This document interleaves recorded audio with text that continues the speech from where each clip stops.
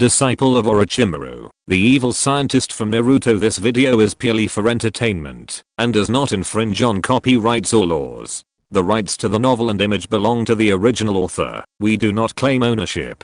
Don't like waiting and want to listen to this fanfic in full now? Subscribe to our Patreon, where you'll find the best fanfics. Chapter 701, Strange Liquid. This is something I discovered before. Essentially, it is an extremely special substance that I discovered when I was doing cloning experiments. During the growth of clones, an extremely special substance is secreted from their brains. The amount of this substance is very small, but every time it appears, it seems to allow the clones to skip the clothes moth stage and progress to a higher stage. It's just that I didn't think about it before, so I missed some opportunities. But now, I have found the source of this thing's power, and I also know how this thing appeared, so I extracted this special substance. Sanzuamado said excitedly. Amemiya Kenichi touched his chin, listening to Sanzuamado's words. Orochimaru on the side, looked at the clone in front of him with some surprise. The clone looked a little strange, but Orochimaru didn't have any feelings for these clones in his heart. After all, this was a very normal thing. Orochimaru never thought that he and clones are a kind of people, and the only need for these clones to stay in this world is to become a consumable, so Orochimaru naturally has no idea about it. Now Orochimaru is more curious about the thing made by Sanzuamado. The thing made by Sanzuamado is very interesting in Orochimaru's eyes, and Kenichi Amemiya also thinks that the thing made by Sanzuamado is very interesting. Kenichi Amemiya thought thoughtfully that the thing made by Sanzuamado is quite interesting. It seems that a person was directly split out by mitosis. If this is the case, then it is quite interesting. I just don't know what the use of this thing itself is. But from the most fundamental point of view, if there is a problem with a person's organs in the future, it may no longer need to be matched. After all, matching is a very troublesome and tedious thing, and mitosis is to directly separate yourself, so the organs will naturally be there. This thing is quite interesting, although from the current perspective, I don't know how effective it is on living people. Amemiya Kenichi touched his chin. He was a little curious about this power, so Amemiya Kenichi went directly to the prison in Konoha to get a death row prisoner out. The reason why the other party was sentenced to death was very simple. Because of a quarrel with others, he chose to kill people. In this case, he was naturally sentenced to death. It must be said that Konoha is still quite interesting now. At least Konoha now does not have so many disgusting things, nor some strange saints. You must know that in the previous life, the abolition of the death penalty was very popular. However, in Amemiya Kenichi's own view, killing people for their lives is a very normal thing, and the death penalty is also the heaviest judgment on life, without a doubt, unless human history can discover some strange stuff. Only on that basis, it is possible to cause the world to become another form, and as far as the current situation is concerned, the death penalty is indeed the most severe punishment, so Kenichi Amemiya did not say anything. Such a fool could be brought here as an experimental subject, which was also a waste of the other party. Kenichi Amemiya was quite looking forward to it, so Kenichi Amemiya brought this unlucky guy to Sanzuamado and asked Sanzuamado to come and drip that wonderful liquid into the other party. After the dripping, some strange changes occurred in the body of this unlucky guy. The other party kept struggling, screaming, and roaring, but in the end it was completely useless. His struggle was just in vain, like a broken water bag, which would leak all the water one day, and all the struggles and stitches now only prolonged the whole process. Under the gazes of Amemiya Kenichi, Sanzuamado, and Orochimaru, the unfortunate fellow's body trembled, and then another of him was sorted out. Amemiya Kenichi squinted his eyes. This process was very interesting, as if this body had suddenly changed its biological properties, and turned into some strange thing. Amemiya Kenichi was thoughtful. If that was the case, then Amemiya Kenichi had some other ideas about this. However, Amemiya Kenichi was more curious about the price of all this. You must know that the current world still follows the principle of equivalent exchange. Even those inexplicable settings and ninjutsu are actually mostly energy exchanges. A certain amount of chakra is exchanged for a certain special effect. This is also the law of this world. So Amemiya Kenichi is now very confused. Let another person appear on one person, Then what is the price? There can't be no price. If there is no price, then everything in this world will be problematic, and it will be a very dangerous thing. Kenichi Amemiya knew very well in his heart that there must be something wrong with the nature of this thing. The only trouble at present is probably how to verify this. Kenichi Amemiya looked at the two unlucky guys struggling in front of him. The appearance of these two unlucky guys was exactly the same. The only difference was that one had clothes on his body and the other did not. Moreover, after Kenichi Amemiya activated his ability, he found that this thing produced by mitosis had all its energy reduced a lot, and its heartbeat was faster, as if this was the only way to maintain the operation of the whole body. Kenichi Amemiya squinted his eyes. If this was the case, then he did have some ideas, but whether this idea could be realized, Kenichi Amemiya currently had no clue, and could only take it one step at a time. This thing seems to consume the original body to split, but at present we cannot be sure whether the loss in this process can be replenished by other means in the later stage. Orochimaru studied it, and then came to a conclusion. Amemiya Kenichi felt that Orochimaru was right. After all, the essence of this thing is indeed very easy to distinguish. Although there are problems, such as the existence of this thing and its own meaning. After all, in Amemiya Kenichi's view, a drop of liquid can make a person split into himself. This is simply a miracle. So, could the thing in it be holy blood or something?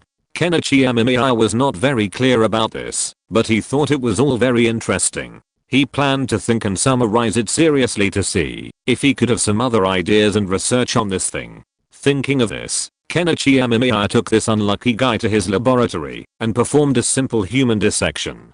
Through this process, Kenichi Amemiya was able to determine that this was not so much mitosis as it was a split in half split into half, which was very interesting. In other words, now these two guys together are a complete unlucky guy. Any single unlucky guy cannot be regarded as an unlucky guy, but half of themselves. This is quite interesting. Although he doesn't know how such half of the weight can become such a complete person, Kenichi Amemiya still thinks it is very interesting. This is simply a magical thing. Kenichi Amemiya squinted his eyes. He planned to study it carefully and see how this thing did this. So Kenichi Amemiya opened his Rinnegan and analyzed the liquid made by Sanzo Amado in front of him. As Kenichi Amemiya opened his eyes, he saw that in this mysterious microscopic world, endless single-cell organisms were floating, wriggling, and multiplying in the invisible ocean. Their transparent bodies were shining in the dim light, like the brightest stars in the night sky. Although these tiny life forms were simple, they were full of vitality. Each of their pulses seemed extremely active, as if it were the oldest dance in nature. Their tentacles stretched out gently, as if exploring the surrounding environment, and as if communicating with their kind. Although these single-cell organisms were individually tiny, their large number had formed a huge ecosystem. They swam freely in the water, sometimes gathering in groups, sometimes dispersing, like a silent symphony. As time went on, these single-cell organisms proliferated rapidly, and their number increased, growing at an incredible rate. Every corner of the entire microscopic world was occupied by these tiny lives. Their movements left brief traces in the water, which were then filled with new life. Deep in the microscopic world, these single-celled organisms were like small stories. Their growth, movement, and interactions constituted the unique scenery of this world. Although they could not perceive the gaze of the outside world, this microscopic world became vivid and magical because of their existence. Kenichi Amemiya scratched his head. It was a single-celled organism again, which reminded Kenichi Amemiya of the special energies he had seen before, and the masters behind those special energies. Kenichi Amemiya was thoughtful. Normal people don't have this. Kenichi Amemiya was sure of this, but the clones did. So why was this? Kenichi Amemiya was a little confused, but trying to understand this was obviously not a simple matter. While Kenichi Amemiya was busy doing experiments, he received a message that Naruto Uzumaki was looking for him. So Kenichi Amemiya walked out and looked at Naruto in front of him with a smile in his eyes. At this moment, Naruto Uzumaki stood hesitantly, looking at Kenichi Amemiya in front of him with confused eyes. His thoughts were in a mess. His eyes flashed with panic and confusion for a moment, as if he was thinking about how to face the person in front of him. He didn't know whether he should be happy that Kenichi Amemiya saved him, or angry that Kenichi Amemiya put him into the torture of illusion. There was a trace of dark cloud in his eyes, as if he wanted to say something but couldn't. His mood was like a breeze, swaying, not knowing whether he should greet Kenichi Amemiya or refuse. His breathing was slightly rapid, trying to figure out Kenichi Amemiya's expression and voice, trying to find the answer. Naruto Uzumaki clenched his hands unconsciously, and his heartbeat echoed in his ears, as if telling us he spoke of his inner turmoil. Memories flooded his mind. He recalled the painful moments trapped in the virtual world of the illusion, the despair and helplessness that left deep marks on his face. Uzumaki Naruto looked at Amemiya Kenichi with a mixture of expectation and doubt. He tried to find a hint of recognition, a hint of comfort in Amemiya's eyes, but he only saw a bottomless abyss that filled him with fear. He slowly raised his head, as if trying to meet Amemiya's gaze, but paused mid-air. His voice was a sad sob, with a slight tremor. "I don't know what to do, how to face you." His voice was low and magnetic, hoarse, conveying the helplessness and despair within. Uzumaki Naruto's heart seemed to be torn apart by an invisible force, tangled with entanglement and helplessness. He closed his eyes and took a deep breath, trying to calm his mind, but the conflict and struggle within him would not subside. He hesitated for a moment, finally taking a step towards Amemiya Kenichi.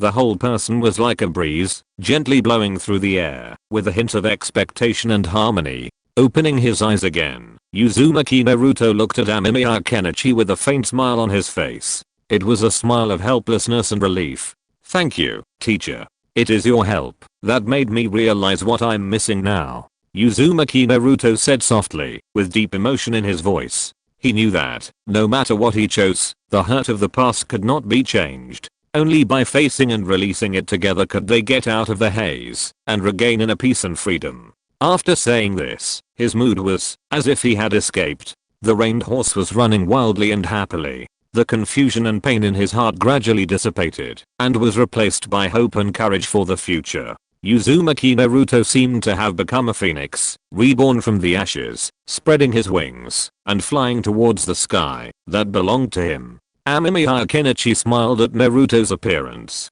It seemed that Naruto was still Naruto, and he had not changed because of some things. This made Amemiya Kenichi very happy. Amemiya Kenichi looked at Naruto and talked to him.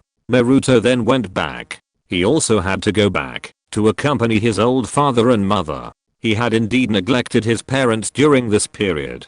Well, now, it's time to continue the experiment. By the way, we also have to see what this thing is used for. We must check it carefully to prevent any problems that shouldn't occur. If problems occur, it will be very troublesome. Amemiya Kenichi yawned and then began to deal with the work at hand. Sanzu Amado on the side also sent new experimental materials, those strange liquids. Although in Amemiya Kenichi's eyes at this moment, these things were not liquids at all, but oceans composed of countless single-cell organisms. Chapter 702. Kenichi Amemiya, doing some dungeons, when I have nothing to do. Kenichi, speaking of which, I see you seem quite knowledgeable in illusions? Orochimaru asked, looking at Amemiya Kenichi. He nodded. Indeed, he did have some knowledge of illusions. To Amemiya Kenichi, this thing was like a large-scale virtual game compilation. The more logical the compilation, the less likely others would be able to figure it out. Can I try it? Orochimaru asked, smiling at Amemiya Kenichi. Amemiya Kenichi didn't comment. This thing wasn't a problem for him. Teacher, I have a lot of dungeons here. Which one would you like to play? Amemiya Kenichi pulled out a large number of dungeons for Orochimaru to choose from. Orochimaru took a look.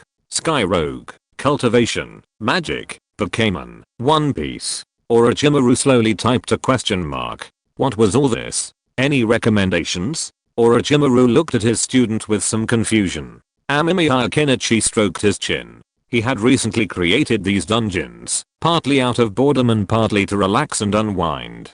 After all, if he entered the illusion himself, he could control everything within it and do whatever he pleased. However, looking at his teacher, Kenichi Amemiya suspected he might be more interested in Pokemon. Try this Pokemon I made. It has some new and unusual animals, Kenichi Amemiya said with a smile, and Orochimaru nodded. Well, There's still no fire in the Shianguan Mountain number 3 protected forest today. In the lush greenery of Shianguan Mountain in Sinop, Orochimaru stood atop a fire tower, surveying the surroundings through a telescope. Seeing no fire, he took out a pen and wrote in his notebook that everything was normal. Our alliance is incredibly responsible for worrying about fires even with Pokemon around. Yawning, Orochimaru descended from the tower, muttering as he walked. In Orochimaru's opinion, in a world with Pokemon, fire prevention was unnecessary. After all, if a fire started, the nearby Pokemon would likely put it out on their own. With water-type Pokemon, putting out the fire would be even easier. She had witnessed the power of these Pokemon before, and Orochimaru was eager to experiment with them. However, as a ranger, this was her duty, so he made sure to check the area regularly, regardless of whether there was a fire or not. With a chirp, Orochimaru instinctively reached out, and a Mukahawk landed on his arm, its heavy weight imperceptible to him. Mukahawk, what's wrong? Orochimaru looked at the Mukahawk on his arm, then casually pulled a berry from his pocket and tossed it to the Mukahawk. The Mukahawk opened its beak, grasped the berry, expertly removed the core, and swallowed the flesh, before chirping a few times. Orochimaru frowned. She naturally didn't understand what the Mukahawk was saying, but after spending so much time with it, he understood its meaning. She quickly followed Mukahawk, who flew ahead of Orochimaru, leading the way. Its speed was perfectly controlled, allowing Orochimaru to easily keep up. After walking a distance, Orochimaru smelled a foul, almost suffocating odor. Skunk poo? Orochimaru covered his nose, a grimace on his face. She knew the Pokemon the moment she smelled it. After all, aside from skunk poo in its evolved form, tank skunk, few other Pokemon carried that odor. Pokemon like Muddy Shrimp also had a stench, but the scent was different. Skunk poo smelled like a gym student's 3-month-old socks mixed with rotting meat, while Muddy Shrimp's was more like a garbage dump mixed with fermentation. Don't ask how Orochimaru knew that, it was a sad memory. Upon smelling it, Orochimaru expertly pulled out his gas mask and donned it, then continued following Mukahawk. As a ranger, Orochimaru always carries a variety of odd gadgets, but these gadgets often prove quite effective against Pokemon. However, Amemiya Kenichi has also implemented a system for Orochimaru, which rewards him with prizes, based on his time as a ranger. Today marks Orochimaru's 3rd month as a ranger at Nature Reserve number 3. Following Mukahawk, Orochimaru quickly located the source of the stench, skunk poo. Its purple, black and yellow fur makes it easily recognizable, but Orochimaru's gaze fell on its foot. There, a trap-like object lay. Looks like a rat has been sneaking in lately, Orochimaru muttered, twisting his neck and then his wrist. Despite his grumbling, he still strode over. The object before him resembled a bear trap, but it was a modified version designed to capture creatures with special powers like Pokemon. It was more powerful and more durable. Orochimaru and his fellow rangers generally referred to it as the Heartless Trap. As he walked, Orochimaru pulled out his radio. Heartless Trap spotted in Area 3. Skunk poo is injured and requires medical assistance, Orochimaru said, pressing a button on the radio before attracting it. The button had a location tracking function. Little one, calm down, Orochimaru said, standing not far from skunk poo, trying to soothe him. But the injured skunk poo was furious and could not calm down. He let out a sharp cry and tried to attack Orochimaru. Mukahawk, watching from the treetops, had a glimmer of sympathy in his eyes. Another foolish fool. If you won't calm down, I can only help you calm down. Orochimaru smiled kindly, then clenched his fist, which was even black, and then struck skunk poo's head with it, instantly causing a swelling. Seeing skunk poo faint, Orochimaru smiled and twisted his wrist. This thing was something she had won in a lottery. Iron Fist of Love. Why does an ordinary fist hurt so much? Of course, it's because it's filled with love. So far, no Pokemon has been able to withstand Orochimaru's loving blow. Looking at the unconscious skunk poo, Orochimaru turned it over and took a look. Skunk poo's left hind leg had been pinched by the unscrupulous clamp, and the bone was visible, even leaving marks on the bone. This is... Orochimaru frowned, looking at the strange blood color at the wound. The blood was very dark. This was clearly not normal. Did they put poison in it? Orochimaru shook his head, then removed the heartless clip, and fished out a first aid kit from his waist pocket. He treated the wound and disinfected it. As he disinfected, the skunk twitched all over. It seems that punch just now served as an anesthesia. Orochimaru observed the wound. She had applied a simple bandage, but further treatment wouldn't be enough. She'd need to take it to a Pokémon Center for treatment. He glanced up, figuring it was about time. Sure enough, as soon as he looked up, he saw a Tanabata bluebird descending from the sky. Mukau, standing nearby, tilted its head to watch the Tanabata bluebird. Before the Tanabata bluebird even touched the ground, a large man on top of it eagerly jumped down. Orochimaru, did you notice the heartless clip? The burly man glanced at the skunk on the ground. Captain Heath, Heartless has caught a skunk poo. Orochimaru removed his gas mask. With the arrival of Tanabata bluebird, the stench dissipated. I see. I'll take skunk poo away and deal with it first. You check to see if there are any other heartless clamps nearby. Heath's expression wasn't particularly good. He glanced at skunk poo's wound and, having given up on chatting with Orochimaru, he simply climbed skunk poo onto Tanabata bluebird's back and quickly departed. He also left Orochimaru with a task. Orochimaru was used to it. As a ranger, he'd been walking from east to west every day. If you counted the steps, it would have been at least 30,000. Not much, but for a ninja, it was still acceptable. Muckhawk, could you please check elsewhere for any captured Pokémon? Orochimaru called. Muckhawk nodded, then took off, searching for other Pokémon caught like the skunk poo. Orochimaru, circling the heartless trap, began to explore the surrounding forest in a circular motion. However, Orochimaru's exploration wasn't just random. After all, the best way to find the traps set by these Pokémon hunters was to follow their thinking. Pokémon hunters typically set these traps to capture Pokémon, not humans. Therefore, these heartless traps are usually placed in areas where Pokémon are likely to be found. Coincidentally, Orochimaru had previously drawn the skill book Pokémon Poaching Experience from beginner to prison. If he were to become a Pokémon hunter now, he could boast at least 20 years of experience. This place is through the watering area. Orochimaru observed the area carefully, probing with a stick. Generally, hunters set traps along paths frequented by Pokémon, near residential areas, and near watering areas. This increases capture efficiency. To avoid being discovered by Pokémon, the traps also need to be camouflaged. This camouflage typically involves hiding under leaves, but other methods exist. Orochimaru's eyes fell on a pile of excrement. This thing. Orochimaru hesitated for a moment, then held up an umbrella and poked it with a stick. Instantly, the clamp broke the stick, and the excrement flew everywhere. But fortunately, Orochimaru had an umbrella, so he didn't have to worry about getting into trouble today. Sure enough, these bastards use excrement as a disguise. Orochimaru calmly shook the umbrella and put the unscrupulous clamp away. These guys are probably coming for it. Orochimaru narrowed his eyes and glanced into the depths of the forest. Ever since Orochimaru joined the ranger team of the Shianguan Mountain No. 3 Reserve, Orochimaru has known some news that ordinary people would not know. After all, these old rangers have been working for a long time, wandering in the forest every day, and naturally they will encounter some strange Pokémon. Pokémon hunters rarely target common Pokémon. Their efforts are primarily focused on rare Pokémon. The most unique Pokémon currently recognized in Protected Area 3 is a different colored Garchomp. Garchomp is a dragon/ground type Pokémon, and its final evolution, Garchomp, is a very powerful and sought after Pokémon, especially since it's a different colored Garchomp. What a hassle. Orochimaru scratched his head. Shianguan Mountain is enormous. While it doesn't appear large in the game, only a portion of it is actually open. The wider forest remains unexplored. Shianguan Mountain is subdivided into 10 protected areas. Even so, Area 3, where Orochimaru is located, covers approximately 15 million acres. Such a large area makes it impossible to completely secure it. There will always be gaps for the rats to slip in.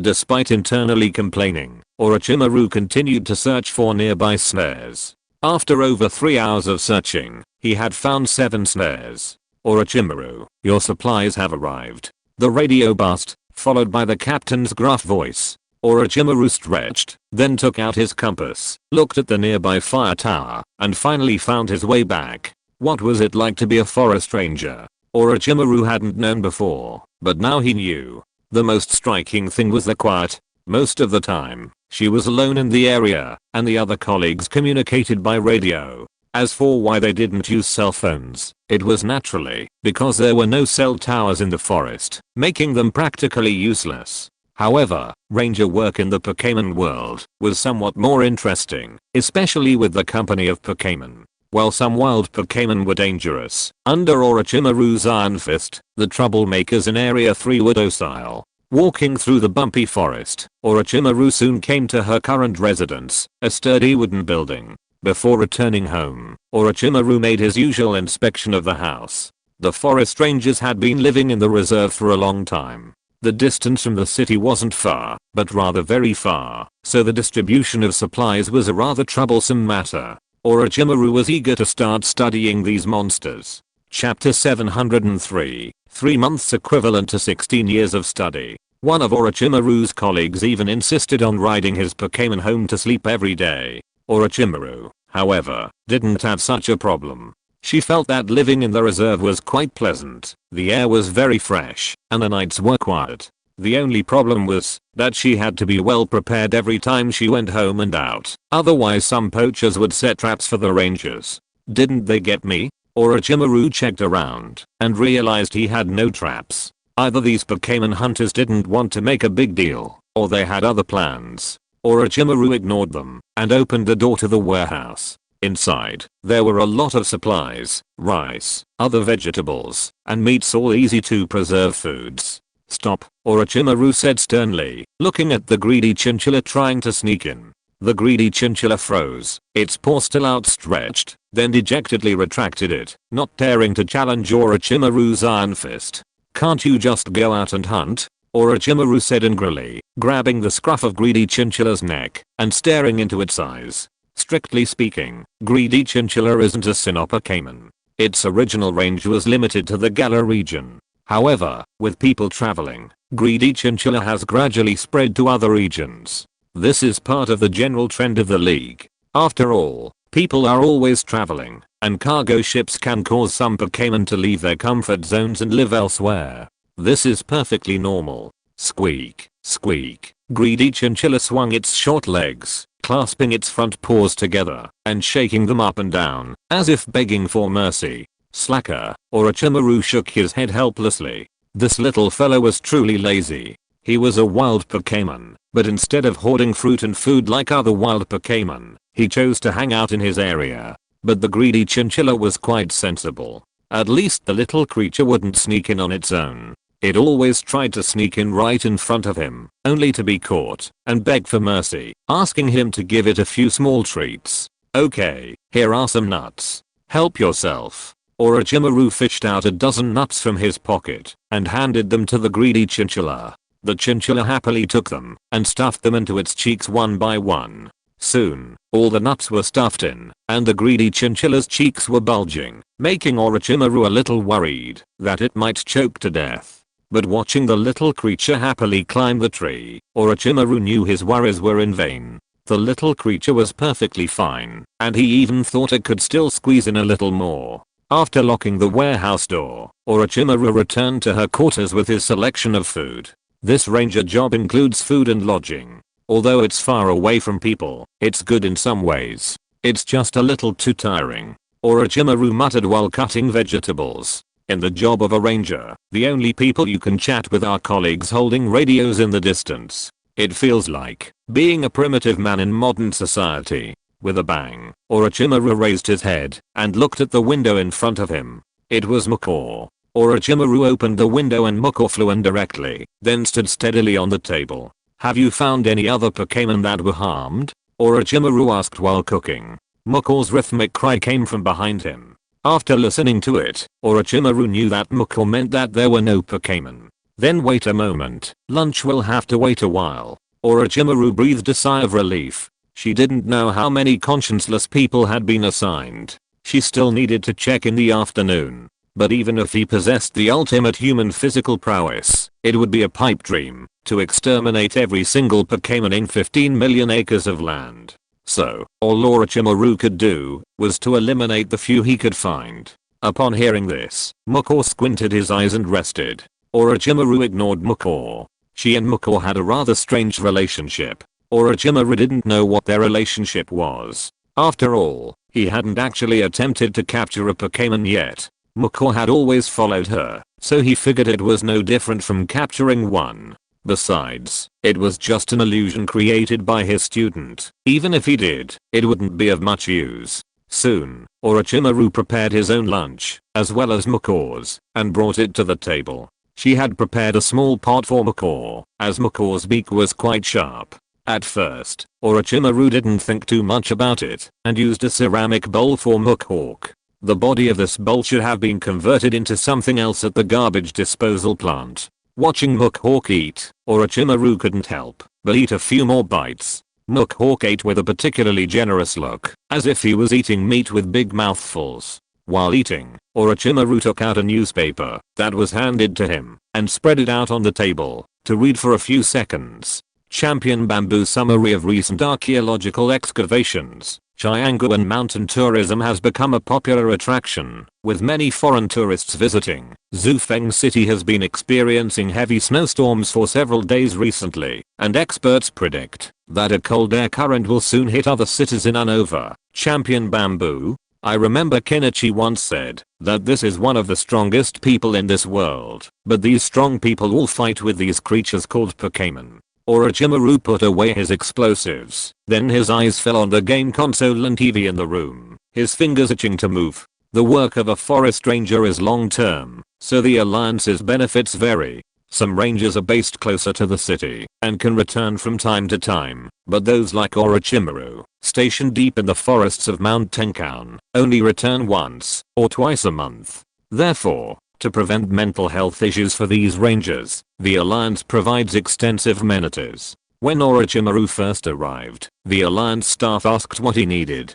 They had everything from a pool table and table football to a complete collection of novels and manga. Even anime and TV shows were available. After some thought, Orochimaru simply requested a game console and TV, along with various game discs, along with movies, anime, and novels. The staff readily agreed. What time is it now? Orochimaru glanced at the wall clock. It showed it was already 12:30 p.m. He then checked his watch to confirm the time before clearing his dishes. Miko, standing nearby, flew over with its bowl in its beak, placing it in the sink, and standing there preening its feathers. After washing the dishes, Orochimaru glanced at the food still simmering in the kitchen. Upon opening it, a rich, milky aroma filled the air. Orochimaru sniffed the aroma and nodded in satisfaction. He then poured the warm milk from the large can into a bottle, sealed it, and placed it in his bag. It's about time I went to check on it, Orochimaru said, checking the water and electricity, closing the door, and hurried out.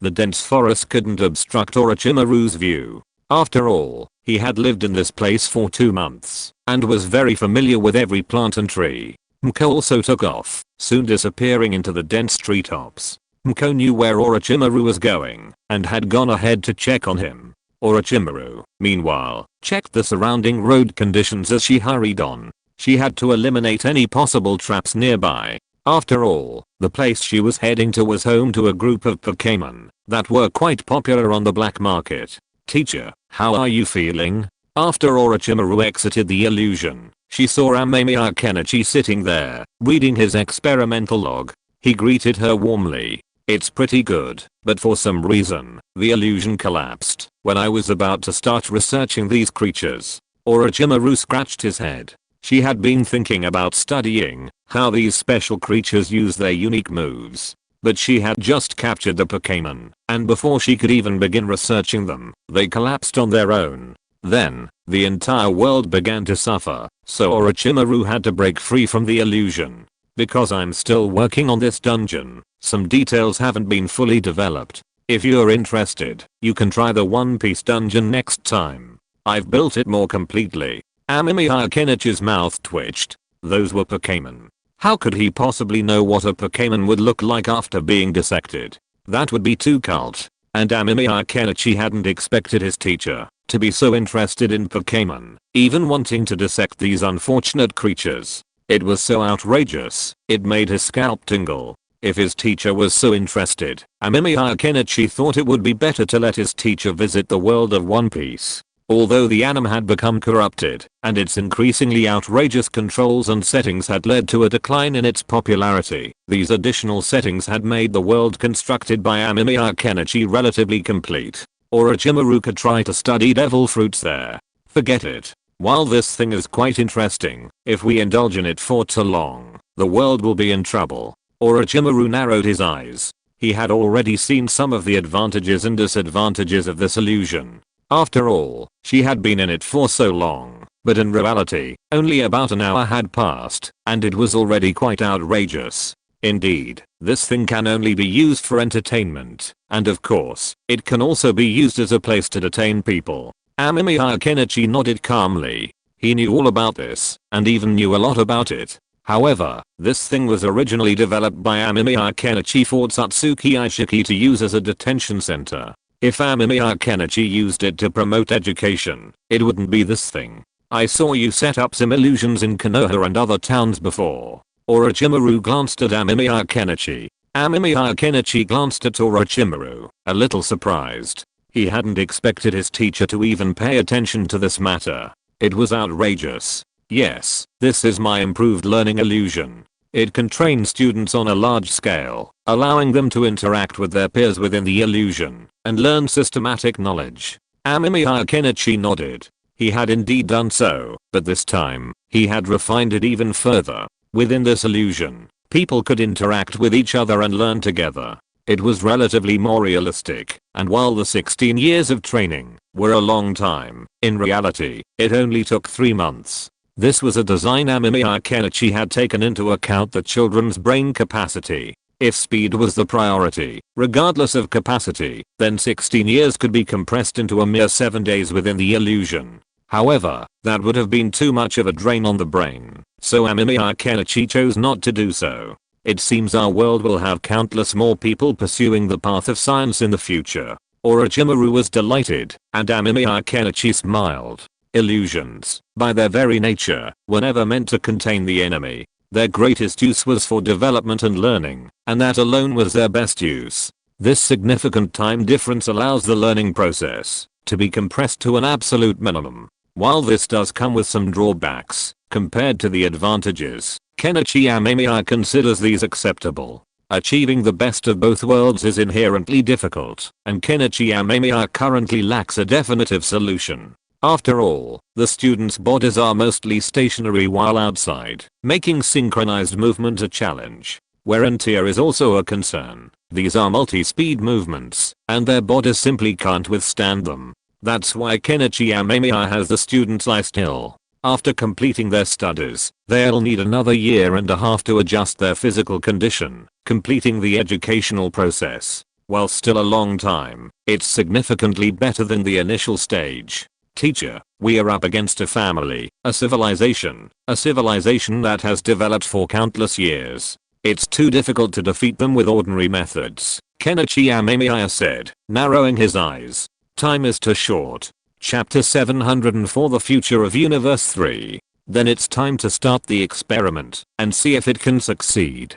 If it succeeds, then there will be a way forward in the future, and the future won't be too dark. But if this option fails, then I may need to think of some other ways to solve this problem. How to face the Otsutsuki clan at that time will be another troublesome problem. But I think there is a high probability of success, although it is not easy to say that. Kenichi Amemiya looked at the time machine in front of him with some thought in his eyes. Now Kenichi Amemiya doesn't have many things to do, or what he has to do now is actually very simple. That is, to go to world number 3 and see what the situation is like over there, and see if he can go to the future of world number 3. If he can, then Kenichi Amemiya can be said to have found his way on this path. If it doesn't work, then it will be more troublesome. After all, in that case, Kenichi Amemiya will not be able to test his ideas, and he will not be able to thoroughly study whether this thing is feasible. If it is feasible, then it is a good thing. At least his pressure will be much less. But if it is not feasible, then it will be more troublesome, or very troublesome. After all, in that case, he will need to do a lot of things to try to catch up with the current technology of the Otsutsuki clan. However, Kenichi Amemiya currently does not have much confidence in doing this. The technology and development of the Otsutsuki clan have taken too long. Therefore, if Kenichi Amemiya now only relies on himself, or relies on this world, then it will become very difficult to change all this. This is also a problem that Kenichi Amemiya is currently worried about, but in general, he can still make more attempts to study. Do we have to go? Otsutsuki Kagura looked at Amemiya Kenichi and asked. After hearing this, Amemiya Kenichi hesitated. He was not so confident about this matter, but he nodded. Just like Otsutsuki Kagura said, this time he was destined to go. Amemiya Kenichi had thought about whether he could not go, but then Amemiya Kenichi felt that he could not go. After all, if he did not go, he would not be able to fully develop the technology of this world, which would be a very troublesome thing. So this time Amemiya Kenichi was thinking about going to the next 50 years of universe number 3, that is, universe number 3 50 years later. According to the seeds that Amemiya Kenichi had planted in universe number 3 before, if the seeds of universe number 3 did not die halfway, then world number 3 would definitely have some changes after 50 years, and after Amemiya Kenichi killed number 4 in that world, universe number 3 would no longer be in any crisis, and Black Zetsu, that guy is also dead, and Uchiha Obito became the experimental subject of Amemiya Kenichi, and is also dead. So theoretically there is no problem, but Amemiya Kenichi is not quite sure whether there is a problem or not. After all, things in the future are hard to say, and they are unpredictable and unobservable. This gives Amemiya Kenichi a headache. Seeing that Amemiya Kenichi was so persistent, Otsutsuki Kagura didn't say anything, but just expressed her desire to go with Amemiya Kenichi. After hearing this, Amemiya Kenichi refused. After all, in Amemiya Kenichi's view, Otsutsuki Kagura is not very suitable to go with her. Otsutsuki Kagura is very strong, which causes Otsutsuki Kagura to lose more power when traveling through time, which is very painful. Amemiya Kenichi tried it this time, and it is possible to go 50 years later, but that will consume almost all the energy, which is very troublesome. This also means that after Amemiya Kenichi goes there, he will basically not be able to come back in a short time. Kenichi Amemiya activated the time machine.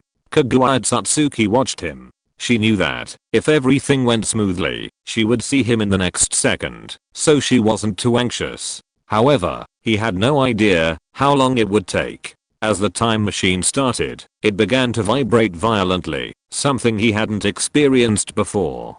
Kenichi Amemiya didn't dwell on it. After all, this time, they were traveling to Universe 3, 50 years in the future, so the process was more complicated.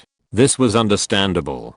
Kenichi Amemiya looked at the time machine with a sigh. He admitted that he was a little confused. He couldn't understand such outrageous technology. How could Kenichi Amemiya in the Naruto sequel defeat the Otsutsuki clan? They were facing a civilization that spanned the universe and had developed for who knows how many years. Given this foundation, defeating the Otsutsuki clan would be extremely difficult.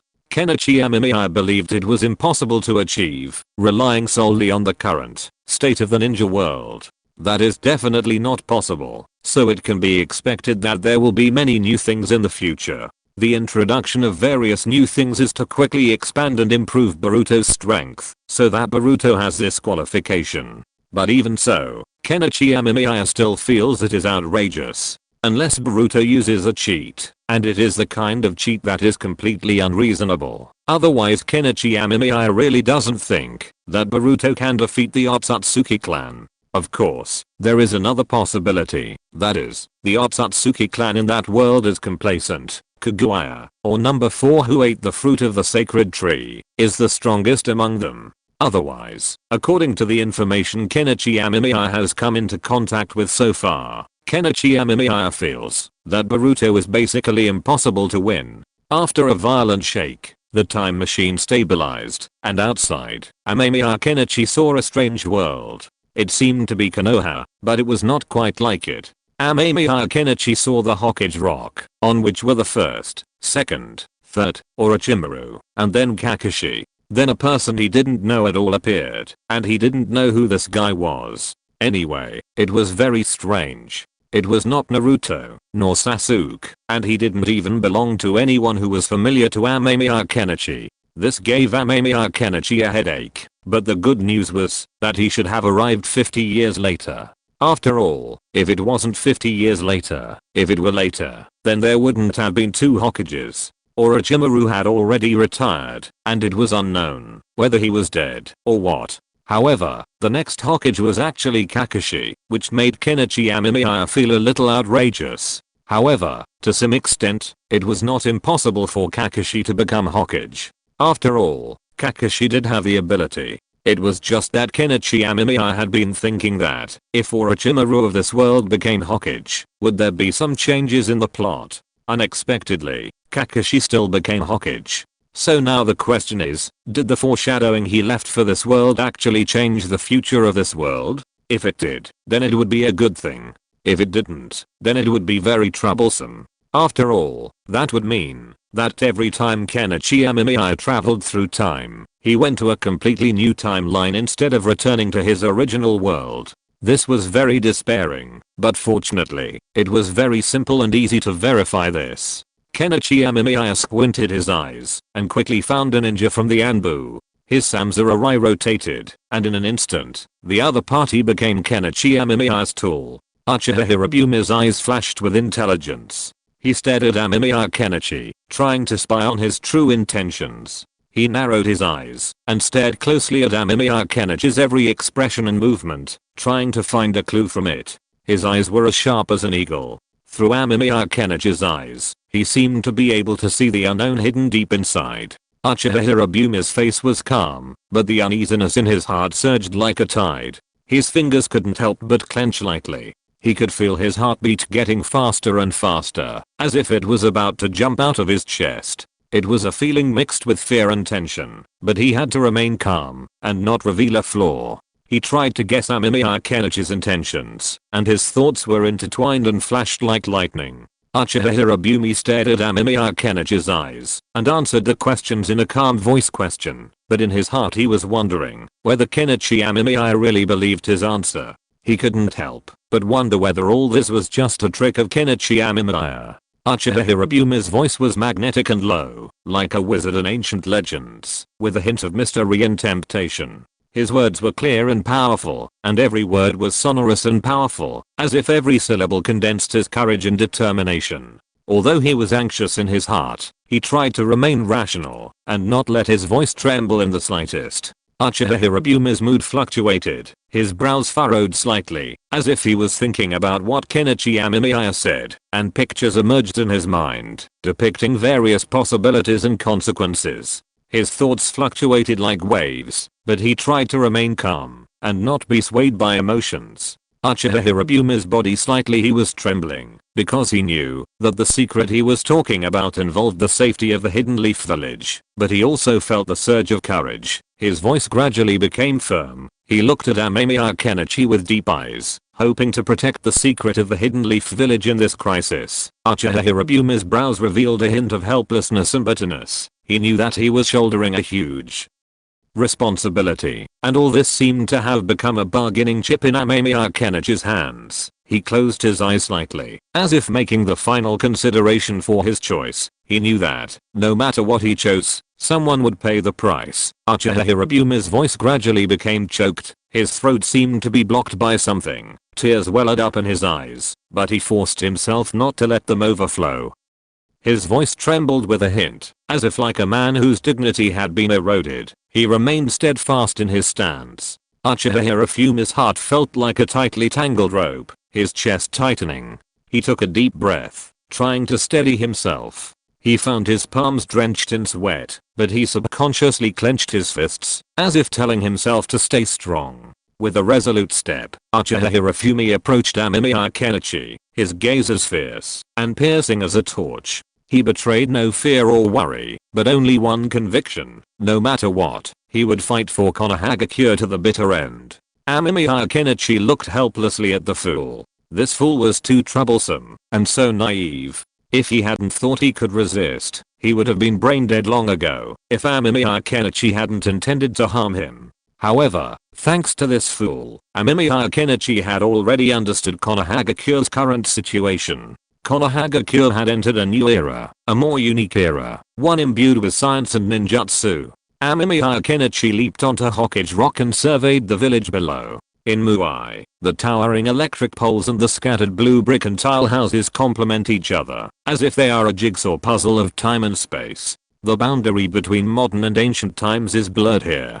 Smoke curls out of tall chimneys, water gurgles under the quaint stone bridge, black-sailed boats sway quietly, and the songs of fishermen on the boats are melodious and pleasant to the ears. However, in the street beside, the modern sound of keyboards tapping can be faintly heard. This is a picture full of contradictions, and there are some strange creatures serving as a means of transportation in it, but there are also traces of modern civilization. At the entrance of the village, there are a few large characters engraved on a stone tablet. They seem to be telling the history of the village, but also seem to be mocking the passage of time.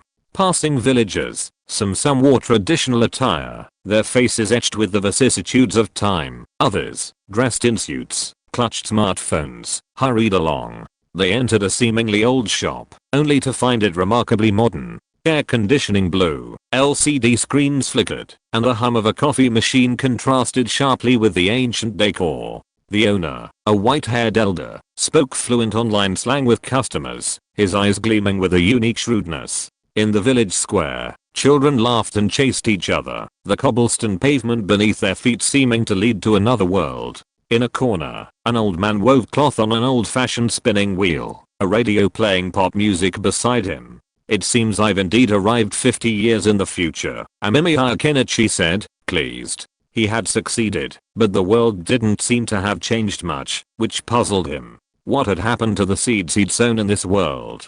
He couldn't understand, but he decided to study them to see what they had done, to gain more insights for his future research. Chapter 705 God is back. Kenichi Amemiya surveyed Konoha, a place completely transformed. It was now filled with bizarre creatures, and even bizarre dog-like creatures could be seen roaming the streets. These creatures were being ridden like cars, surprising Kenichi. He had to admit, these creatures were quite adventurous. This reminded him of something he'd experienced before. Could these strange creatures have been created by those biology students?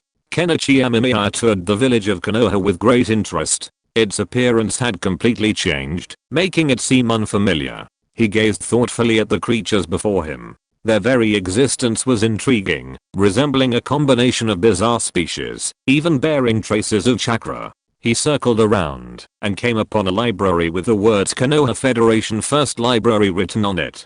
Kenichi Amemiya's mouth twitched. What the heck was the Konoha First Federation? However, he thought the existence of a library was normal. After all, libraries had also appeared in his previous illusions. The library itself was a toy created by Kenichi Amemiya. If those children grew up and took power in the future, it would be within Kenichi Amemiya's expectations that they would create a library. However, Kenichi Amemiya was puzzled by the Konoha Federation. Had Konoha already completed the class leap from a small village to a federation? This progress was a bit too fast.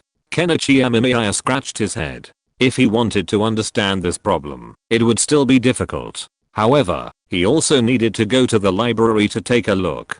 So Kenichi Amemiya came to the library and found a book called Modern History of the World.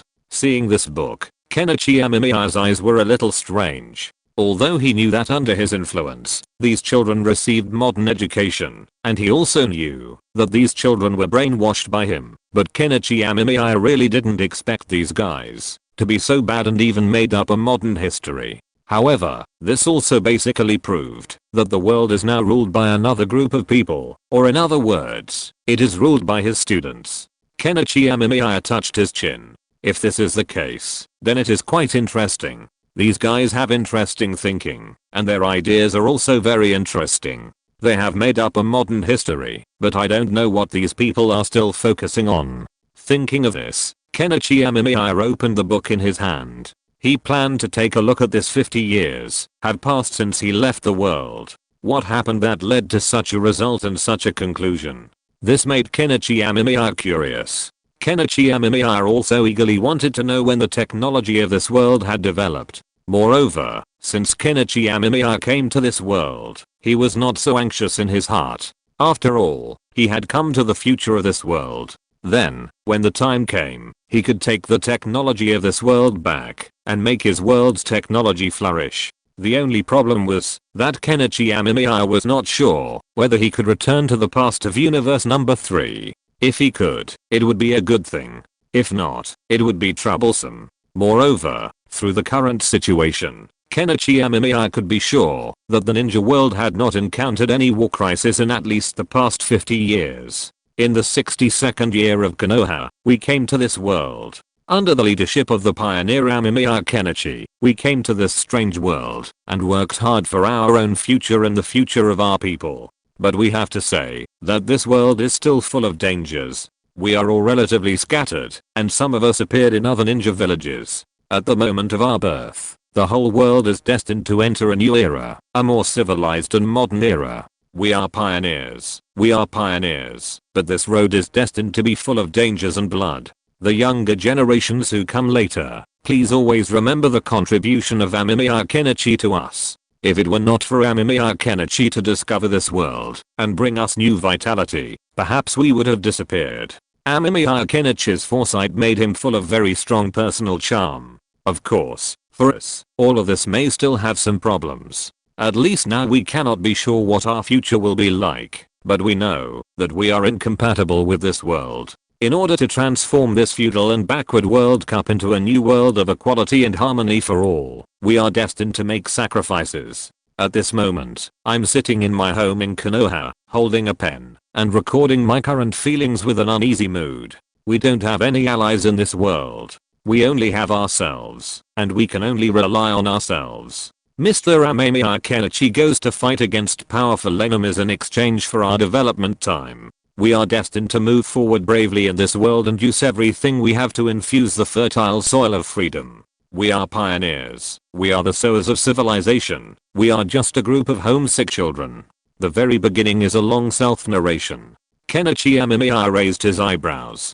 Seeing this, he knew that his illusion was very effective and very useful. At least it was very useful so far. Next, he just had to do some of his own things. Thinking of this, Kenichi Amemiya felt a little happier. Kenichi Amemiya squinted his eyes and looked around. There were not many people in the library at the moment. Kenichi Amemiya was flipping through modern history, and the subsequent chapters became a very serious and academic introduction. Seeing this, Kenichi Amemiya's reading speed also slowed down. Now these are very important materials. These materials will even determine the current development level and specific social conditions of the world. This is also very helpful for Kenichi Amemiya. In the 62nd year of Konoha, the first year of the Federation calendar, the pioneers came to this ignorant and backward world and quickly began to develop in secret, avoiding the attacks and detection of the backward natives. At the same time, the pioneers united together and established a new organization, which was later the predecessor of the Academy of Sciences, the Scientific Secret Society. Afterwards, the pioneers relied on the secret society to begin rapid development. In the 55th year of Konoha, they had a certain self-protection and defense capabilities, and won over a group of local indigenous strongmen. Finally, under the leadership of the leader Koji Nakamura, the secret society launched a revolution, overturned the backward forces that oppressed this world, and discovered enough supplies from the daimyo of various countries for all ordinary people to live worry-free for decades. Thus, a new era has arrived. In the 80th year of Konoha and the 18th year of the Federation calendar, the Federation government of the Ring Shinobi world planet was officially established, and the pioneers quickly updated the technology. Kenichi Amemiya closed the book in his hand. These materials were relatively old-fashioned, and did not have many useful clues, at least for Kenichi Amemiya. However, Kenichi Amemiya also knew that this world was indeed ruled by those younger generations, which was a good thing. Kenichi Amemiya yawned, and then glanced at the side. There was a person there, a girl, who was looking at him secretly, and immediately shrank back after noticing Kenichi Amemiya's gaze. Uzumaki Misaki's heart was filled with excitement and joy. She wondered if she was hallucinating, because she actually saw Kenichi Amemiya in the library. She stared at Kenichi Amemiya eagerly, with a hint of envy and admiration in her eyes, as if she had seen an incredible miracle. She held her breath, and focused her attention on Kenichi Amemiya. The delicate heartbeat seemed to echo in her ears. She seemed to be able to feel the joy and ecstasy in her heart, as if the whole world was dazzling, because of Kenichi Amemiya's appearance. Uzumaki Misaki's eyes were flashing with crystal tears, and she faced Kenichi Amemiya. Kenichi, tears of joy and emotion welled up in her eyes narrowed slightly, with a hint of longing and desire, as if she wanted to deeply engrave the image of Kenichi Amemiya in her mind. Her lips trembled slightly. This was the moment she had been looking forward to for a long time. For a moment, she didn't know how to express her inner excitement and gratitude. The sorrow and joy surging in her heart made it difficult for her to describe in words. Uzumaki Misaki pricked up her ears, listening intently to every word Kenichi Amemiya said. She wanted to engrave Kenichi Amemiya's voice into her heart. Let this precious memory be engraved in her forever, deep in her soul. She felt the ups and downs of her heart. Her mind was shocked, and her mood was difficult to calm down, as if the distance between her and Kenichi Amemiya became close at hand. She was infected by Kenichi Amemiya's presence all the time. At this moment, a hint of hesitation flashed in Uzumaki Misaki's eyes. She began to wonder whether she should step forward and greet Kenichi Amemiya, express her admiration and love for Kenichi Amemiya. She bit her lower lip hesitantly, thinking about what to do next. In any case, Uzumaki Misaki decided to remember this moment firmly and engrave Kenichi Amemiya's image deeply in her mind. Engraved in her mind, no matter whether Kenichi Amemiya noticed her existence or not, she was willing to watch silently and connect with Kenichi Amemiya with her heart. A faint smile appeared on Uzumaki Misaki's face, with a hint of warmth and hope in the smile. She knew that at this moment, the distance between her and Kenichi Amemiya had been shortened. Even if they had never spoken, her heart and hers had already been connected. This was a meaningful encounter, which made Uzumaki Misaki feel real and deep emotions. Her admiration and love for Kenichi Amemiya will always remain deep in her heart and become the power for her to pursue persistence. Kenichi Amemiya curiously used his magic to control the girl and then saw a square from her memory. The square was as vast as a whetstone. Under the morning glow, the stone bricks shone with a warm light. In the center of the square, a majestic statue stood tall. It was Kenichi Amemiya's immortal heroic figure. The finely carved stone armor gleamed a cold silver light in the sun. The tightly grasped long sword pointed to the sky, symbolizing eternal protection. In the morning light, an old man trembled in front of the statue, bowed respectfully, and then trembled. He took out a bunch of flowers from the cloth bag and gently placed them on the base of the statue. The flowers were still covered with dew and emitted a faint fragrance, as if it was a heartfelt consolation to the hero. Not far away, several children were running around the square with laughter. Their laughter echoed in the empty square, pure and cheerful. As time went on, the flow of people became thicker. A young officer in military uniform walked forward step by step with a tense face. His eyes were as sharp as a knife, but at this moment he seemed particularly solemn. He held his hands. Holding a thick commemorative album, he gently placed it among the bouquets, stood at attention, and then slowly saluted, his brows revealing deep respect for Kenichi Amemiya. As time passed, all kinds of people stopped. Some presented books, some put a red flower, and children placed their favorite toys around the statue. These items quietly told people's remembrance and respect for the hero. The wind blew through the square, lifting petals, which lightly fell on the shoulders of the statue, as if it was a gentle touch given to the hero by the years. The statue's eyes were deep, as if it could travel through time and space, and communicate silently with every passerby who paid tribute. At sunset, the crowd in the square gradually dispersed, and the afterglow sprinkled on the statue. The golden light formed a sharp contrast with the coldness of the statue. At this time, a dove flew quietly and perched on the hero's shoulder. Its white feathers formed a strong contrast with the grayness of the stone statue, like a quiet and solemn picture. These guys, what are they doing? Amemiya Kenichi's mouth twitched. How high did they exalt themselves? This made Amemiya Kenichi feel a bit amused and confused. He even wondered if the people of this world would treat him as a god or something else now that he appeared. After all, Amemiya Kenichi knew very well that some people who were deified and exalted were often not meant to be seen, but to establish an idol. Amemiya Kenichi pondered for a moment, but it didn't concern him at all. He had just glanced at the technology the girl knew about. Although it was much more advanced, Amemiya Kenichi believed it was still not enough to deal with the Satsuki clan. In other words, this world's technology couldn't handle him, although he couldn't rule out the possibility of other hidden technologies. With this in mind, Amemiya Kenichi decided how he would make his appearance later. Universe 3, Your God has returned. Chapter 706, Without pressure, there will be destruction. Kenichi Amemiya looked at the guys in front of him thoughtfully.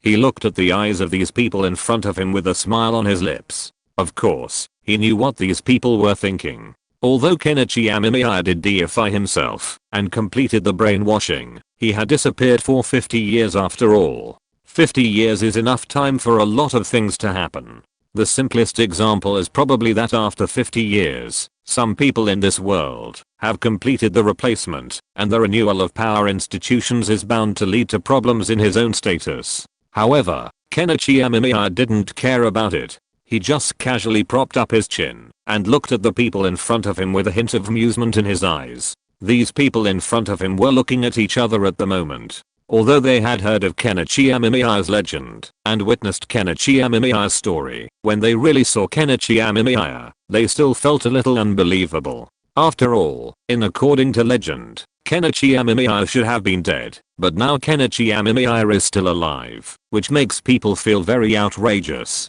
Even the federal president who is in charge at the moment does not look very good. There is a hint of hostility in his eyes when he looks at Kenichi Amemiya. Kenichi Amemiya pinched his ears. It seems that he still needs to go back to the past and control those seeds more perfectly. The simplest way is to use parasites to control them. Kenichi Amemiya especially brought some advanced individuals of parasites for this purpose, but now is not the time to use them.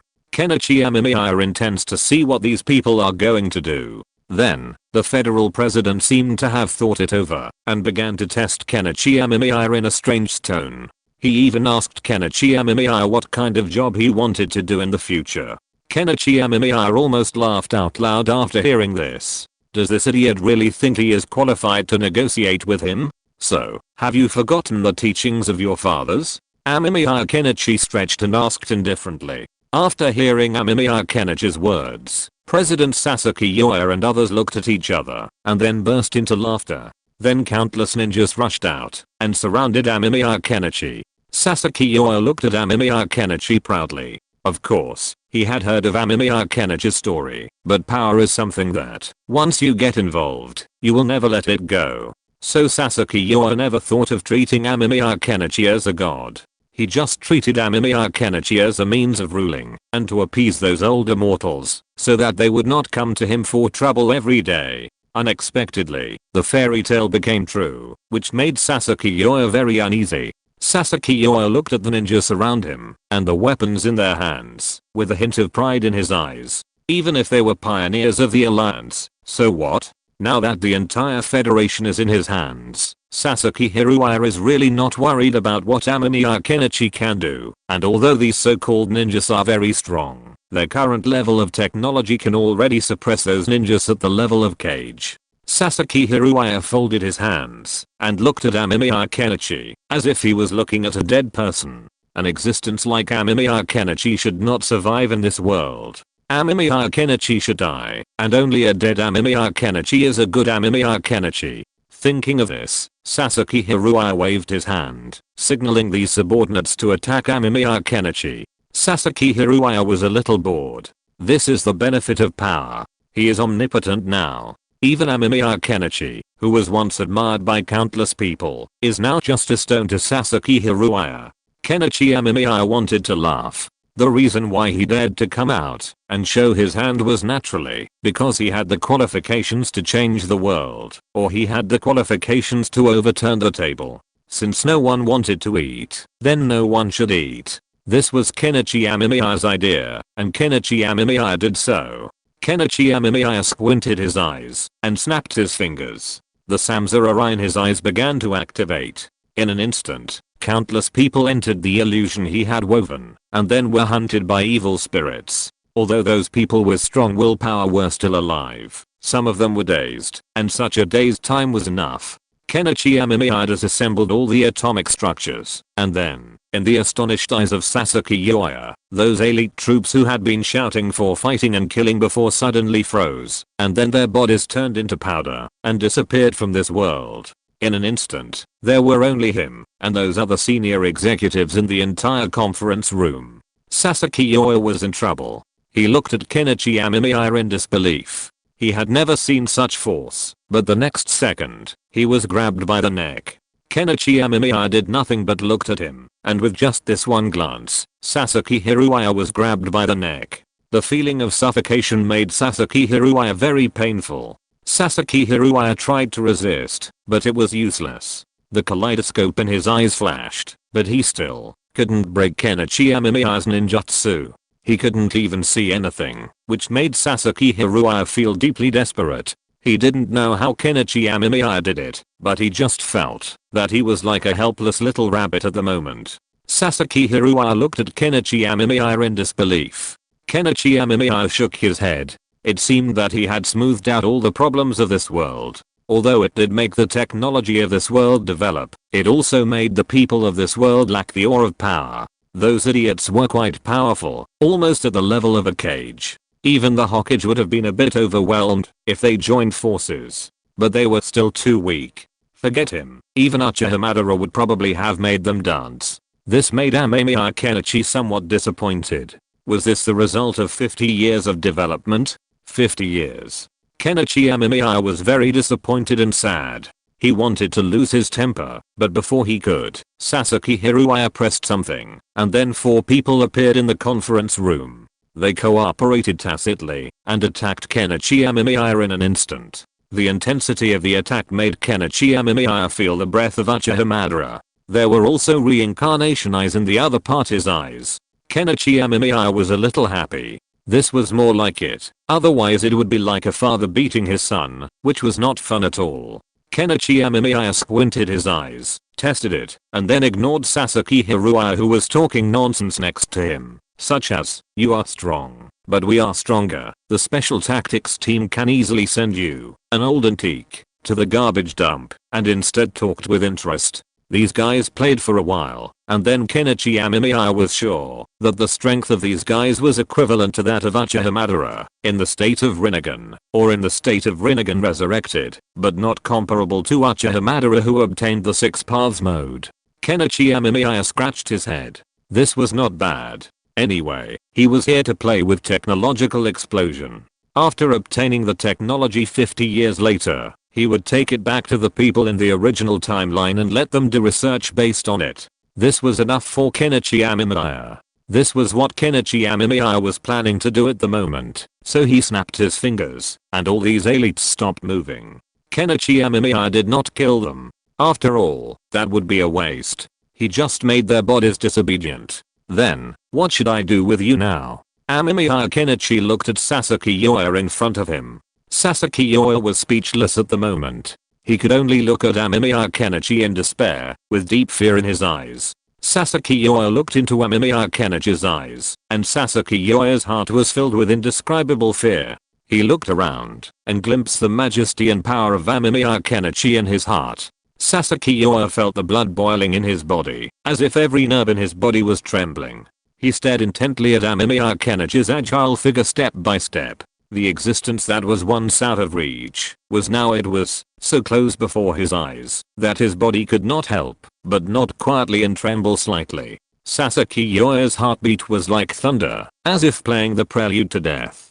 His breathing became more and more rapid, like a suffocated dancer, desperately seeking a moment of tolerance. But at the moment, when he secretly observed, Amemiya Kenichi suddenly turned to face Sasaki Yoya. His eyes were sharp and indifferent, as if they saw through the darkness in the deepest part of his heart. Sasaki Yoya felt as if his feet had taken root and he could not move at all. He stood there stupidly, his whole body seemed to be frozen, unable to react at all, his eyes fixed on the rain. As Amemiya Kenichi's body moved, Sasaki Ua felt a tearing silent pressure that almost made him unable to bear it. He wanted to shake off Amemiya Kenichi's gaze, but his breathing became heavy and rapid, as if he was about to die. Sasaki Ua tried hard to swallow the breath that was blocked in his throat, but the trembling sound in his throat reached Amemiya Kenichi's ears. Sasaki Ua's fear filled the entire space. He couldn't help but think that at this moment he was like a prey that was unable to struggle and was being stared at by a ferocious predator. However, Sasaki Ua's efforts and fear were ultimately futile. Amemiya Kenichi stretched out his hand. He stretched lazily and looked at Sasaki Hiruaya. This guy was really boring. It seemed that number 4 and Black Zetsu in this world should not have been killed. Otherwise, this world would be too boring. Amemiya Kenichi yawned, and then he saw Sasaki Hiruaya's astonished eyes filled with despair and powerlessness. Sasaki Hiruaya's falling body landed silently and heavily on the ground. With a plop, his heartbeat could no longer continue. Sasaki Hiruaya's helpless fear was so real, as if it was on paper. In the end, his existence was like a short-lived dream, insignificant in front of Amemiya Kenichi. It's so sad that the descendants of those little guys are so weak. Amemiya Kenichi shook his head. These guys were too weak and timid. It seemed that some hidden dangers still needed to be left, otherwise these people would not be able to grow without pressure. Amemiya Kenichi was too lazy to care. He only wanted the technology in this world, modern technology, so Amemiya Kenichi asked around and got the name of a person, Hasegawa Seon, and Hasegawa Seon was the one present. The other party was responsible for all scientific research and projects of the Federation. Hasegawa Seon looked at Amemiya Kenichi's back, her eyes revealing admiration and worship. She stared at Amemiya Kenichi, her eyes full of desire for knowledge and admiration for him. She knew in her heart that Amemiya Kenichi's rich wisdom and tenacious will were exactly what she was pursuing. In the world of scientific research and experiments, Hasegawa Seon was a smart and brave woman. She was full of endless curiosity about science and worked hard to pursue the true meaning of knowledge. She believed that only through continuous learning and practice could she become a true scientist. Hasegawa Seon's actions and her expression condensed her admiration for Kenichi Amemiya. She seemed to be looking at a charismatic figure, her eyes fixed on him, and often looking around, hoping to learn more about his every move. She often imagined that she could be like Kenichi Amemiya, possessing his style under the spotlight and the courage to lead the times. Hasegawa Seon's voice was pleasant and crisp, like a silver bell filling the air. Whenever she communicated with Kenichi Amemiya, her voice was as moving as a song, as if it could make people intoxicated. She hoped to convey her respect for Kenichi Amemiya and her love of science through her voice, hoping to create a better future with him. Hasegawa Seon was a woman with ambition and pursuits. She kept moving forward on the road of science, demonstrating her value with her wisdom and persistence. She knew that, as long as she worked hard, she would surely achieve her scientific dream and become an admirable figure like Kenichi Amemiya. She always maintained her admiration for Kenichi Amemiya, and this admiration became the driving force in her pursuit of science, allowing her to move forward courageously and not fear difficulties. Now send me all your scientific research results and related experimental logs. I want to review them. Kenichi Amemiya waved his hand, and Hasegawa Seon nodded immediately and took Kenichi Amemiya to a database. Kenichi Amemiya didn't care. Even if these guys were not smart, Kenichi Amemiya could easily suppress these idiots and let these idiots know what stupidity and seeking death were. When the protagonist came to the database and looked at these things, he was too lazy to check them, but directly asked the other party to start copying these materials. He wanted to take them all away and bring them to the new world, and then began to try the operation of stepping on his left foot with his right foot to spiral up to heaven. Of course, whether this is feasible or not, the protagonist is not very clear at the moment, so he can only make more attempts. Chapter 707. Kenichi Amemiya, the teacher is so useful. As Kenichi Amemiya looked at the research materials and experimental logs in his hands, he found that this place, which he named Universe Number 3, has become different now. This difference is mainly reflected in the level of technological development in this world. The technological development in this world is now heading towards a strange path. These people now seem to have reached a very high level in biology. However, when thinking of biology, Kenichi Amemiya's expression is a little strange. After all, biology used to be hailed as a thing of future technology and was favored by many people. Some people even boldly stated that the future is the future of biology, not other things. This shows how popular this thing is. It is also for this reason that biology was indeed popular for a while. At that time, biology was even hailed as the future science of mankind. However, biology was just like that later. It was very difficult for students of biology to find jobs. They found that the future was not so much the future of biology as it was the future of computers. So strictly speaking, biology at that time was not as easy to find jobs as computers, and programmers were once regarded as representatives of high salaries. At least that was the case in the eyes of many people. But now, looking at the information in his hand, Kenichi Amemiya found that people in this world have reached a very high level of research and understanding of biology. People here can master and study many interesting things, and Kenichi Amemiya was quite interested. He took a look and put the information away. In Kenichi Amemiya's view, the current information is still a bit lacking. Although it is quite good, it also has various problems. In Kenichi Amemiya's view, such technology cannot compete with the Otsutsuki clan, so Kenichi Amemiya plans to take it back and give it to the little guys who woke up at that time, so that they can develop at a faster speed. But my problem now is that the energy sources on Mount Maiboku still need to be replenished. After traveling through 50 years, the energy consumption is really too great, even beyond my expectation.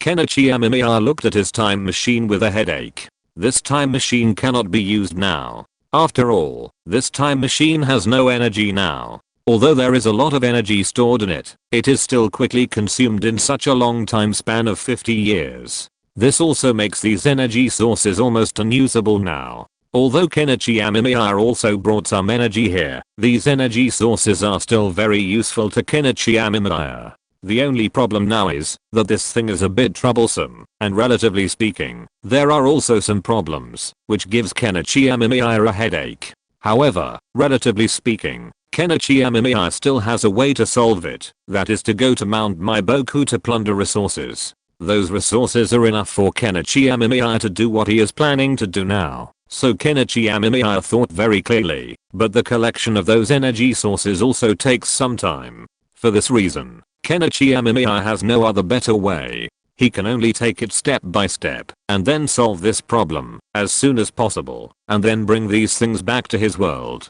In that way, Kenichi Amemiya can get everything he needs. Thinking of this, Kenichi Amemiya squinted his eyes, and then left this place directly. It was very quiet outside, but Kenichi Amemiya was too lazy to pay attention to those who were monitoring him. He didn't have much interest in this world that was destined to be abandoned by himself. The only value of this world is probably to become Kenichi Amemiya's nourishment, and finally become a small toy in Kenichi Amemiya's hands.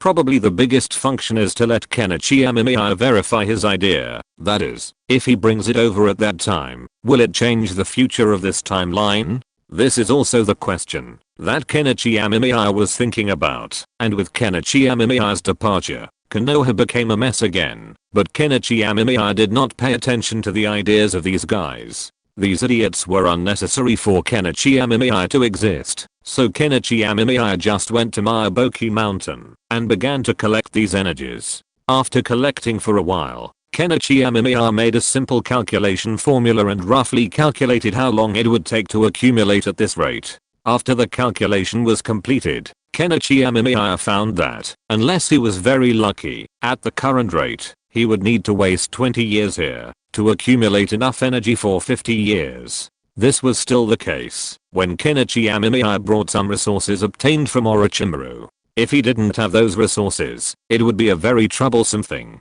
Kenichi Amemiya rubbed his eyebrows. It was not easy to deal with the current problem. 20 years was too long. Kenichi Amemiya didn't want to wait, and he didn't know when the Otsutsuki clan would come. What if it happened to be in these 20 years? There might be some new troubles by then. Thinking of this, Kenichi Amemiya rubbed his brows with a headache. It was still a little tricky to solve this problem. After all, although Kenichi Amemiya could now directly use his ability to speed up this thing, the problem was that it would also waste his own time, which was very troublesome. This was also a problem that Kenichi Amemiya was very worried about at the moment, so this method was not very useful. Kenichi Amemiya thought of another possibility, which was copying. Although Orochimaru was not here now, Kenichi Amemiya had preserved some of Orochimaru's blood. According to the biological technology of this world, it was not a problem for Kenichi Amemiya to create a large number of teachers. Thinking of this, Kenichi Amemiya had a clear idea. He used the technique of erasing face that he had not used for a long time. Kenichi Amemiya was not afraid of the Federation. After all, in Kenichi Amemiya's eyes, the Federation was just a weak little thing. It's just that Kenichi Amemiya hated trouble, so it was more convenient to do it this way. As for money, Tenchu still had a lot of gold, so with Kenichi Amemiya's gold paving the way, Kenichi Amemiya quickly got a laboratory in the cloning equipment of this world. However, what made Kenichi Amemiya feel a little magical was that the cloning equipment provider of this world was actually Sanzo Amado, which made Kenichi Amemiya a little embarrassed. After all, Kenichi Amemiya had never thought that he would meet Sanzo Amado again one day. This was really amazing. However, Kenichi Amemiya did not say anything, but just cloned Orochimaru he needed. Some things happened in the middle. After all, friends who often brought gold from other worlds to sell knew that if too much gold was sold at the same time, sometimes they needed to provide corresponding proof, and the amount was too large. It will also attract the attention of relevant departments, but these problems are not a problem for Kenichi Amemiya. Kenichi Amemiya just casually used his Rinnegan illusion and easily solved the problem. Looking at the laboratory in front of him, Kenichi Amemiya was in a good mood. Most of the cloning equipment is now very comprehensive and complete. It has to be said that this has solved a lot of trouble for Kenichi Amemiya, and Kenichi Amemiya's mood has also become much happier. Looking at the equipment in front of him, Kenichi Amemiya began to make a clone of Orochimaru, and this work is still very easy for Kenichi Amemiya now, so Kenichi Amemiya's production speed is also very fast. There is another person next to Kenichi Amemiya, but this person is not brought by Kenichi Amemiya from his own universe, but a cloning expert that Kenichi Amemiya just got from the Federation.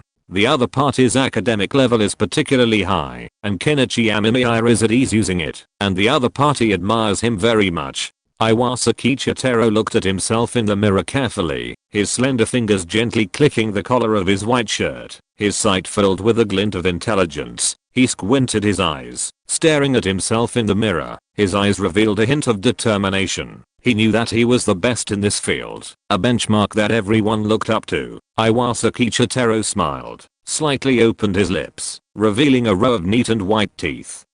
His laughter was light and loud, as pleasant as a clear spring. He silently recited the name of Amemiya Kenichi in his heart, feeling happy, as if he had endless power. He raised his head, straightened his back, and strode forward heading towards his own laboratory. Every step was filled with confidence and determination, as if he could overcome all difficulties and move forward. Iwasaki Chitaro mastered the secret of the replication technology, and conducted experiments with full confidence. He wore white gloves on his hands, and every movement was accurate, showing his professional level. He stared at the experimental results, with sparks of excitement flashing in his eyes. At night, Iwasaki Chitaro sat alone in the corner of the laboratory, his face filled with worship and admiration for Amemiya Kenichi. He bent over, holding Amemiya Kenichi's paper in his hands, and he savored every word in it, as if deciphering a treasure. It was exciting. This paper was a gift from Kenichi Amemiya to him, an affirmation and encouragement to him. Iwasaki Chitaro burst into tears, and loud sobs echoed in the laboratory. He was grateful to Kenichi Amemiya for his trust and help, and admired his academic attainments. He secretly made up his mind to work harder, and become an assistant worthy of Kenichi Amemiya's reliance. Passion and pride shone in Iwasaki Chitaro's eyes, and his voice was loud and clear. He stood on the podium in the conference room, and showed everyone his research results. Every word was like a loud bell, which moved everyone. Iwasaki Chitaro showed his research results through his own after years of hard work. He gained recognition from the academic community. He walked firmly before Kenichi Amemiya and bowed deeply to him. This was a sign of respect and gratitude to Kenichi Amemiya, as well as an affirmation of his academic expertise. He knew that it was because of Kenichi Amemiya's sacrifice that he was able to go further and further on the academic path.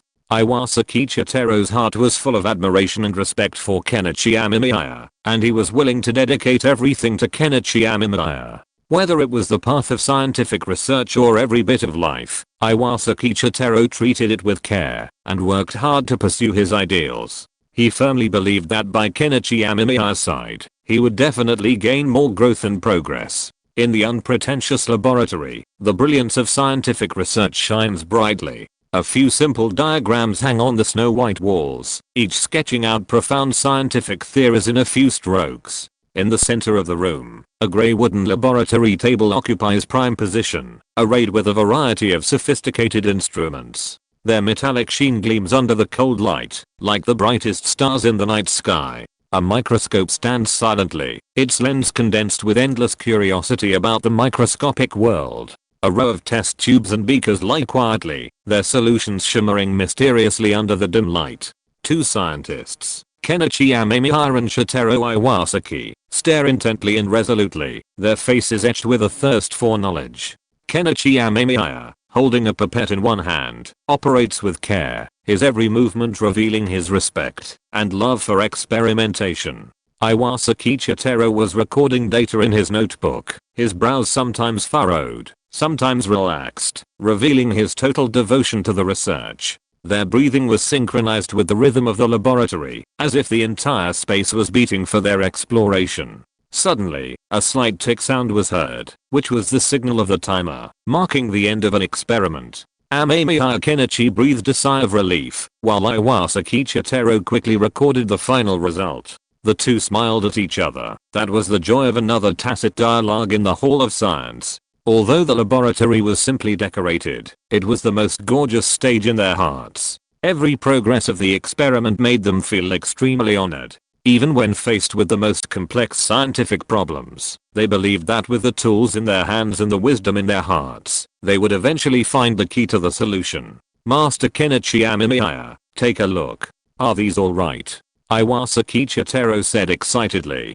Kenichi Amemiya walked over, looked at the clone in front of him, and nodded with satisfaction. With this thing, all he had to do next was open his eyes, and then simultaneously start controlling the variables, making these clones think and desire according to Kenichi Amemiya's ideas. This was the only way to maximize the ability to copy this skill. Moreover, at this production rate, Kenichi Amemiya found that he could probably leave this universe directly and even store a lot of energy before leaving. After all, this energy was still very useful to Kenichi Amemiya. When the time came, he wouldn't have to worry about running out of energy. Okay, you're doing very well. Kenichi Amemiya smiled. Now he could start opening his eyes. If all went well, Kenichi Amemiya only needed to store enough energy to travel through timelines multiple times before he could leave. If you're listening to this novel on a channel other than Fanfic World, it means they downloaded and uploaded it without effort. We cordially invite you to visit our channel, Mundo Fanfic Novelos. There you'll find the original version of this story and you can explore many other novels of various genres. We're waiting for you to immerse yourself in a world of incredible novels.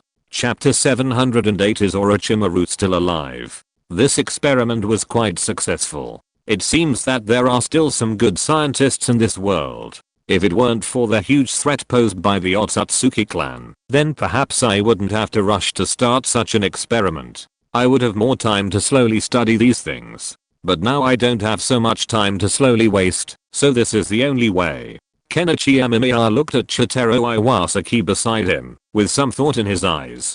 Chitaro Iwasaki was still very competent. The other party was indeed very knowledgeable in cloning. He was not an academic waste, but an interesting person. At least, he was very useful in Kenichi Amemiya's eyes. It's just that, because this guy's situation was rather special, Kenichi Amemiya had no way to take him away. He could only let him make more clones, and then he would bring as many energy bodies as possible. Originally, Kenichi Amemiya had also considered whether to copy the time machine, but Kenichi Amemiya had tried this at the time. After his research, he found that it was impossible to replicate the time machine. Although the teacher's eyes were very interesting, they could only copy some small objects. Otherwise, the teacher could even directly copy an entire planet. What would be the lack of population and land then? If all the people in a ninja village were thrown onto a planet, they could develop for who knows how many years. So Kenichi Amemiya felt it was a pity, but there was nothing he could do about it. After all, this was all he could do now. As for other things, they were not within Kenichi Amemiya's consideration for the time being. But now, Kenichi Amemiya had some new arrangements for the Iwasaki Chotaro in front of him. Although Kenichi Amemiya did not intend to stay in this timeline for long, after all, he would need to go to other timelines later and do his own things in those timelines. But it was also necessary to improve the other party's living conditions. Tomoteru Iwasaki, do you have any regrets or any wishes that you want to fulfill? Kenichi Amemiya looked at Tomoteru Iwasaki and asked, and Tomoteru Iwasaki looked at Kenichi Amemiya with some surprise after hearing that, but Tomoteru Iwasaki soon realized why Kenichi Amemiya said that. After all, Kenichi Amemiya had never said such a thing before, so now that Kenichi Amemiya said that, it probably means that Kenichi Amemiya is about to leave. Tomoteru Iwasaki knows this. After all, Tomoteru Iwasaki is not a fool, and the other party himself is a very outstanding cloning scholar, so he naturally knows what has happened in the Federation during this time. Thinking of this, Tomoteru Iwasaki thought about it seriously. Strictly speaking, he did not have too many regrets. His biggest dream was to be able to work with Kenichi Amemiya, and now this dream has come true, so Tomoteru Iwasaki didn't know what he was doing. What should be done now? However, Iwasaki Tomoteru also has some other ideas about this issue. Although Iwasaki Tomoteru does not have too many regrets, he was born as a scholar who is determined to go to the end on this path. So Iwasaki Tomoteru naturally has some ideas in his mind, that is, the fear of death. This is a problem that almost all intelligent creatures cannot avoid, and Iwasaki Tomoteru himself also has some fear of death.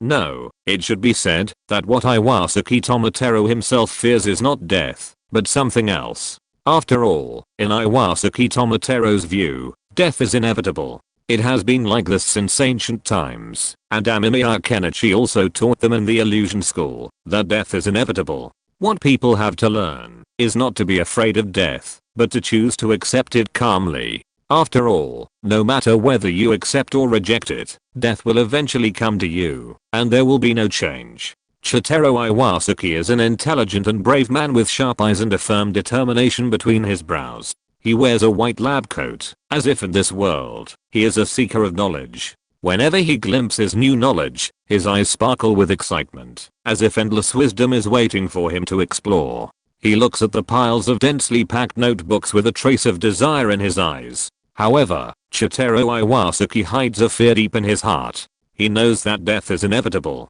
It is the tide of time, sweeping away mercilessly, and came, taking everything away. Iwasaki Chotaro understood that, if he left this world, he would not be able to complete his dream, and could not contribute more wisdom to society. Whenever this thought came to his mind, a trace of pain and entanglement would flash in his eyes. He stood in front of the window of the laboratory, looking at the starry sky in the distance. The stars twinkled with faint light, as if they were so far away from him, and difficult to reach. Iwasaki Chotaro's brows were lightly locked, thinking about how to break through this bondage, and transcend the limitations of time. In heartache and thinking, Iwasaki Chotaro's movements sometimes become with intense energy, as if seeking to relieve his inner anxiety through action. He would pick up a book and scan its contents with a focused and sharp gaze, hoping to find an answer. Or he would carefully examine a lab report, hoping to find a breakthrough. Sometimes, Iwasaki's breathing would become rapid, as if echoing his inner uneasiness. His thoughts were erratic, a constant source of worry. Sometimes, he would quietly shed tears, aware of the irreversibility of time, a fate beyond his control. However, no matter how much the struggle tormented him, Iwasaki Tomotaro still summoned the courage to continue his pursuit of knowledge in this world. He believed that, as long as he struggled, as long as he continued to think and explore, he would one day transcend the constraints of time and realize his dream. In his case, fear and hesitation did not make him give up his belief in the pursuit of knowledge. He walked firmly on the path forward, full of hope and desire for the future. He believed that, as long as he continued to search for answers and explore the unknown, he would gradually overcome his inner fear and contribute his wisdom to the progress of society. So, you want a way to not die? Kenichi Amemiya looked at Tomotaro Iwasaki with interest. He admitted that he did not expect that Tomotaro Iwasaki's dream would be this, but when he thought about it carefully, there seemed to be nothing wrong with it. Although Kenichi Amemiya did educate these people, Kenichi Amemiya also knew that it would be a very troublesome thing to make these people really not afraid of death. So Kenichi Amemiya saw it very clearly and understood a basic law of operation of this world. In Kenichi Amemiya's view, it was understandable that Tomotaro Iwasaki would be afraid of death. After all, people are always afraid of death, afraid of their own eternal sleep, and afraid that they will not be able to see the future changes of the world. This is a terrifying thing, but Kenichi Amemiya did not have any concerns in this regard. He could also understand Tomotaro Iwasaki Taro's idea, so Amemiya Kenichi thought about it. In general, there are two ways to achieve immortality that he now possesses. The first is the path that Amemiya Kenichi is currently taking, which is to make himself have stronger physical fitness. Simply put, it means not being a human being. As long as you are not a human being, your lifespan will naturally be extended. According to what Otsutsuki Kaguya said before, there is an ancestor in the Otsutsuki clan who has lived for more than 70,000 years, which is very terrifying. Therefore, the lifespan of the Otsutsuki clan is very long. To some extent, they are an alternative longevity species. Amemiya Kenichi saw it very clearly, so naturally he didn't intend to say much, but this method is not particularly applicable to Iwasaki Tomotaro.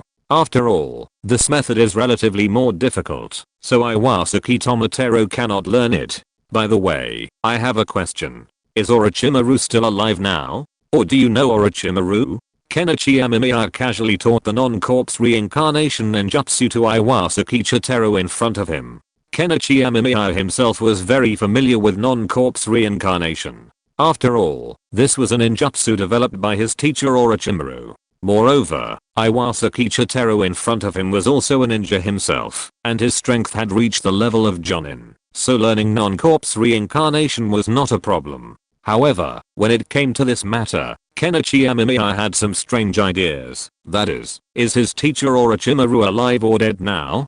Kenichi Amemiya knew that Naruto and Sasuke were both in their 60s and were enjoying their old age. Tsunade and Jiraiya, the three ninjas of Konoha, had all died of old age, so probably only Orochimaru was still alive. This made Kenichi Amemiya curious about the situation of his teacher, so Kenichi Amemiya asked Chitaro Iwasaki, and Chitaro Iwasaki shook his head. He said that they did know Orochimaru. After all, he was a remnant of the previous era, and one of the Hokage of Konoha was Orochimaru, but they did not know much about Orochimaru's situation. They only knew that Orochimaru was a snake. Orochimaru never appeared again after that, so it is not certain whether Orochimaru is alive or dead. Hearing this, Kenichi Amemiya lost interest and waved his hand to let Chitaro Iwasaki go about his business, while Kenichi Amemiya continued to deal with the teacher clones at hand. These clones were opening their eyes, and Kenichi Amemiya currently needed to wait for these clones to open their eyes. Once the eyes were opened, he could let these clones copy what he needed, and the copied energy would become Kenichi Amemiya's tool to travel through the timeline. However, Kenichi Amemiya felt that Orochimaru was probably not dead. After all, he was a teacher. As if hiding infinite power, or inspiring and majestic, every word came out of his mouth clearly and powerfully, like nails hammering into the heart, making people shudder. In Akubo Ryujin's in different words, There was a hint of low and deep. This voice was different from the bright and cheerful voice of his friend Iwasaki Chitaro, with a mysterious atmosphere, which made people want to know more about the story hidden behind him. Akubo Ryujin's expression was indifferent but slightly playful, and his half-smile made Iwasaki Chitaro vaguely feel a little uneasy. The corners of his mouth curled up slightly, exuding a cynical atmosphere. This subtle change seemed to be hinting at the secret behind him to Iwasaki Chitaro, making people want to glimpse the truth in his heart. This man, Akubo Ryujin, he was smart and witty. With his talent and wisdom, he was at ease in talking with Iwasaki Chitaro. His words and actions exuded a unique temperament, which made people feel his uniqueness. So he found out after all? Akubo Ryujin was a little helpless. He really didn't expect that Amemiya Kenichi even knew this. However, Akubo Ryujin had no intention of revealing his identity. He was living a good life now, and planned to continue living like this. He didn't plan to change his identity. So Akubo Ryujin still had some unique ideas. He had now abandoned the name Orochimaru. Now he was Akubo Ryujin, not Orochimaru. Anyway, unless Amemiya Kenichi insisted on looking for him, if Akubo Ryujin kept hiding, then Akubo Ryujin felt that Amemiya Kenichi would never be able to find him no matter what. However, when he thought of the thing in Amemiya Kenichi's hand, Akubo Ryujin admitted that he was still a little tempted. After all, it was a time machine that could travel through time. If he could get it, it would be even better. However, Akubo Ryujin couldn't beat Amemiya Kenichi now, so he had to give up this tempting idea. Otherwise, Akubo Ryujin really wanted to get this thing from Amemiya Kenichi, which was very interesting. Chapter 709, Left Foot Stepping on Right Foot. Teacher's Sharingan is really useful, but it's a pity that the teacher is not here now, otherwise I might be more prepared later. But it doesn't matter. Anyway, I have done most of what I should do. What I need now is something else.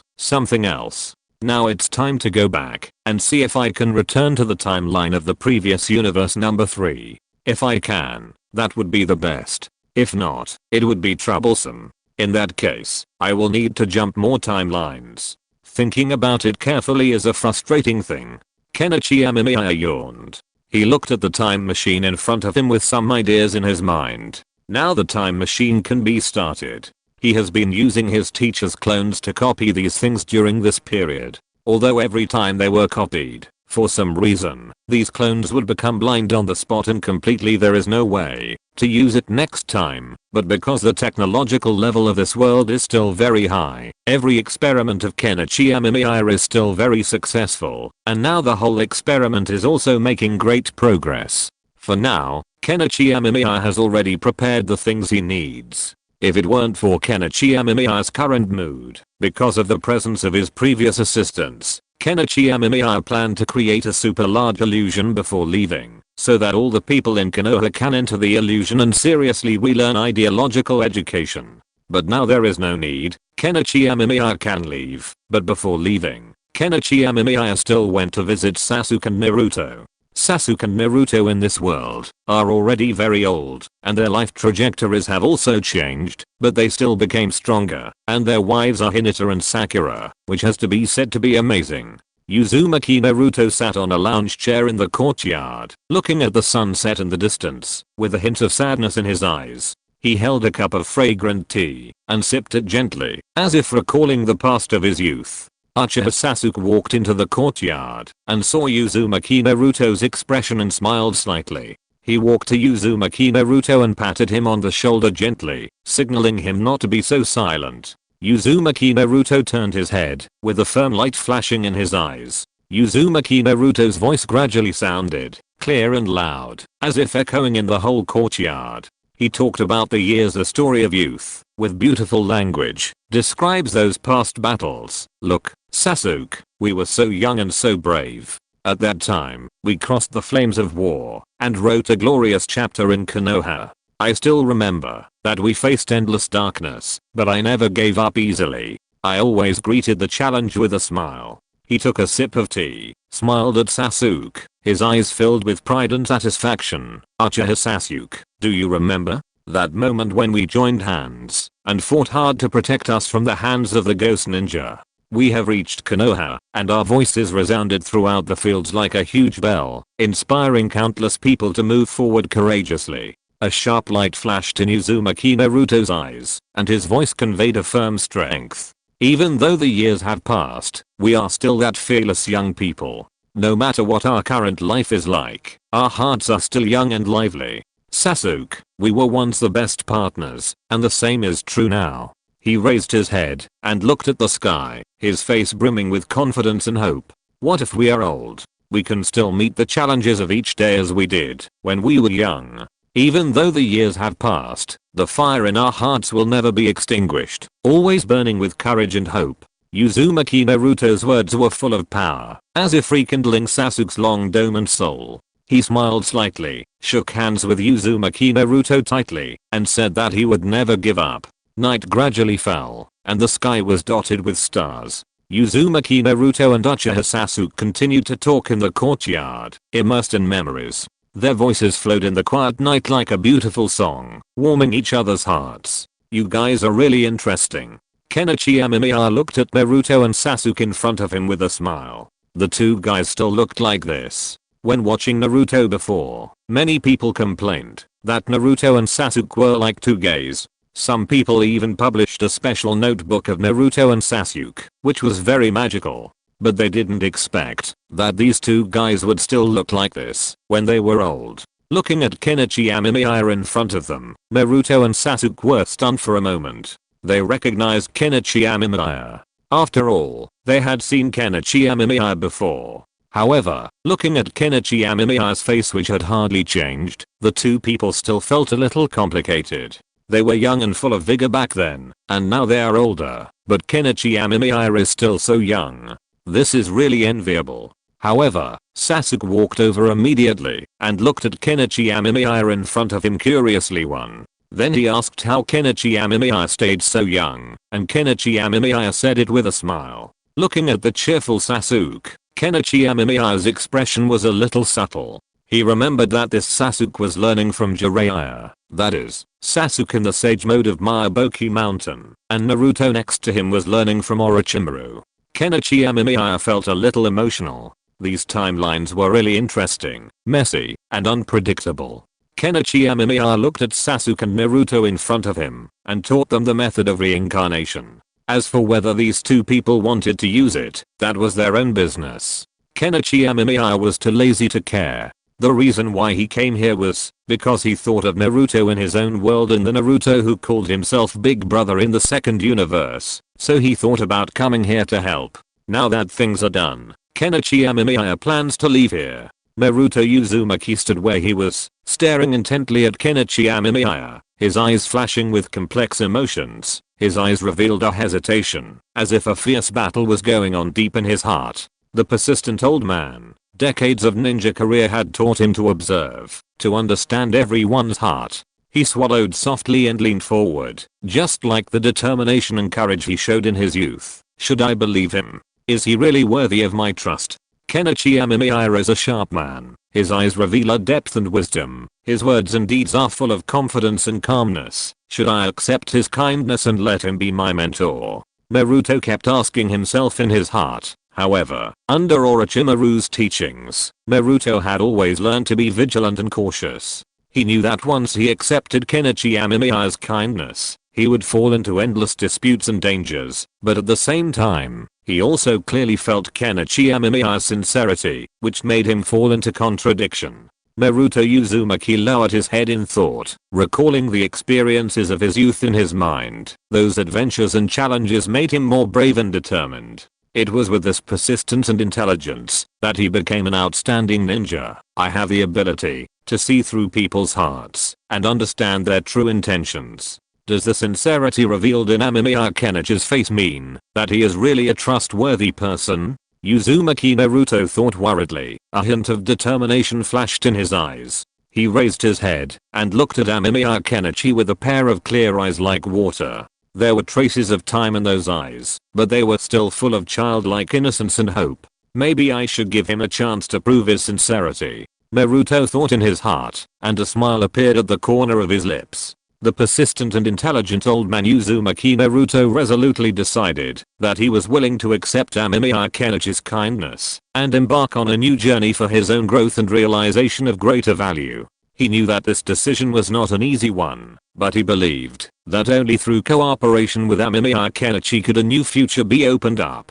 Of course, the more important reason is that Naruto is old and he has some fears. Fear of death, fear that he will die silently like his teacher and will not be able to realize his final ambition. So Naruto still chose to use Kenichi Amemiya's reincarnation technique, but these have nothing to do with Kenichi Amemiya. Kenichi Amemiya has already left this timeline in a time machine. He looked at the timeline around him with some thought in his eyes. Now Kenichi Amemiya is going to the timeline before universe number 3, the timeline he left. If everything goes well, then theoretically Kenichi Amemiya will be able to see Orochimaru at that time, and then hand over the information to the new generation, and then let these new generations continue to improve and progress based on this information. At that time, perhaps the entire future world will change. This is what Kenichi Amemiya is doing now, but so far, there are some problems that need to be considered. That is, whether these things can be done according to Kenichi Amemiya's ideas.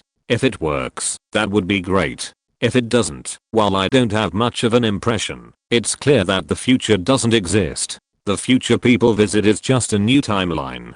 So, Kenichi Amemiya felt a little uneasy. He wasn't particularly sure if this thing would work, but the only thing he could do now was to try more. As for whether this would work, Kenichi Amemiya himself didn't know, but he still planned to research and give it a try.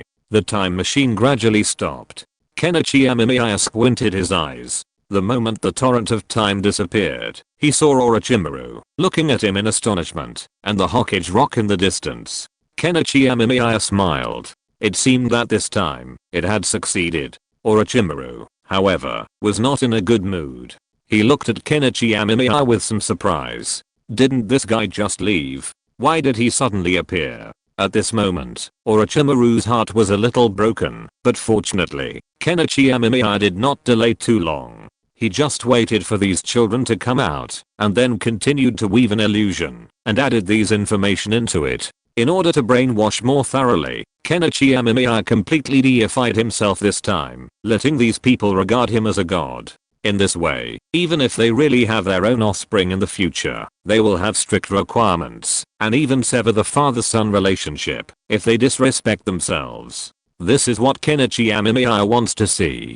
Kenichi Amemiya does not want to travel to the future and then continue to fight with the other party. If so, problems will arise sooner or later. So Kenichi Amemiya also needs to eliminate this hidden danger. Now this hidden danger has been completely eliminated, and Kenichi Amemiya is in a good mood. After a while, before Orochimaru could say anything, Kenichi Amemiya couldn't wait to use a time machine, and went back to 50 years later. He planned to see if this could solve the problem. This time, after going back, Kenichi Amemiya just walked out of the time machine and saw a group of people with perfect height and appearance celebrating a festival. Kenichi Amemiya changed his face and asked, only to find out that they were celebrating his festival. This made Kenichi Amemiya feel happy. It seemed that the effect was very good. He could achieve a spiral ascension with his left foot stepping on his right foot. But Kenichi Amemiya soon discovered that there seemed to be some problems with his body. The multiple time travels in a very short period of time made Kenichi Amemiya's body a little exhausted. Kenichi Amemiya squinted his eyes. It seemed that he could not travel through a time span of 50 years many times in a short period of time. In the dim light of the morning in Konoha, in the village of Konoha, the faces of the people here are like carefully crafted works of art, so perfect that they are almost unreal. They are dressed in gorgeous robes and walk gracefully through the streets. However, what is more eye-catching is their means of transportation. Those bizarre animals, some like winged horses, and some like giant turtles, that can float in the air. They carry the residents quietly, as if they have long been accustomed to such strange forms. The air is filled with a strange fragrance, which is emitted from the exotic spices sold by street vendors. The vendors smile and attract customers. Their voices were deep and melodious, as if endowed with an incredible magic. Shop windows displayed a dazzling array of goods, from rare treasures to everyday necessities. The town's architectural styles varied greatly, with towering towers juxtaposed against quaint stone bridges. Winding corridors, lush flowers and trees filled the air, and every step felt like stepping into an exquisite painting. Within this harmonious scene, an indescribable aura of mystery lingered. What Amemiya Kenichi found unacceptable was the statues of him dotting the streets and alleys. These people were even more insane. His name had become a local legend. It was simply unbelievable. Forget it. Let's see how these technological advancements pan out first. Amemiya Kenichi rubbed his hands, a little excited. Chapter 710 100 years. You're back so soon. Otsutsuki Kagura looked at Amemiya Kenichi in front of her with some surprise. Although she knew that Amemiya Kenichi's situation was rather special, and he could use the time machine to travel to any timeline at will, Otsutsuki Kagura did not expect that Amemiya Kenichi, who was still doing investigations outside, would appear in front of her so quickly. Amemiya Kenichi smiled and nodded, then pinched his eyebrows tiredly. Although it did not take too long for Amemiya Kenichi to leave in Otsutsuki Kagura's opinion. In fact, he had been away for a long time, and this time was so long that Amemiya Kenichi was a little confused. After all, strictly speaking, Amemiya Kenichi had been busy doing his own things during this period, and these things made Amemiya Kenichi very tired. Moreover, although props like time machines are very powerful, because each jump will make him very tired, Amemiya Kenichi needs to stop after jumping too many times. Come down and rest for a while. In fact, 100 years have passed since Kenichi Amemiya left and came back. Of course, this 100 years is the time for Kenichi Amemiya to rest. If the jump time is counted, Kenichi Amemiya himself doesn't know how long he has spent. Anyway, it is very long, especially long, so long that people will feel desperate. However, thanks to Kenichi Amemiya's constant stepping on his left foot with his right foot during this period, he now has a very complete set of industrial physical skills and future knowledge points. In this way, the world can develop at a faster pace. Originally, Kenichi Amemiya planned to jump directly to the future star-destroying war, but because the future technology is becoming more and more difficult to advance under his continuous efforts, he jumped back and forth dozens of times, but still no results. Kenichi Amemiya thinks this is because he has fallen into a bottleneck.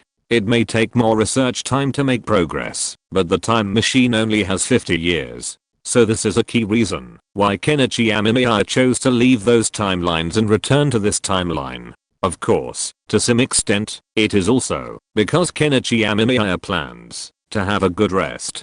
He has been too tired during this period of time. After resting, he has to start jumping immediately.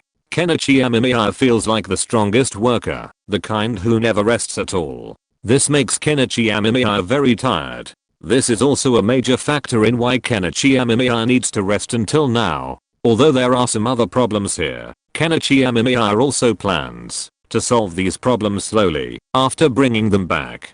Anyway, the technological level and scientific research level of this world have become very powerful under Kenichi Amemiya's continuous efforts. Although it is certainly not as good as those specialized worlds, Kenichi Amemiya feels that with his efforts, these worlds can still develop rapidly. This is also something that Kenichi Amemiya is very confident about at the moment. Thinking of this, Amemiya Kenichi hugged Otsutsuki Kagura. Otsutsuki Kagura was a little surprised, but Amemiya Kenichi was too lazy to care. He directly pulled Otsutsuki Kagura back to the small manor, where Otsutsuki Kagura and himself were, and then pulled Otsutsuki Kagura to relax. After all, Amemiya Kenichi had been holding back for a full 100 years. After relaxing, Otsutsuki Kagura looked at Amemiya Kenichi with a flushed face, with a hint of shyness in her eyes, while Amemiya Kenichi began to think about another problem. For now, Amemiya Kenichi felt that the technological level of this world was still difficult to affect the future of the Otsutsuki clan.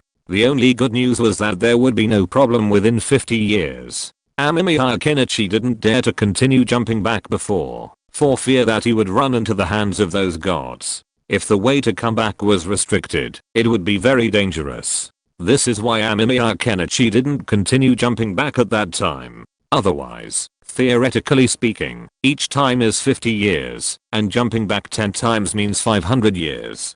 500 years is enough for a lot of things to happen, and even enough for the world's technology to undergo earth-shaking changes. This is also the problem that Kenichi Amemiya is currently studying and thinking about. It is not so easy to improve these problems, but it is not impossible. Thinking of this, Kenichi Amemiya narrowed his eyes. If it were not for the fact that he could not defeat the Otsutsuki clan, Kenichi Amemiya would have wanted to make these things directly. As for why the Otsutsuki clan has this thing, but their level has not made a very big leap, Kenichi Amemiya thinks there is a reason. The simplest reason should be that those Otsutsuki clan can only go to their own timeline using this time machine, and too much interference with the timeline may lead to very serious consequences. The reason why Kenichi Amemiya does not have such concerns is purely because Kenichi Amemiya has his own ideas in his mind, and he is special. He can directly use this time machine to jump to different timelines. This is also a major reason why Kenichi Amemiya is not very worried at the moment. Of course, to a certain extent, Kenichi Amemiya really doesn't need to worry too much. Those Otsutsuki clans have not found him until now. This also indirectly proves that these Otsutsuki clans can't capture his existence. As long as Kenichi Amemiya himself doesn't jump into the hands of those gods of the Otsutsuki clan, then there will probably be no problem. Thinking of this, Kenichi Amemiya felt a little more relaxed.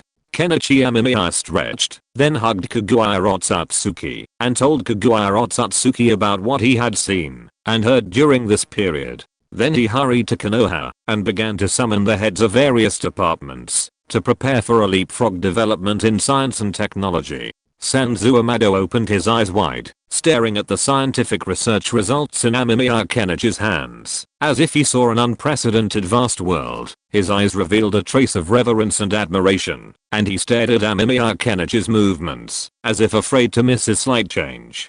He looked at the scientific research results in Amemiya Kenichi's hands, with thousands of thoughts intertwined in his heart, and sparks of guesses, inferences, and associations burst out in his mind, trying to unravel the secrets of Amemiya Kenichi's research. He seemed to be able to feel the wisdom and insight gained by Amemiya Kenichi, and a feeling of admiration arose in his heart. There was a glimmer of the unique light of a scientist in Sanzo Amado's eyes, and in the blink of an eye, he seemed to see the blueprint for the future development of science and technology. With excitement, he took a bird's eye view of the scientific research results in Amemiya Kenichi's hands, looking forward to getting a glimpse of the mysteries therein. His thoughts wandering in the ocean of science and technology, his talents no longer bound, his thoughts soaring freely in the boundless sky. His eyes revealed a trace of regret. He regretted his former pride and complacency, and sighed shocked by the scientific research results that had led the world for 300 years. He took a deep breath, as if he wanted to absorb the results in Amemiya Kenichi's hand into his own mind in one breath. In this way, he might be able to get closer to Amemiya Kenichi's unattainable wisdom. Sanzo Amado couldn't help but let out a low sigh. He knew that he still had a long way to go in the field of science, but he also firmly believed that, as long as he studied hard and kept his feet on the ground, one day he would be able to stand on the shoulders of giants like Amemiya Kenichi and make greater contributions to the technological progress of mankind. However, Sanzo Amado also knew in his heart how Amemiya Kenichi did all this. After all, Sanzo Amado knew about Amemiya Kenichi's previous plan, but Sanzo Amado still admired Amemiya Kenichi very much. After all, although this plan sounded simple, it was actually very difficult to realize. This was also the reason why Sanzo Amado admired it. Now with the help of Amemiya Kenichi, the world's technological level is destined to make great progress. In the city of the future, the skyline is redefined by towering skyscrapers. They are like towering ancient trees in a steel forest, piercing the azure sky in an orderly manner. The sunlight reflects dazzling light on the glass curtain walls, covering this future city with a layer of golden gauze. Between these buildings, on the roads in the air, all kinds of flying cars shuttle freely like dolphins leaping out of the water. They glide quietly along invisible routes, making a slight buzzing sound. This is the melody of efficient motors, the engine symphony of the new era. These cars have streamlined designs and colorful colors. Their tires are almost attached to special magnetic levitation tracks, reducing friction and ensuring the perfect combination of safety and speed. Above the city, the planes are like shuttles on a loom, moving back and forth between the clouds. Their wings shine in the sun, and their contrails slowly lengthen in the air, like white lines outlined on a blue canvas. The roar of the planes gradually fades away, surrounded by the city. The hustle and bustle of the city was replaced by that of the ordinary people. On the edge of the city, a base stood solemnly and lonely, its gates closed, and outside the walls were sparse trees and weeds, appearing isolated from the world. Inside the base huge rockets stood quietly. They were the keys to the sea of stars, carrying mankind's infinite longing for and desire to explore the unknown world. The shells of the rockets gleamed in the sun, and the standby robotic arms surrounded them, waiting for the moment of launch. This city is the intersection of technology and dreams. Every corner is full of power and vitality, and every second is writing a new chapter in the future. Looking at the scene in front of him, Sanzuamado still found it hard to imagine that these things were achieved in just 1 year. This made Sanzuamado feel that things had changed. Everyone was excited about the car developed by Orochimaru before, but they did not expect that cars would be eliminated soon. What appeared were airplanes and flying cars. It was too outrageous. It seems that the effect is not bad. Kenichi Amemiya looked at the rocket in front of him with some thought in his eyes. He did not have any ideas about the amazing development of this world. After all, in Kenichi Amemiya's view, this was a very normal thing, and it could even be said to be a matter of course. If such a thing had not happened, Kenichi Amemiya would have felt it was outrageous. After all, the development of this world was entirely based on Kenichi Amemiya's courageous research and development and some supervision during this period. It was originally built according to the blueprints. Anyone who was not a fool could do it, not to mention that these ninjas and scientists all knew the shadow clone technique. With the help of the shadow clone, it was normal to want to achieve such results. Although relatively speaking, there were indeed some large and small problems, various problems, but there was no doubt that the current world, with the help of Kenichi Amemiya, had quickly crossed hundreds of years and entered the super. The world has been modernized, and there have been some new developments in the study of ninjutsu.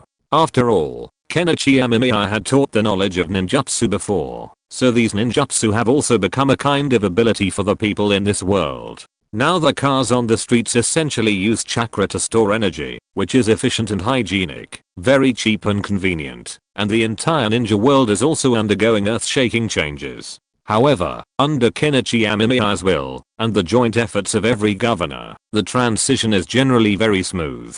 Kenichi Amemiya held the hand of Kagura Otsutsuki beside him, and looked at the rocket in front of him. What he had to do now was to launch the rocket, and then begin to explore the mass of the entire planet, and whether there was any land that had not been included in the territory. If so, he would take these lands into his pocket, and then things would be much simpler.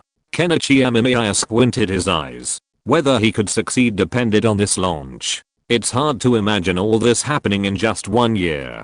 Kids these days are using phones and computers. Sanzuamado sighed as he stood beside Amemiya. Kenichi. He nodded, but even that wasn't enough. It wasn't enough. Far from it. He was facing an interstellar civilization, incredibly powerful. Therefore, Amemiya Kenichi needed to advance this world's technological level to the age of interstellar colonization. Only then would he have the ability to escape. And if he wanted to fight and survive, he needed to do something else to improve his own strength. And Amemiya Kenichi hadn't been idle all this time. He had been creating AI and using it to reverse engineer the fruit of the sacred tree, achieving some basic results. While not enough to create a complete fruit, it was enough to further strengthen Amemiya Kenichi. His current strength had indeed increased, but in Amemiya Kenichi's opinion, this wasn't enough. He needed to become stronger, the stronger the better. If he couldn't become strong enough, tragedy would ensue, and that was something Amemiya Kenichi didn't want to see. Chapter 711 Satellite Detection. Looking at the rocket taking off, Kenichi Amemiya's eyes were a little serious. Now that the rocket was launched, it seemed that the ninja world had entered the interstellar age, but in Kenichi Amemiya's view, there was still a big gap from the real interstellar age. Although such technology looked very good, this kind of beauty also had its limitations. At least now such technology was still a long way from the Otsutsuki clan. This was also what Kenichi Amemiya was planning to research and improve, but so far, Kenichi Amemiya didn't have much clue. After all, these technologies were still in a relatively stable era. The technologies he had mastered were only at the stage of interstellar navigation. At that time, Konoha had already made spaceships that could travel interstellar, but the speed was not very fast. Long distance travel still required the use of human cryopreservation technology, so this was also what Kenichi Amemiya was thinking about. The reason why he is not particularly optimistic about interstellar travel is that, although this thing looks very beautiful, there are actually huge problems behind it. What Kenichi Amemiya plans to do now is still to further develop the technology of this world. Only in this way can Kenichi Amemiya truly obtain the things he needs and what he wants. Thinking of this, Kenichi Amemiya's eyes became a little serious. However, the rocket has now been launched into outer space. The next step is to dock and let the satellite enter orbit. At that time, he can naturally explore this world and then rely on the technology obtained in other universes before. He can instantly make a rough determination of all the mineral resources of the planet Naruto, and the resources of the entire Naruto world have officially entered the era of being mined. Kenichi Amemiya yawned and then looked at the screen in front of him. The satellite signal had appeared on it. Everything is going well with the connection. Let's start the mineral detection function. Looking at the busy people in front of him, Amemiya Kenichi sat aside with his chin in his hand. Sanzu Amado stood by and watched. Sanzu Amado felt a little nervous. He looked at Amemiya Kenichi and then at the things in front of him, with a hint of thought in his eyes. Amemiya Kenichi noticed Sanzu Amado's abnormality and looked at Amemiya Kenichi with a hint of questioning in his eyes. Sanzu Amado was thinking about the problem he had just thought of. Resources are generally limited, which is also a problem that Sanzu Amado is more worried about. This time, Amemiya Kenichi has thoroughly detected all the minerals in the world. If these resources are mined out, what should be done next? Will the whole world fall into a crisis? After all, the resources consumed by the entire ninja world in the past year alone were enormous, which can be described as terrifying. This is also a problem that Sanzu Amado is more worried about. If they are really used up by then, it will be very dangerous. Thinking of this, Sanzu Amado was a little nervous in his heart. He looked at Kenichi Amemiya in front of him and expressed his thoughts. Kenichi Amemiya was relatively calm after hearing it. Although there was nothing wrong with what Sanzu Amado said, in fact, in Kenichi Amemiya's opinion, there are still some flaws. Although these flaws are not particularly obvious, there is no need to worry too much. Although a lot of resources were indeed used last year, these resources are still very small compared to the world's reserves. Moreover, the reason why so much was used last year was because technology advanced too much at once, so this problem arose. It will not be so exaggerated in the future. After all, the population of the ninja world is not large, and although the ninjas can eat a lot, they don't consume much. After hearing Amemiya Kenichi's explanation, Sanzu Amado breathed a sigh of relief. After a while, some mineral resources were also explored, and the data sent back by the satellite began to be drawn into a world map. The full picture of the entire ninja world will appear in Amemiya Kenichi's hands for the first time. Amemiya Kenichi was a little excited when he thought of this, but he himself was not particularly clear about what the world would become in the future, but relatively speaking, he could only take one step at a time. Thinking of this, Amemiya Kenichi looked at Sanzu Amado on the side. He planned to discuss the future technological development direction of the ninja world with Sanzu Amado. Sanzu Amado is now also a major person in charge of the Federation of Amemiya Kenichi, responsible for scientific research. After hearing Amemiya Kenichi's inquiry, Sanzu Amado also showed a thoughtful expression. Amemiya Kenichi was not in a hurry, but talked to Sanzu Amado about his ideas. The time machine. Although this thing is very useful, due to the uncertainty of the future and some future risks, Kenichi Amemiya can only jump 50 years at present. If he continues to jump back, some problems may arise. In this case, it is still difficult to make greater progress in science and technology. This can only mean that the materials in the world have reached their limit. After hearing this, Amemiya Amado provided a suggestion. He felt that Kenichi Amemiya might let a universe focus on the development of aerospace technology and then see if he can obtain any new elemental substances. At that time, it will be of great help to the technological progress of the entire world. Hearing this, Kenichi Amemiya became interested. He felt that what Amado Sanzu said was right. After all, the current technological level of the world is like this, and there is no way to continue to make progress. If you want to make progress, unless Kenichi Amemiya keeps brushing to see if he can meet some child of destiny, otherwise it will be basically difficult. This may also be due to material limitations, so cultivate a universe dedicated to aerospace research, and then formulate a plan to let this universe explore in the specified direction. Then constantly refresh. It should be possible to obtain some new element or some scarce element in this world. Then bring them to other universes. There will be the possibility of technological progress. But after hearing this, Kenichi Amemiya still plans to take a break. He has been traveling through time for so many years, and each time he travels through time, Kenichi Amemiya feels some genuine fatigue. He has been really tired for so many years, so Kenichi Amemiya also wants to have a good rest. Sanzu Amado has no problem with this. After all, Kenichi Amemiya is the biggest one in this world. Kenichi Amemiya has made a decision, and no one else has the right to comment. Kenichi Amemiya returned to Kaguya Otsutsuki's manor, and was with Kaguya Otsutsuki, resting in the manor, by the way, discussing the question of how long it would take for the Otsutsuki clan to have a child, but I don't know if it's luck or bad health. Anyway, every time Otsutsuki Kaguya didn't get pregnant, this made Amemiya Kenichi a little confused, but Amemiya Kenichi didn't care much. Before the Otsutsuki clan was solved, Amemiya Kenichi felt that it would be better for him and Otsutsuki Kaguya not to have children. Otherwise it would be very troublesome if the child was taken hostage. When Amemiya Kenichi heard what Otsutsuki Kaguya meant, those Otsutsuki clans were not good people. These people didn't look like the kind of people who talked about morality. It was too rare for them not to have misfortune with their families, so if they didn't want to have weaknesses, it would be better not to have children first. Thinking of this, Amemiya Kenichi's expression was relaxed, but then he thought of Otsutsuki Ishiki. How is Otsutsuki Ishiki now? Amemiya Kenichi was very curious. Kenichi Amemiya followed Sannin into the world woven for Ishiki Otsutsuki. In that vast world, all things grew on the boundless land, and in the depths of the forest, wild beasts roared and whispered their own civilization.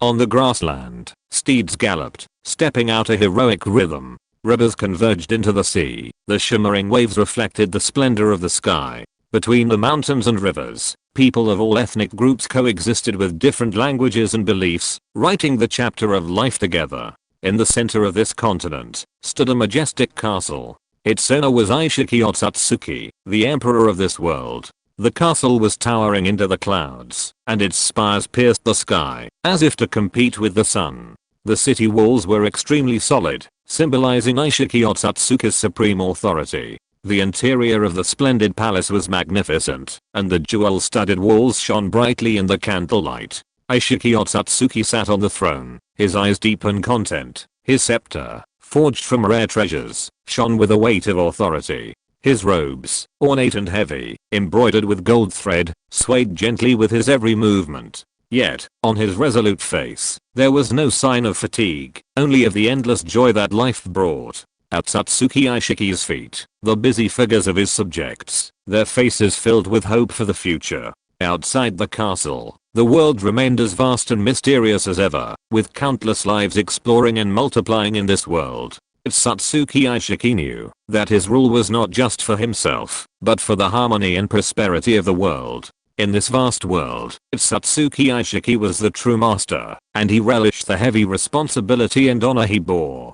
Amemiya Kenichi's mouth twitched. Did he remember that the world he had arranged for Otsutsuki Ishiki wasn't a world of cultivation? How had this fellow gotten into this state? Ishiki Otsutsuki sat quietly in the corner, staring blankly into the distance. His eyes were idle and empty, as if the beauty of the world had long since disappeared from him. His sight passed through the crowd in front of him, but without any target, just wandering aimlessly.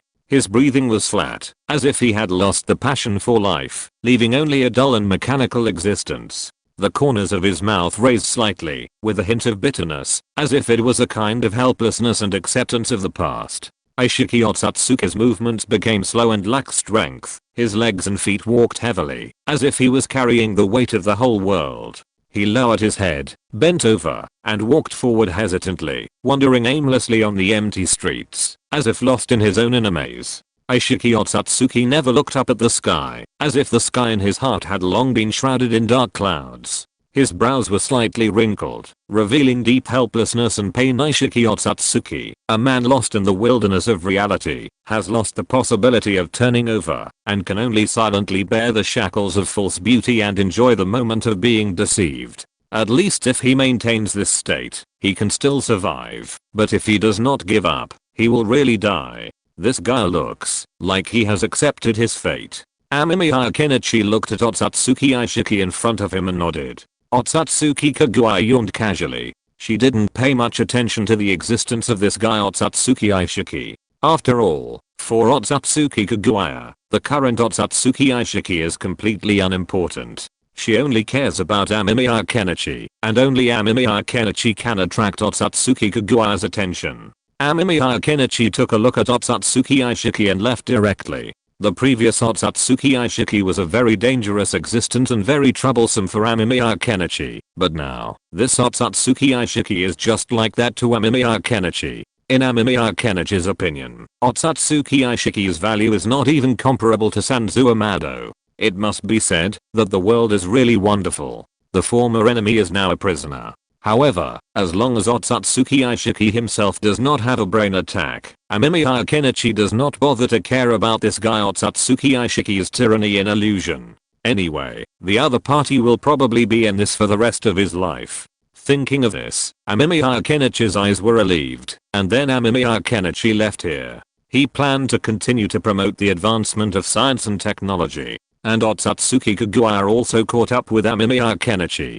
She looked around curiously, looking at this ever-changing world, and actually saw some shadows of her own family in it. This surprised Otsutsuki Kagura. Although it was still not comparable, it was very rare to have such progress now, so Otsutsuki Kagura was still shocked. Compared to your family, how does this look now? Amemiya Kenichi asked, looking at Kagura Otsutsuki with a smile. Kagura Otsutsuki nodded, and expressed her thoughts. It's still a little bit off, but is it a little similar? Amemiya Kenichi thought thoughtfully. It seems that he still needs to work harder. Chapter 712, Monsters Exploring Time and Space. Kenichi Amemiya looked at the things in front of him. He took the energy bottle in his hand, and poured these energy bottles into the time machine. Now the whole time machine made a buzzing sound. Kenichi Amemiya yawned, sat in time with some tiredness, then set a timeline, and chose to jump over directly. This time he went to a place he named Universe Number 5. This Universe Number 5 is specially used to do other things, but Kenichi Amemiya had trained some people who specialized in materials research here before, and now, Kenichi Amemiya plans to train them to do aviation. As long as aviation is done well, then things in the future will be easier to handle. While setting the time, Kenichi Amemiya suddenly had a bold idea. Can he push this time back 10 years? If he could go another 50 years, he could go even longer. However, thinking that although the time span had changed, the time these people were researching would remain the same, Tengshu gave up the idea and focused on the object in his hand. He was holding the liquid that the supporting character had created earlier. This liquid was known as the cloning liquid and could achieve mitosis. It had to be said that the fact that it could achieve mitosis was simply outrageous to Kenichi Amemiya. However, Kenichi Amemiya had not yet figured out the mechanism of this thing. So now, Kenichi Amemiya still needed to study what exactly this thing was used for, and see if it could be used in other places. Thinking of this, Kenichi Amemiya took out an experimental log and briefly flipped through it. This experimental log was written by Kenichi Amemiya when he was experimenting with this thing. March 25th, the 5th year of the Yangshan New Calendar, sunny weather, temperature 26 degrees. Today, the third study on beta liquid was carried out. In the previous research, I found that beta liquid has some special properties. I originally planned to name this liquid the liquid that causes human mitosis, but I thought the name was too long and gave up this idea. After studying beta liquid, I found that the boiling point of beta liquid is different from that of regular water. The boiling point of this thing is about 95 degrees. Compared with normal water at 100 degrees under a standard atmospheric pressure, this beta liquid is relatively easier to reach the boiling point. But what is puzzling is that these beta liquids do not change in volume after boiling. I have to say that this is a very outrageous thing. You must know that normally, boiling liquids tend to vaporize and then rise, resulting in a decrease in mass. This is also the reason why the water boils more. The key reason for the decrease is that, surprisingly, this beta liquid does not have such properties. After boiling, the beta liquid does not produce any loss. I boiled it for 6 hours without covering it, and finally found that the total weight of the beta liquid did not change at all. This is a very strange thing. After that, I conducted more research on the beta liquid. This beta liquid seems to be able to act on any organic life form. After trying, mice, dogs, and even elephants underwent mitosis. However, relatively speaking, the larger the size of these animals, the more beta is required. This is quite consistent with the law of conservation of energy. However, during the research, I have not yet discovered what the key factor is that makes the beta liquid work. This is a headache. This beta liquid is really magical, and if it is used too many times on a person, the people that split off will become smaller and smaller, lighter, and their weight will decrease, as if each mitosis is dividing by 2. My current record is using beta liquid on a person 64 times, and that guy is now. Amemiya. Kenichi's eyes were a little strange. He thought of that unlucky guy. The other party was a murderer, relying on himself to be a ninja. He felt that he was invincible, a fool who bullied ordinary people at will, and even killed a girl. His crimes were terrible, and then he was taken by Amemiya Kenichi as an experimental subject. After 12 mitosis, the other party's body had some very obvious problems, and as the number of mitosis increased, the experimental subjects there were more obvious problems with the physical condition, and even in some specific situations, the other person's body would appear even more terrifying. After the 64th time, this person could no longer be considered a human being. He was as thin as a piece of paper, and his body functions had declined significantly. He had even fallen to the point of lying in bed with a ventilator. Moreover, each individual that was split out was at odds with the original body, and could not be controlled like the shadow clones. These people were unique individuals in themselves, and their situations were even more special, so those people were also taken out for experiments. After dissecting the individual that was split out for the 64th time, Kenichi Amemiya found that the other person's body was as thin as a piece of paper, and he could really tear a living person apart with just a little force from his fingers.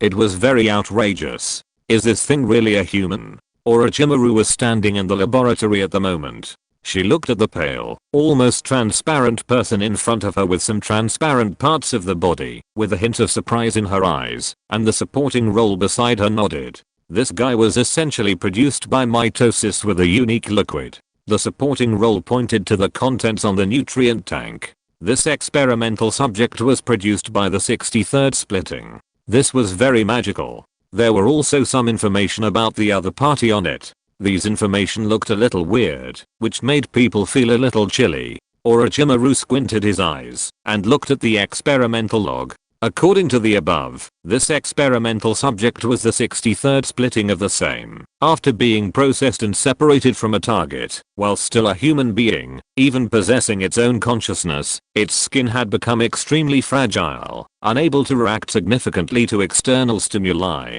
It had to live in a nutrient chamber. This was because the unfortunate individual's skin was too thin to isolate viruses and bacteria. Once exposed to the element, it would easily become a breeding ground for bacteria and viruses. This was a lesson that the 62nd mitotic individual had taught Amemiya Kenichi. Orochimaru looked at the original body again.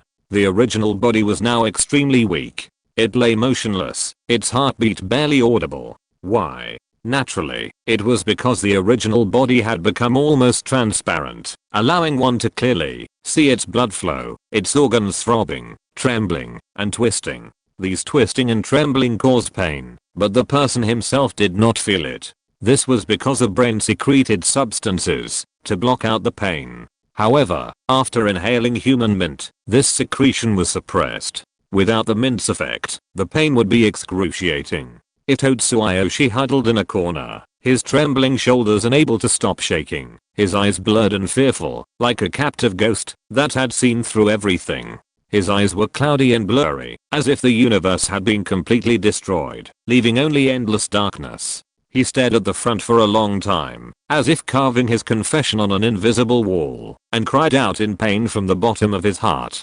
Tsuyoshi's soul was like a deeply buried thunder, roaring in an instant, and regrets intertwined into a dense black cloud. He once yearned for power with self-righteousness, and his hesitant eyes looked high and mighty. He thought he could overlook the world, dancing gracefully in the bloody storm, but it was all just a dream, and he himself became the victim of this nightmare. His voice became hoarse and weak, as if it was the narration on an ancient tombstone, washed away by time. He used up his last bit of strength, gritted his teeth, and whispered to himself, "I used to think I was a master, but now I have become someone else's test subject. How stupid I am, too arrogant." Tsuayoshi looked at his hands. His slender fingertips seemed like dead leaves deprived of strength by time, trembling slightly. He had never felt this. He felt despair and fear, as if he had been exiled to a hopeless situation, and could never find a way back. He fell powerlessly to the ground, tears blurring his eyes. Heavy tears rolled down his face, carrying endless sorrow and pain.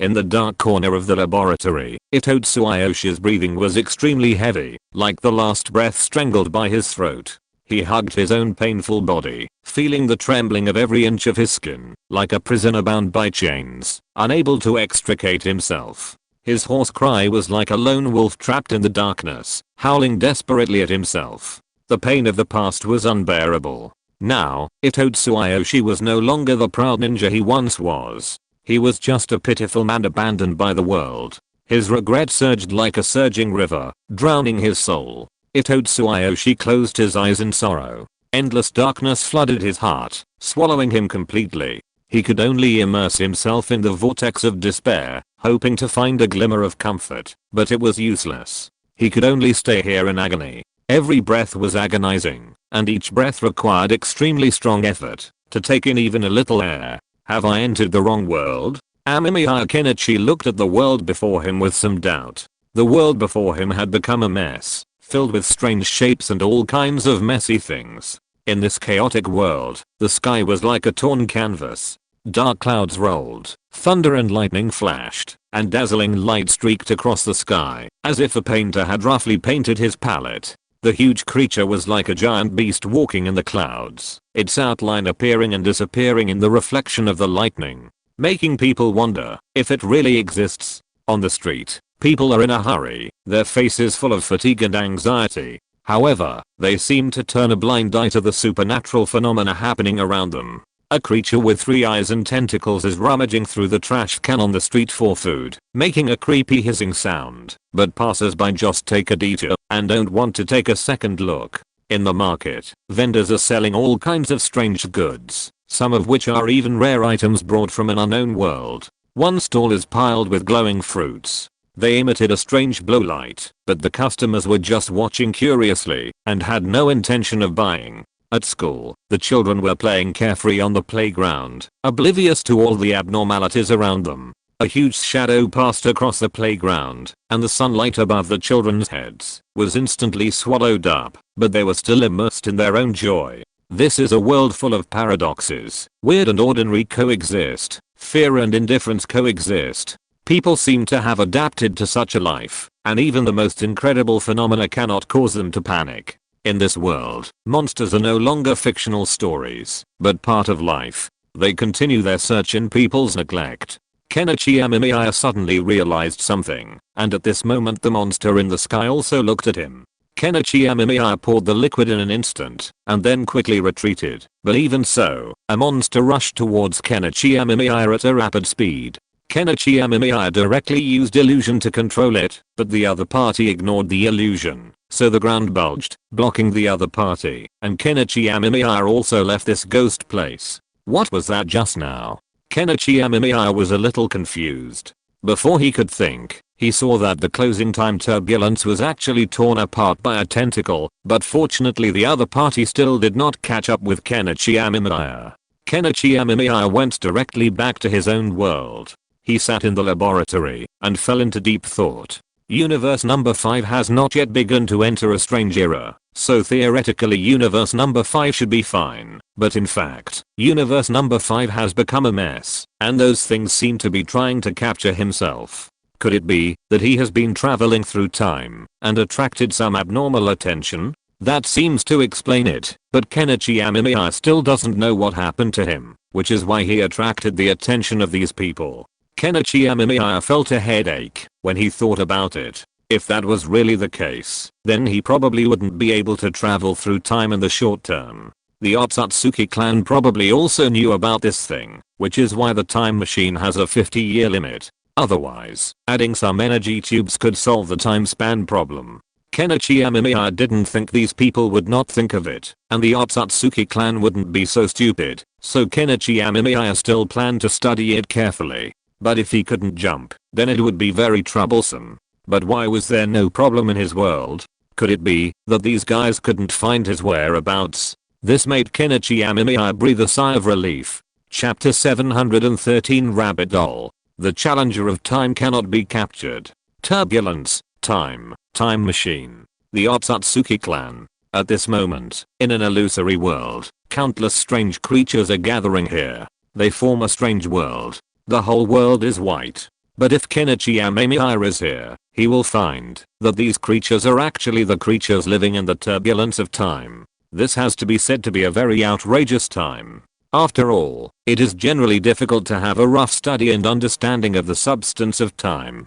Kenichi Amemiya himself knows this in his heart, but the world at this moment has completely changed. The world in front of him has become more chaotic, more strange and more full of mystery. These strange creatures are communicating with each other, and the objects of their communication it was none other than Kenichi Amemiya. But from the current situation, these guys were unable to capture Kenichi Amemiya's existence. This was good news for Kenichi Amemiya, but Kenichi Amemiya himself did not know the existence of these creatures, and these creatures were still communicating at the moment.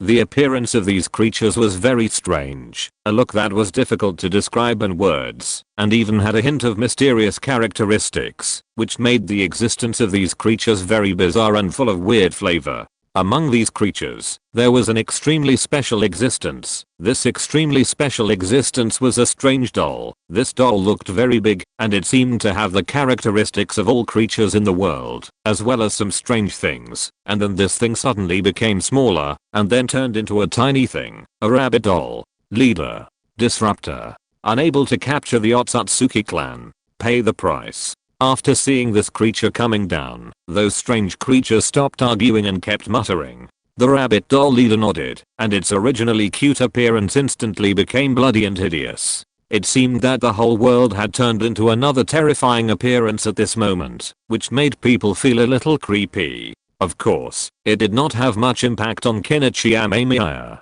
These strange creatures themselves were currently unobservable by Kenichi Amemiya. Those creatures were not afraid of the leader's appearance, but were excited. They kept muttering something, and the leader's mouth opened wider and wider, and finally became like a huge monster. Then he suddenly opened his mouth and bit off something. Then, a ball of golden turbulence appeared in this world. In the world, the rabbit doll disappeared along the golden turbulence. The other monsters kept muttering, and then countless of them dispersed. The Otsutsuki clan's time machine touched a taboo. Although the culprit was not caught, all of this obviously required a suitable scapegoat, and Otsutsuki was the scapegoat they chose, so these monsters dispersed and began to enter various timelines. In these timelines, there were countless Otsutsuki in Naruto, countless Naruto and Sasuke, and even some strange characters that did not exist in this world at all. However, these time monsters ignored the existence of these things and began to search for other things they needed. For a while, the entire timeline became a mess, and the whole became deserted. At this moment, Kenichi Amemiya was having dinner with Sanzo Amado and his teacher Orochimaru, while Kaguya Otsutsuki was sitting beside him with a smile. Her eyes would fall on Orochimaru from time to time, and when Orochimaru noticed Kaguya Otsutsuki's gaze, he just smiled, and then there was no movement. Kaguya Otsutsuki smiled and said nothing. Kaguya Otsutsuki just looked at Kenichi Amemiya happily, looking at the partner beside her. For Kaguya Otsutsuki, the person she liked most was Kenichi Amemiya, and no one else could replace Kenichi Amemiya's position in Kaguya Otsutsuki's heart. Now Kenichi Amemiya had a headache. He originally planned to go to other timelines, but considering that the monster could even cut through the time turbulence, Kenichi Amemiya thought about it and gave up this point for the time being. Unless the identities of the monsters could be determined, Kenichi Amemiya would. It is impossible to enter the timeline. Those monsters look very troublesome. You know, he used the Rinnegan illusion before, and this Rinnegan illusion did not affect these monsters. You can imagine how troublesome these monsters are. Amemiya Kenichi thought thoughtfully. If this problem cannot be solved, it will be very troublesome. If it cannot be solved, then all the technology in this world will not be able to move forward in a short time.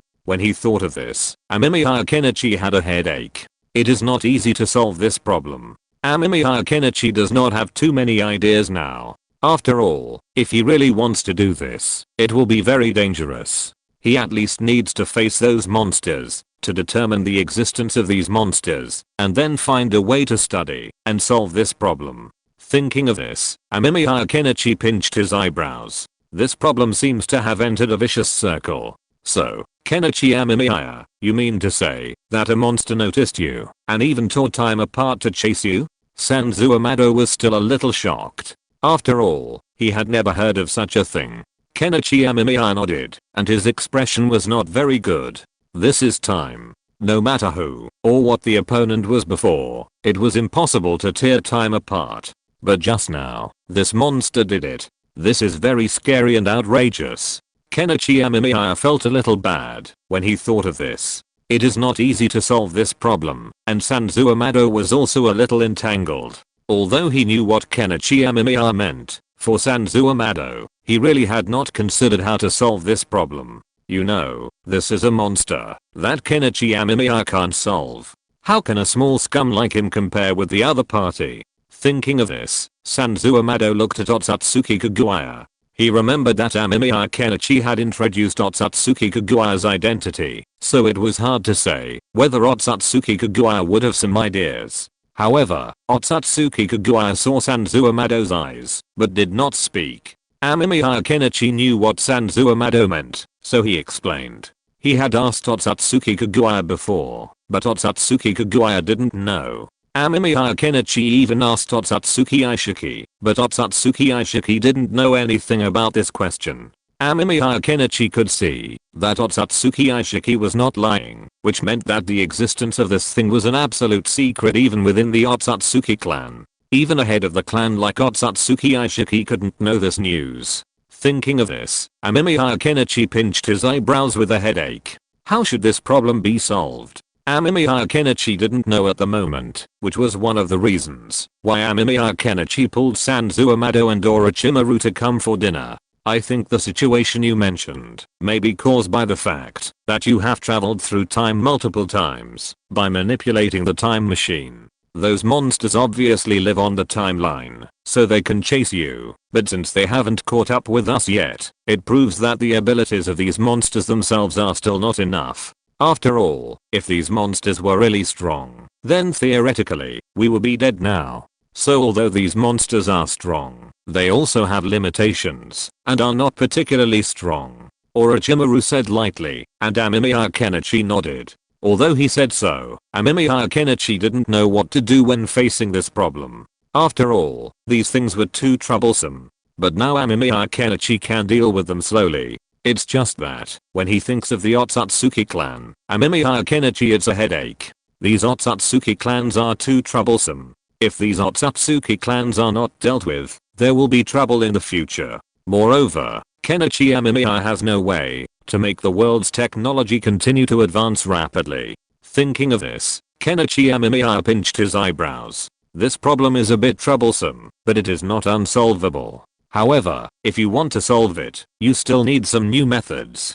Kenichi Amemiya thought of an interstellar immigration plan, but considering the troublesomeness of this thing, Kenichi Amemiya still has a headache. He thought about it, but couldn't think of a good solution for the time being. Just when Kenichi Amemiya was about to do something, a girl came over. It was Uchiha Hikari, and Uchiha Hikari had a small doll in his hand, a rabbit doll. Uchiha Hikari looked very happy. In the deep forest, towering trees cast mottled shadows. The air in the forest is filled with the smell of soil and rotten leaves. Birds sing one after another, occasionally mixed with the low roar of wild beasts in the distance. A clear stream gurgles by, and the stream water glints in the refraction of sunlight. Suddenly, the sky is covered with dark clouds, thunder rumbles, and lightning shuttles freely between the clouds. In the inky black storm, a huge black vortex quietly forms, as if to swallow everything around it. Amidst the thunder and lightning, a rabbit doll fell from the vortex, its hair scorched black by the lightning, and its stuffing scattered from the broken seams. The doll fell on a piece of grass blown by the storm, and its fate seemed to have come to an end. However, at this moment, a figure appeared on the forest path. It was a girl in simple clothes. Her eyes revealed a hint of firmness and tenderness. The girl found the broken rabbit doll. She picked it up gently and looked at it carefully. Although the doll was already dilapidated, the girl still had an urge to repair it from the bottom of her heart. She returned home, carefully sorted the stuffing of the doll, and mended the torn cloth stitch by stitch. Her hands were dexterous and steady, as if she was completing a work of art. With the girl's careful repair, the rabbit doll gradually returned to its original appearance. Although it was no longer brand new, it had more traces of time and warm memories. The girl smiled and gently brushed off the dust on the doll. It seemed to be smiling at her, grateful for her care and patience. At that moment, the wind and rain in the forest seemed to have stopped, and the sun penetrated the clouds and sprinkled on this warm picture. She closed her eyes and concentrated on feeling the breath around her, as if she could capture the voice deep in Amemiya Kenichi's heart through hearing. She was full of trust and respect for Amemiya Kenichi, and believed that, as long as she listened carefully, she would be able to master the art of fighting. Uchiha Hikari pinched her fingers, frowned and thought about everything that Amemiya Kenichi had mastered. The figures of ninjas appeared in her mind. She imagined herself training and fighting with them. Her thoughts were like spreading vines, constantly expanding, step by step approaching the same height as Amemiya Kenichi. The light of dreams flashed in Uchiha Hikari's eyes. She looked into the distance, as if she could see the day when she stood at the top. She looked up, as if she could touch the stars in the sky and feel endless power. Uchiha Hikari's eyes were full of determination and firmness. She vowed to become a strong person like Amemiya Kenichi, to protect her loved ones and the peace of the ninja world. Uchiha Hikari smiled happily. She knew that she had taken an important step on the road to being down to earth. She was eager to try, and couldn't wait to pursue her dream. Uchiha Hikari clenched her fists, and the flame of courage flashed in her eyes. She was ready to shine in every corner of the world in her own way. Brother, this is a doll I found. It's pretty, isn't it? Uchiha Hikaru held up the doll in his hand. Amemiya Kenichi took a curious look at it. It was indeed very pretty, with excellent workmanship. Did you buy it? Amemiya Kenichi asked with a smile. Chapter 714 Guardian of Time. Kenichi Amemiya looked at the doll in front of him, with a hint of surprise in his eyes. In Kenichi Amemiya's eyes, the doll's eyes just moved, although it was just a flash, but Kenichi Amemiya still saw it. Kenichi Amemiya frowned slightly. He remembered that, although the dolls in this world were more mature, this kind of smart doll had not been made. And when it comes to the production of dolls, Kenichi Amemiya thought of the original ninjas of the Sand Village. Some of those puppeteers have transformed into making puppets, and the sales are not bad, but even the best puppeteers here can't do such a smart luck back. So Kenichi Amemiya can now be sure that there is something wrong with this doll, but what exactly is wrong? Kenichi Amemiya has no way to confirm it yet, but Kenichi Amemiya also has some guesses in his heart, especially after listening to Uchiha Hikaru talking about this doll. After learning about the origin of the doll, Kenichi Amemiya, Sanzu Amado and Kaguya Otsutsuki looked at each other. Kenichi Amemiya knew that the probability was very low. A doll flying out of the black cloud looked very strange, no matter how you looked at it. However, with airships flying everywhere recently, it was indeed possible that such a thing would happen. Kenichi Amemiya squinted his eyes and did not speak. Although he did not know what the situation was, Kenichi Amemiya did not immediately expose the identity of this guy. Although he did not know what the meaning of the other party's doing this was, since the other party was now planning to pretend to be a doll, Kenichi Amemiya also planned to see how long the other party could pretend, and also to study what the real purpose of this guy was. Thinking of this, Kenichi Amemiya had a plan in his mind. He planned to design a small routine for this thing, to see what the other party wanted to do here. Kenichi Amemiya smiled and talked to Hikaru Uchiha, then asked Hikaru Uchiha to sit aside and watch Kenichi Amemiya and Sanzo Amado discussing things. Kenichi Amemiya narrowed his eyes and stopped talking about the issue of the time machine, but began to talk about other things, scientific issues. After hearing this, Amado Sanzo knew what Kenichi Amemiya was worried about, so he smiled and continued to talk to Kenichi Amemiya about the rapid changes in the ninja world during this period. Kenichi Amemiya also smiled after hearing this. At present, there are still many studies on these things in the world, but the ninja world also has some limitations in this aspect. These limitations are also unavoidable problems. However, the current ninja world can have such research results. In Kenichi Amemiya's view, the world's research in this area is still lagging behind. Thinking of this, Kenichi Amemiya also put forward some requirements for the future technological development and research direction of the ninja world. And Sanzo Amado also recorded it carefully. Only Orochimaru on the side was looking at the rabbit doll held by Uchiha Hikaru with a curious look. However, at this moment, the whole rabbit doll looked no different from an ordinary doll, and there was no big change. This scene gave Kenichi Amemiya some ideas. In Kenichi Amemiya's view, although he didn't know the origin of this strange rabbit doll, the other party obviously had some other ideas now. Combined with the information Kenichi Amemiya had heard from Uchiha Hikaru before, Kenichi Amemiya felt that the doll might be seriously injured, but whether it was or not, Kenichi Amemiya was not sure, but Kenichi Amemiya did not want to miss this opportunity. After all, if this thing was really that strange creature, then letting the other party recover would obviously be a very deadly thing. Although he didn't know how the other party found this place, it was obvious that the other party had some clues. Speaking of which, Xiaoguang, do you know what I did before? Amemiya Kenichi winked at Otsutsuki Kaguya, and Otsutsuki Kaguya understood and left quietly, while Amemiya Kenichi smiled and pulled Uchiha Hikaru to talk. Hearing what Amemiya Kenichi said, Uchiha Hikaru was also a little curious. She asked curiously, and Amemiya Kenichi did not shy away. This time he directly talked about the dilemma he was facing, and the solution he had taken. When Sanzo Amado and Orochimaru heard what Amemiya Kenichi said, they immediately knew what Amemiya Kenichi meant. They also stood up quietly, staring at the rabbit doll in Uchiha Hikaru's arms with greedy eyes. Uchiha Hikaru also felt a little nervous, but Uchiha Hikaru was not a stupid child. She was very smart, so Xiaoguang instantly judged that Amemiya Kenichi, Otsutsuki Kaguya, and Sanzo Amado were the change in people's attitude towards themselves actually comes from the rabbit doll in their hands. Hearing what Amemiya Kenichi said, Uchiha Hikaru subconsciously put down the rabbit doll in his hand. At this time, the rabbit doll sighed, and it jumped out of Hikaru's arms, standing there looking at Amemiya Kenichi with a hint of silence in its eyes. Amemiya Kenichi frowned slightly, and then brought Hikaru to his side. During the whole process, the rabbit doll did not move at all. Amemiya Kenichi frowned slightly. He was a little confused about what this guy was doing here. Looking at Amemiya Kenichi and Uchiha Hikaru beside him, the rabbit doll did not speak, but just stood there and watched quietly. Then a wonderful voice came into Amemiya Kenichi's brain. Amemiya Kenichi squinted his eyes. He could feel a strange feeling. This feeling was very subtle, and this was the way the other party spoke. Destroyer of time and space, stop interfering with time, otherwise you will be attacked by our guardians.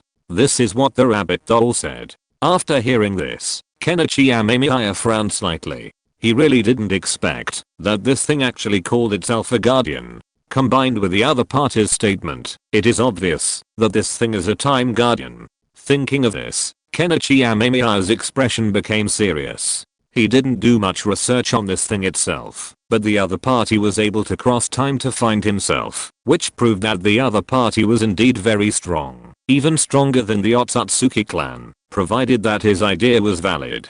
If he himself was the most special existence, no matter which timeline he went to, he would not leave the past and the future, then those Otsutsuki clans would naturally not be able to find him. But if the other party could still find himself, then this proved that Kenichi Amemiya's idea was wrong. However, looking at the appearance of the little rabbit doll in front of him, Kenichi Amemiya also had a headache. He knew that, if he started fighting now, it would basically be a complete hostility, and then he would really need to find a way to kill these so-called time guardians. Thinking of this, Kenichi Amemiya coughed. He really didn't have to go to other timelines. After all, this problem was not very difficult for Kenichi Amemiya, but this guy was a little troublesome. When Kenichi Amemiya thought of this, he explained to the other party, and the good news was that the other party could also communicate, which made Kenichi Amemiya feel a little relieved. After all, what he was most worried about was that the other party could not communicate. If there was no way to communicate, it would be really troublesome. Now that they can communicate, then maybe there are some other ways to solve this problem. These people who call themselves time guardians are not rookies at first glance. In the turbulence of time and space, there exists a hidden world. Here, far away from the vastness of the universe, and out of touch with the conventional laws of physics, there is a hazy and mysterious realm. Inhabited here is a group of creatures called timekeepers. Their appearance is different from that of ordinary people. Their bodies are ethereal, as if condensed from the ever-flowing time. Their pupils are deep and bright, like eternal stars, frozen in the ever-changing time and space, revealing an ancient and wise breath. Between their brows, there are traces of time and a sense of responsibility to protect. Although these creatures have a backward civilization, yet individual strength is strong enough to defy the erosion of time. They live in a near-static state, each movement slow yet powerful, as if sensing the sedimentation of history and the pulse of the future in every moment. Despite their humble surroundings, their spirits are remarkably rich, their eyes filled with a resolute devotion to the things they protect. In this world, nothing seems to make sense. Time and space seem to intertwine into an abstract canvas, and the timekeepers wander within this canvas, both creators and maintainers. Though the secrets of this world are inaccessible to outsiders, to the timekeepers, they possess a complete and wondrous universe. The rabbit doll is the most powerful of these companions, and it was it that found Kenichi Amemiya. However, the rabbit doll was unprepared for the strength of the cosmic barrier surrounding Kenichi Amemiya. Its entrance even triggered a time tide, severely damaging the timekeeper. This fact puts the rabbit doll at a disadvantage. Otherwise, as is customary, it would have eliminated Kenichi Amemiya's existence long ago, and now negotiations are all it can do. The Otsutsuki clan. I can't help you erase them. After all, these families themselves are very involved in this universe. If they are erased, the timeline may collapse, but I can help you cover up the existence of your world, which is enough for your world to last for a full 3,000 years. The rabbit doll shook its head. They are the ones who guard time, not the ones who destroy time. If they destroy it directly, it will cause a big reaction, so the best way is to help hide it. Thinking of this, the rabbit doll gave such an answer. After hearing it, Kenichi Amemiya was quite satisfied. After all, for Kenichi Amemiya, as long as he could do this, then it would basically be enough for the rest of the time. 3,000 years, although he couldn't use a time machine, was enough. If he couldn't promote the progress of the entire world in 3,000 years, then Kenichi Amemiya felt that it would be better for him to find a piece of tofu and kill himself. Satsuki Kaguya stared at the scene before her, with complex emotions in her heart. Her gaze was deep and firm, like the light of a meteor across the sky, flashing with endless courage and determination. A gleam of light bloomed in her eyes, like the brightest star in the night sky, shining with a strong and firm will. She was a fugitive from a mysterious family that the Satsuki clan could not defeat, but at this moment, that once omnipresent family no longer existed. Deep in her heart, a heavy despair continued to spread, but she chose to persist and survive, no longer afraid. Her heartstrings echoed with the history of the Satsuki clan, an incomparably powerful and mysterious existence. Once, she touched those insurmountable boundaries, and felt the endless power emanated by the Satsuki clan, which made her feel as if she was on the top of a cliff, powerless to turn the tide. However, now that Satsuki clan has become a thing of the past, and it is impossible to find them even within 3,000 years, this made Satsuki Kaguya feel a lot more relaxed. Kaguya Satsuki stood in the open space originally filled with a mysterious atmosphere, feeling only endless loneliness. Her gaze looked across the distance, gazing at the starry sky under the night sky, and looking up at those brilliant and free beings. In the silent night, Kaguya Satsuki's smile gradually blossomed, a strong and cheerful flower. She was no longer silent, she was no longer afraid. With her heart as solid as a rock, she took firm steps one by one, facing the unknown future. Her voice resounded in the void, pleasant and firm, like the singing of birds in the early morning, carrying hope and courage. Her voice was like a clear spring flowing through the mountains. A bright light flickered in the darkness. This strong woman, Kaguya Satsuki, had surpassed her former limits, and embarked on a new journey. Within her, an unyielding strength surged, driving her forward. No matter how difficult the road ahead, she was willing to bravely move forward, face challenges, and explore the unknown. Kaguya Satsuki, a woman from a mysterious family, her eyes were firm and bright, her smile was brilliant and cheerful. She would continue to write her own legendary story. At this moment, in this desolate land, she was the only one left, the only hope. Okay, then, a deal. I won't be visiting other timelines anymore. So, thank you for your help, Amemiya, Kenichi said with a bright smile. The bunny doll nodded, raised its hand, and snapped its fingers. Then, the entire world seemed shrouded in a mist, but only Amemiya Kenichi could see it. When the fog dissipates, the protection will lose its effect. This is the greatest convenience I can provide you. After that, who will win, and who will die between you, and the Otsutsuki clan will depend on you. The rabbit doll said calmly. For it, what it is responsible for is actually maintaining stability. As long as the timeline does not collapse, it doesn't matter to it. If you're listening to this novel on a channel other than Fanfic World, it means they downloaded and uploaded it without effort. We cordially invite you to visit our channel, Mundo Fanfic Novelos. There you'll find the original version of this story and you can explore many other novels of various genres. We're waiting for you to immerse yourself in a world of incredible novels. Chapter 715, Something That Wastes Time.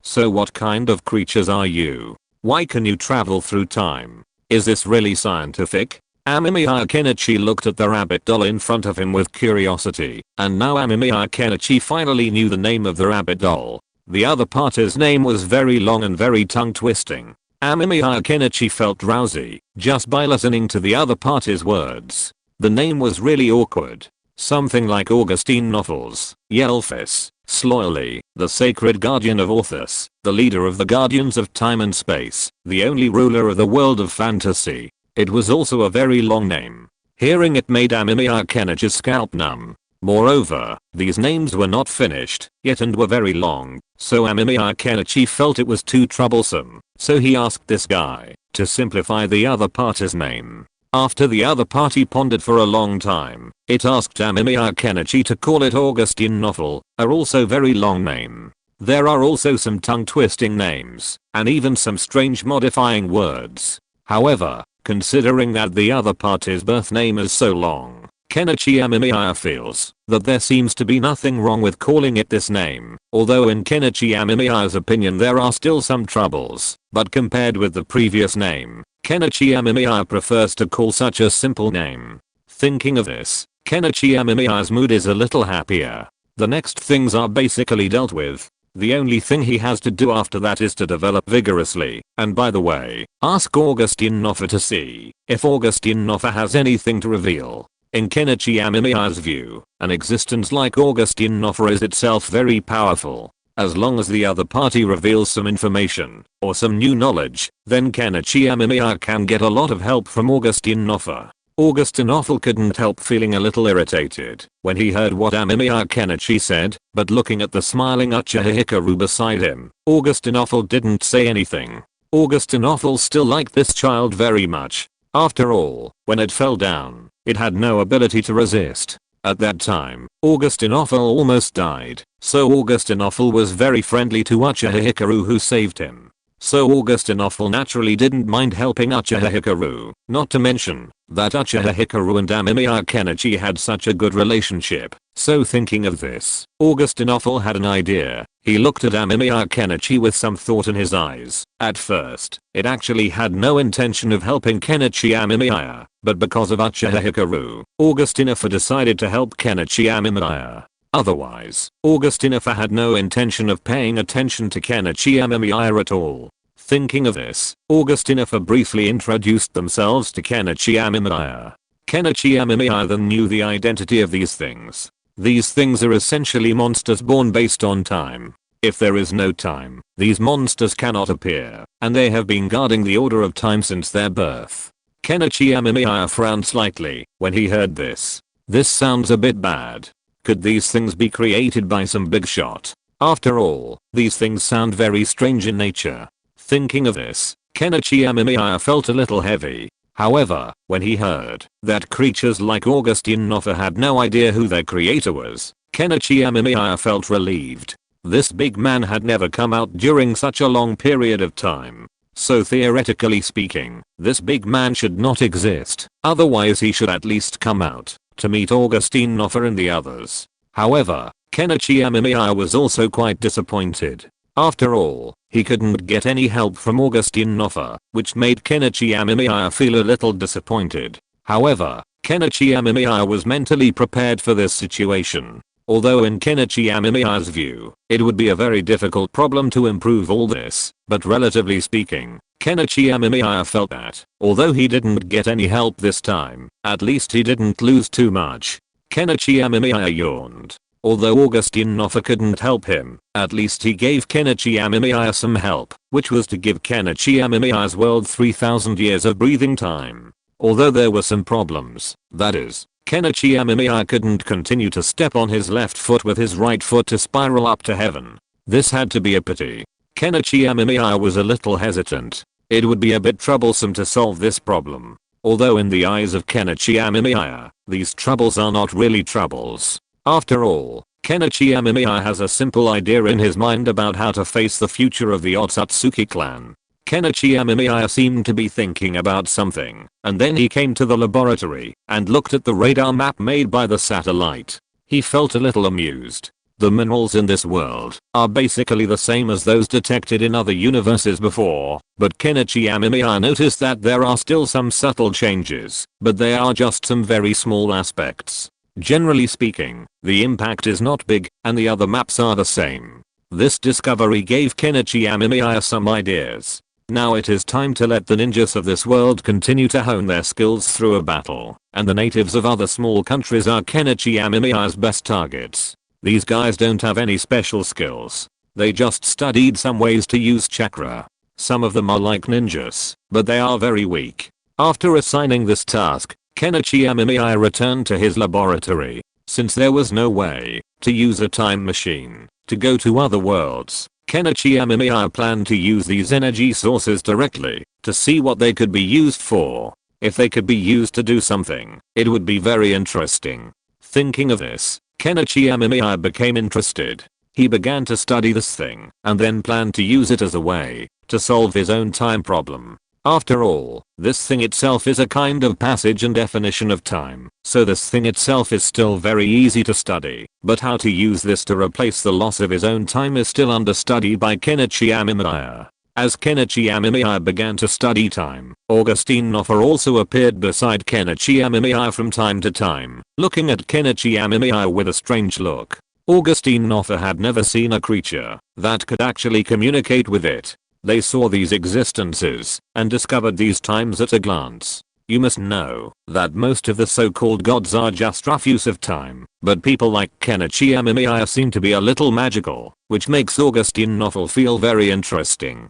He wants to see whether Kenichi Amemiya can study and master time, which is a difficult to tame beast. Augustine Offal looked at Kenichi Amemiya with interest. Although Kenichi Amemiya noticed Augustine Noffel's eyes, he ignored it, but concentrated on studying the liquid on the stone. Then Kenichi Amemiya discovered that this thing can indeed replace his consumption. He only needs to wear it on his body. When he speeds up and slows down the passage of time for others, he will slowly deduct these liquids. The speed is very slow and almost imperceptible, but a bottle of energy liquid that is enough to span 50 years can only suspend a creature's time for 30 years and consume 20 years. It seems that my utilization efficiency of this thing is not very high. Amemiya Kenichi thought so. Augustine Noffel looked at the person in front of him with disbelief in his eyes.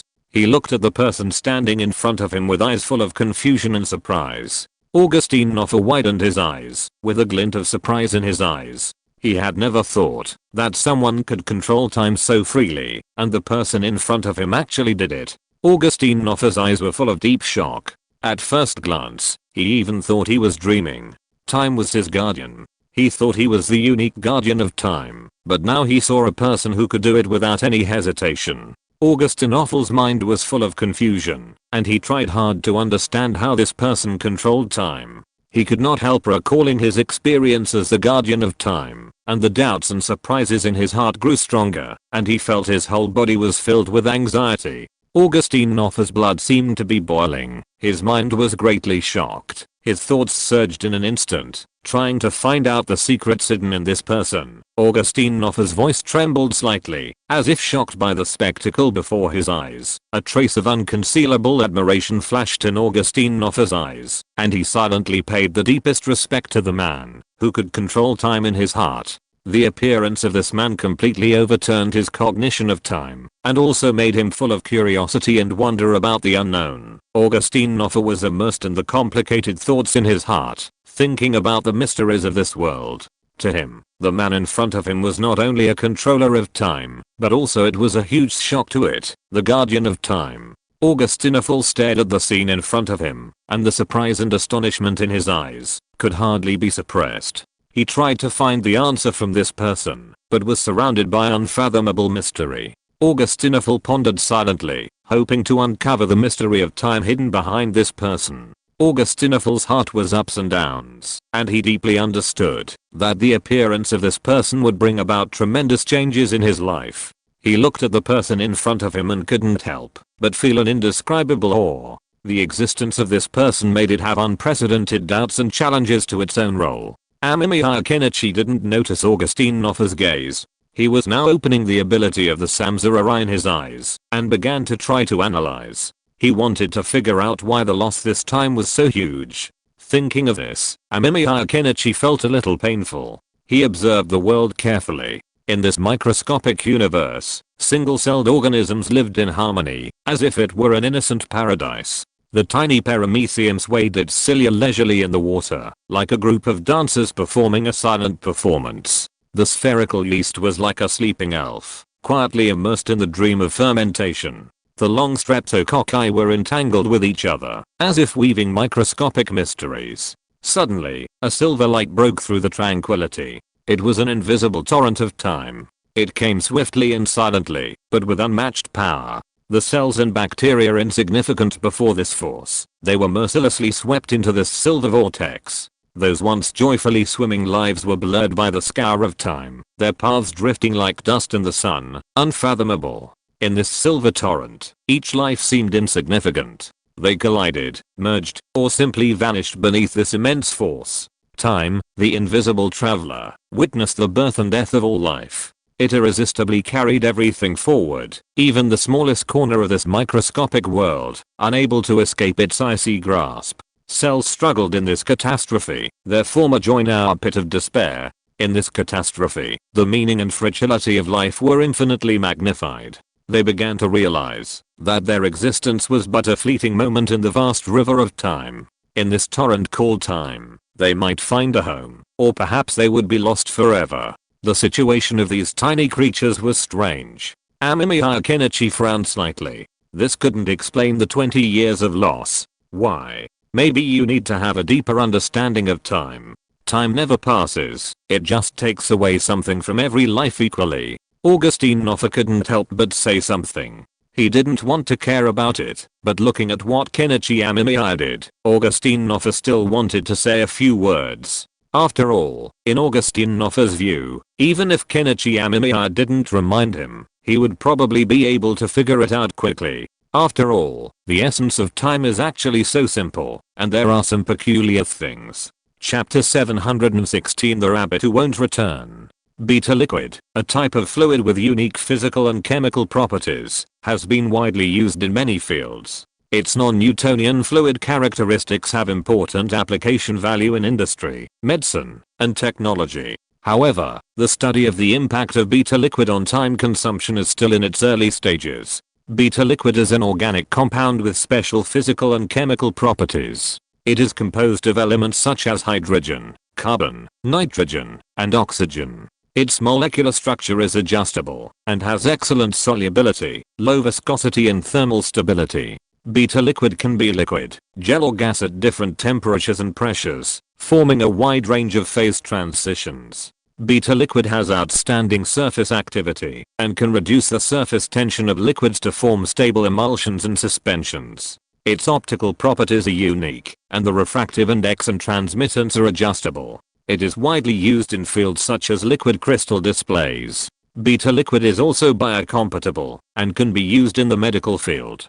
Beta liquid improves efficiency and saves time in many fields, such as chemical in the fields of engineering, medicine, biotechnology, materials science and energy. In chemical engineering, beta liquids optimize reaction conditions, improve production efficiency and reduce costs. In biotechnology, beta liquids are used for the separation and purification of biomolecules and shorten experimental time. In materials science, beta liquids are used to prepare high-performance materials and simplify manufacturing processes. In the energy field, beta liquids improve energy conversion efficiency and reduce energy consumption. Optimizing the use of beta liquids can reduce time consumption. First, in-depth research on its physical and chemical properties is needed for precise application in different fields. Secondly, attention should be paid to its economic efficiency in application and reduction of operating costs. In addition, safety supervision should be strengthened to ensure the safety of personnel and the environment, promote the standardization of related technologies, and promote widespread application. This liquid plays an irreplaceable role in replacing time loss and is of great research value. Of course, the research theory of beta liquid in this area is still of high value. Kenichi Amemiya squinted his eyes and looked at the beta liquid in front of him. This beta liquid was what Kenichi Amemiya was currently dealing with and researching. This thing itself had some special functions, at least in Kenichi Amemiya's opinion. Moreover, after what Augustine Noffa said before, Kenichi Amemiya had some new ideas and research on this beta liquid. And it was because of these new ideas and research that Kenichi Amemiya conducted a certain degree of research and formulation research on this beta liquid. This formulation research was still quite troublesome, but relatively speaking, as long as it was researched out, the gains would be very huge. Moreover, in Kenichi Amemiya's opinion, the value of this thing itself was also very high. After all, this thing was essentially a rather magical liquid, and the energy it provided was also very huge. So Kenichi Amemiya planned to study and master it carefully to see how to deal with this thing. Maybe then, it can be used as an alternative energy method in the ninja world. Kenichi Amemiya had thought of this method of use before, but he was also quite conflicted about whether to do so. After all, at present, whether these liquids can be widely promoted is still a question to be proved in Kenichi Amemiya's view. At least in the current situation, this thing still has some problems that need to be improved and dealt with. Thinking of this, Kenichi Amemiya also had some ideas in his heart. Regarding this liquid, Kenichi Amemiya used Orochimaru as a method of mass production, and under Kenichi Amemiya's pressure, Kenichi Amemiya now knows how much of such liquid one Orochimaru can copy. An Orochimaru can copy up to 10 kilograms of liquid at a time, and then his eyes will be scrapped, and he needs to rest. However, Kenichi Amemiya will naturally not let Orochimaru rest. After all, it is too troublesome to rest and wait for Orochimaru to continue. It is more convenient to scrap it directly and make a clone. I'm talking to you. Didn't you come here to catch me? Why are you still staying here? Kenichi Amemiya looked at the rabbit doll in front of him with some helplessness. He really didn't expect that the rabbit doll had no intention of leaving until now, but stayed here. Hearing Kenichi Amemiya's words, Augustin Offal rolled his eyes, then turned around, with his back to Kenichi Amemiya, and then looked intently at Uchiha Hikari, who was watching TV with a smile on the side. Augustin Offal's eyes were filled with a strange emotion.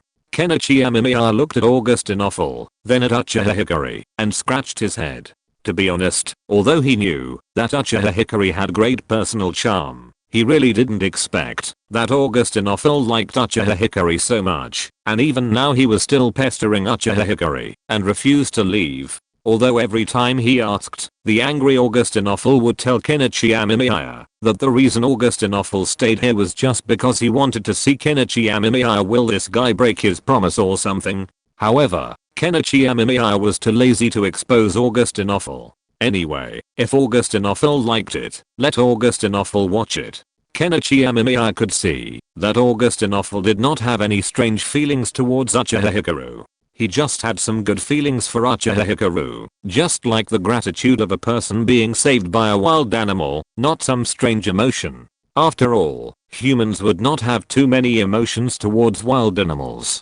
Kenichi Amemiya yawned and shook his head. Augustin Offal's idea was really hard to guess, but Kenichi Amemiya did not say anything. Instead, he continued to look at Augustin Offal. He was trying to use his ability to analyze Augustin Offal, but the process was very slow. It took a long time to see a clue each time. Thinking of this, Kenichi Amemiya directly used his golden finger, so the research object became Augustin Offal. In this world, Kenichi Amemiya intends to simulate the lifestyle and living environment of Augustin Offal and his clan, so as to see if he can do anything to a god like Augustin Offal. Know more about the strange race. Thinking of this, there was a hint of deep thought in Amemiya Kenichi's eyes. Amemiya Kenichi squinted his eyes and looked around. This world was created by Otsutsuki Kaguya. Otsutsuki Kaguya can make and create many things, so it is not particularly difficult to make some gadgets. And Amemiya Kenichi's understanding of Augustin Offal's living environment is also based on the knowledge he learned when Amemiya Kenichi and Augustin Offal were talking. Now that he has mastered enough information, then what he needs to do next is to let Otsutsuki Kaguya try to create a world for Augustin Offal to live in, based on the information he has mastered. Thinking of this, there was a hint of contemplation in Amemiya Kenichi's eyes. It is a bit difficult to solve all this, but generally speaking it can be solved. It's just that how to solve it is a more troublesome problem. Thinking of this, Amemiya Kenichi looked at Otsutsuki Kaguya, and then Otsutsuki Kaguya would need to take action. Under the dome of that otherworldly world, Kaguya Otsutsuki floated quietly in the sky, like a solitary star. She was dressed in a silver dress, dancing lightly in the wind, as if she were the incarnation of a silver river, a silver ribbon winding through the air. Her gaze was calm and deep, like a gem in the abyss, revealing a tranquility that was otherworldly. Whenever she gracefully waved her arms, the silver river would surge, as if driven by an invisible force, washing away every corner of the world, washing away the dust, and bringing an indescribable purity and tranquility. However, under the scouring of this river, strange black soils appeared in some places. They stubbornly resisted the erosion of the silver flow, as if they were the stubborn rocks of nature, indestructible. These black soils gathered together and gradually formed a small piece of land, like a lonely island in the ocean, or an oasis in the vast desert. On this land on the ground, life began to germinate and bloom with unique brilliance. Plants took root here, and their leaves emitted a faint luster under the silver light. Animals ran here, and their figures left cheerful footprints on the black land. Kaguya Otsutsuki overlooked all this, and a trace of relief flashed in her eyes. She knew that this world composed of silver rivers and black soil will give birth to endless miracles and possibilities. She guarded this world like a mother guarding her most precious treasure, unknown, but extremely firm. In this world, the spark of life will be ignited, and countless stories will be written, and Kaguya Otsutsuki, the woman above the sky, will always be the guardian of this world. Kenichi Amemiya looked at the river below, and fell into deep thought. This world is already quite similar, so the question is, what are these black soils? She knew that she was facing a fierce battle, but she was not afraid.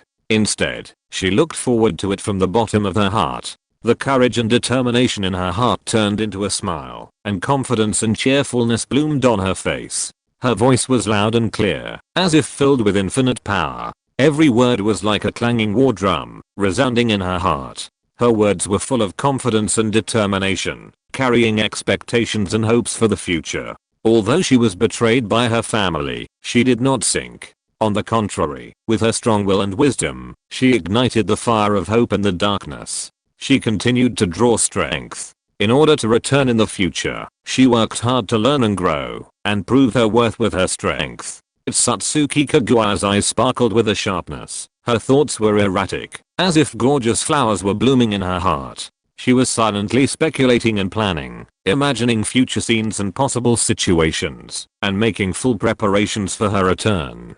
She had been betrayed more than once, but Satsuki Kagawa's insight into human hearts made her no longer trust others. She remained vigilant, and did everything herself. She needed to witness everything with her own eyes, and prove her determination and ability with her actions. Even in the face of difficulties and challenges, Satsuki Kagawa held her head high and her back straight. She walked among the crowd, confidently showing her growth and progress.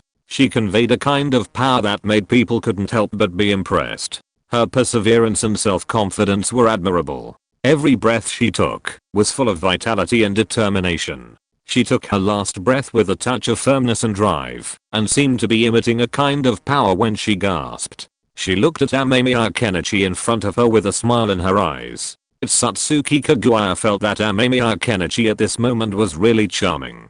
Amemiya Kenichi, however, had no other thoughts at the moment. He was intently examining the objects before him. What, exactly, was this black soil? These Augustan offals lived amidst the currents of time. In a sense, they themselves were immersed in the ocean of time. How could anything truly withstand the ravages of time? Even a rock would wear away under Amemiya Kenichi's gaze. Only precious metals like gold were less fragile, but even so, they remained incredibly difficult to control. Time was incredibly powerful, so powerful that it felt almost impossible to handle. I guess I can only ask it about this. Amemiya Kenichi scratched his head. He didn't know the answer to this question. Only Augustan offals knew. No one else could.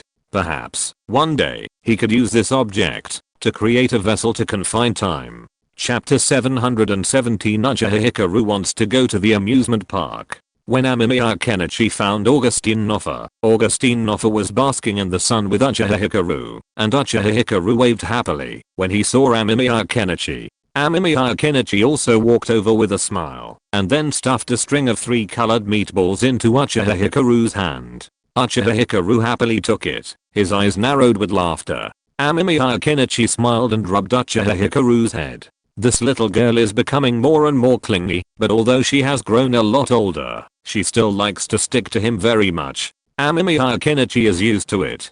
He sat down and looked at the sun above his head. It is said that the two worlds are obviously not similar, but the moon and the sun are almost the same, which is really magical. I don't know how the Otsutsuki clan chooses the locations for planting these sacred trees, but based on the information previously provided by Ishiki, they often choose locations based on specific conditions, requiring the use of a specific instrument. That instrument is also a spacecraft used by the Otsutsuki clan to travel through space. What do you want to ask me? Augustin Offal looked at Kenichi Amemiya with some helplessness. He didn't move at all, and everything around him suddenly became still. Kenichi Amemiya looked at this scene with some surprise. Augustin Offal's attainments in time are indeed very advanced. At least Kenichi Amemiya can't reach such a free and unrestrained state at the moment. I'd like to ask, when I pause time, can I use these things to replace the time I lost?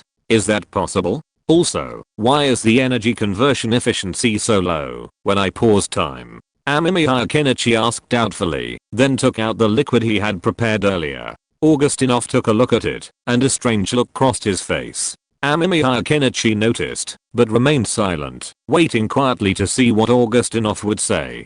This thing. No wonder you find it. It's certainly not easy. It's a product of this world. When the torrent of time washes over everything, strange creatures like these are often born.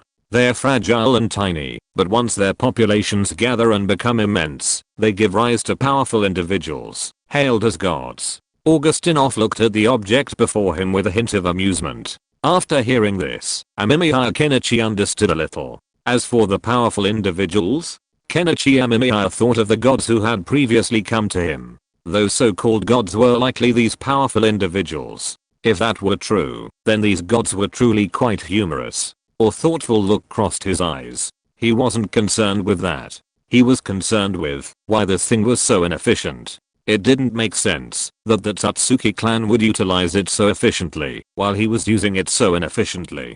Fortunately, Augustinov gave a detailed explanation, and Kenichi finally understood what was going on. The low efficiency stemmed from a lack of compression. While it was still energy, this strange energy, when slightly compressed, would often explode into something even more powerful.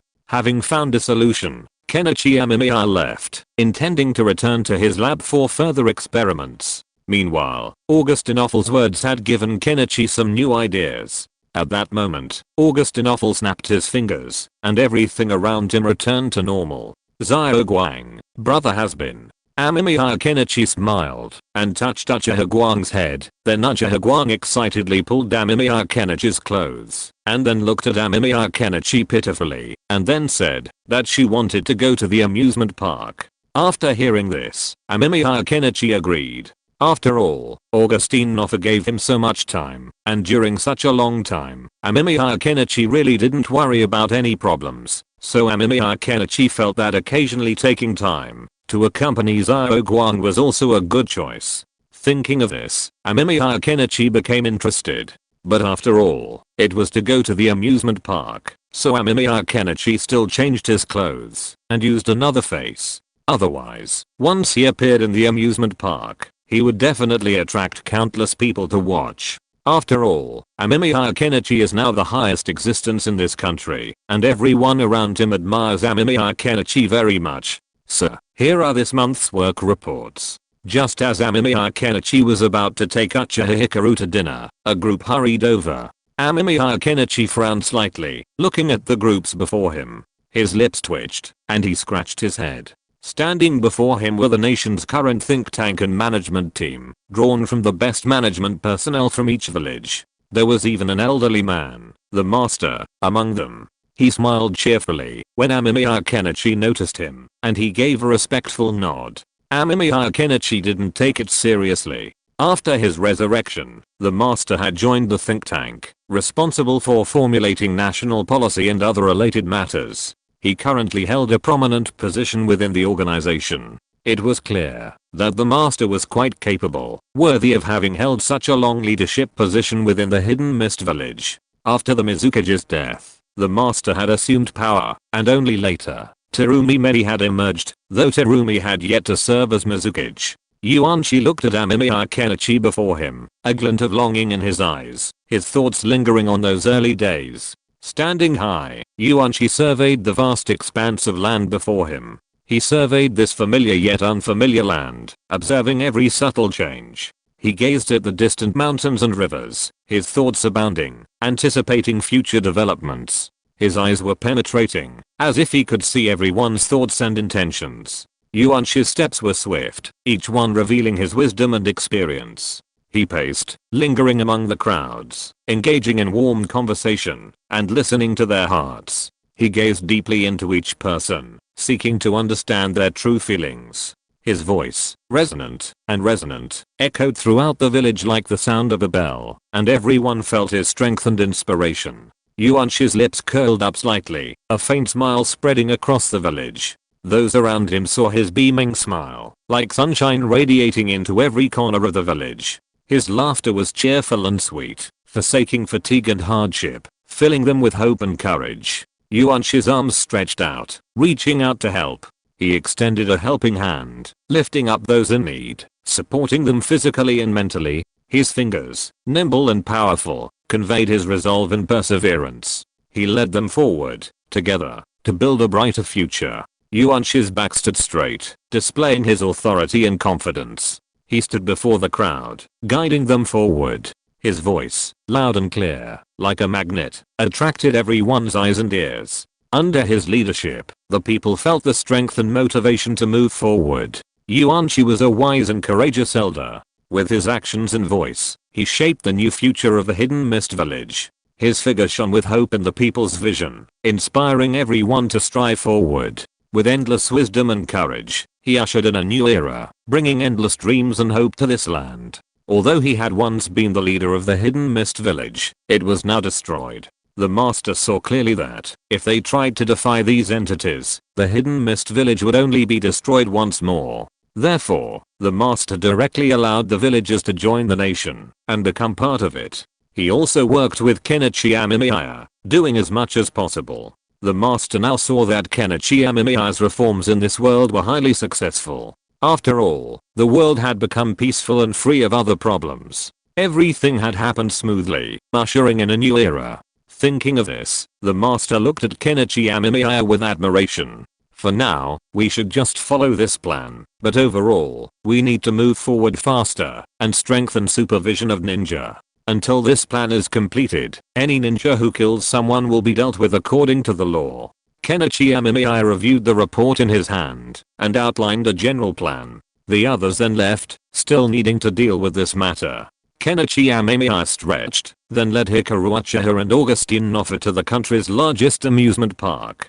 Sunlight streamed across the vast expanse, shimmering brightly. Laughter and joy flowed like a river of joy. The screams of children and the chatter of adults echoed in a symphony of joy. The amusement park was ablaze with color, with multicolored balloons and vibrant floral decorations everywhere, complementing the smiles of the people. A massive Ferris wheel slowly rose. From above, the entire amusement park resembled a miniature, colorful world, its various attractions arranged in a dynamic canvas. Roller coasters snaked through the amusement park, swooping down with a clatter of rails as brave visitors soared down the slopes.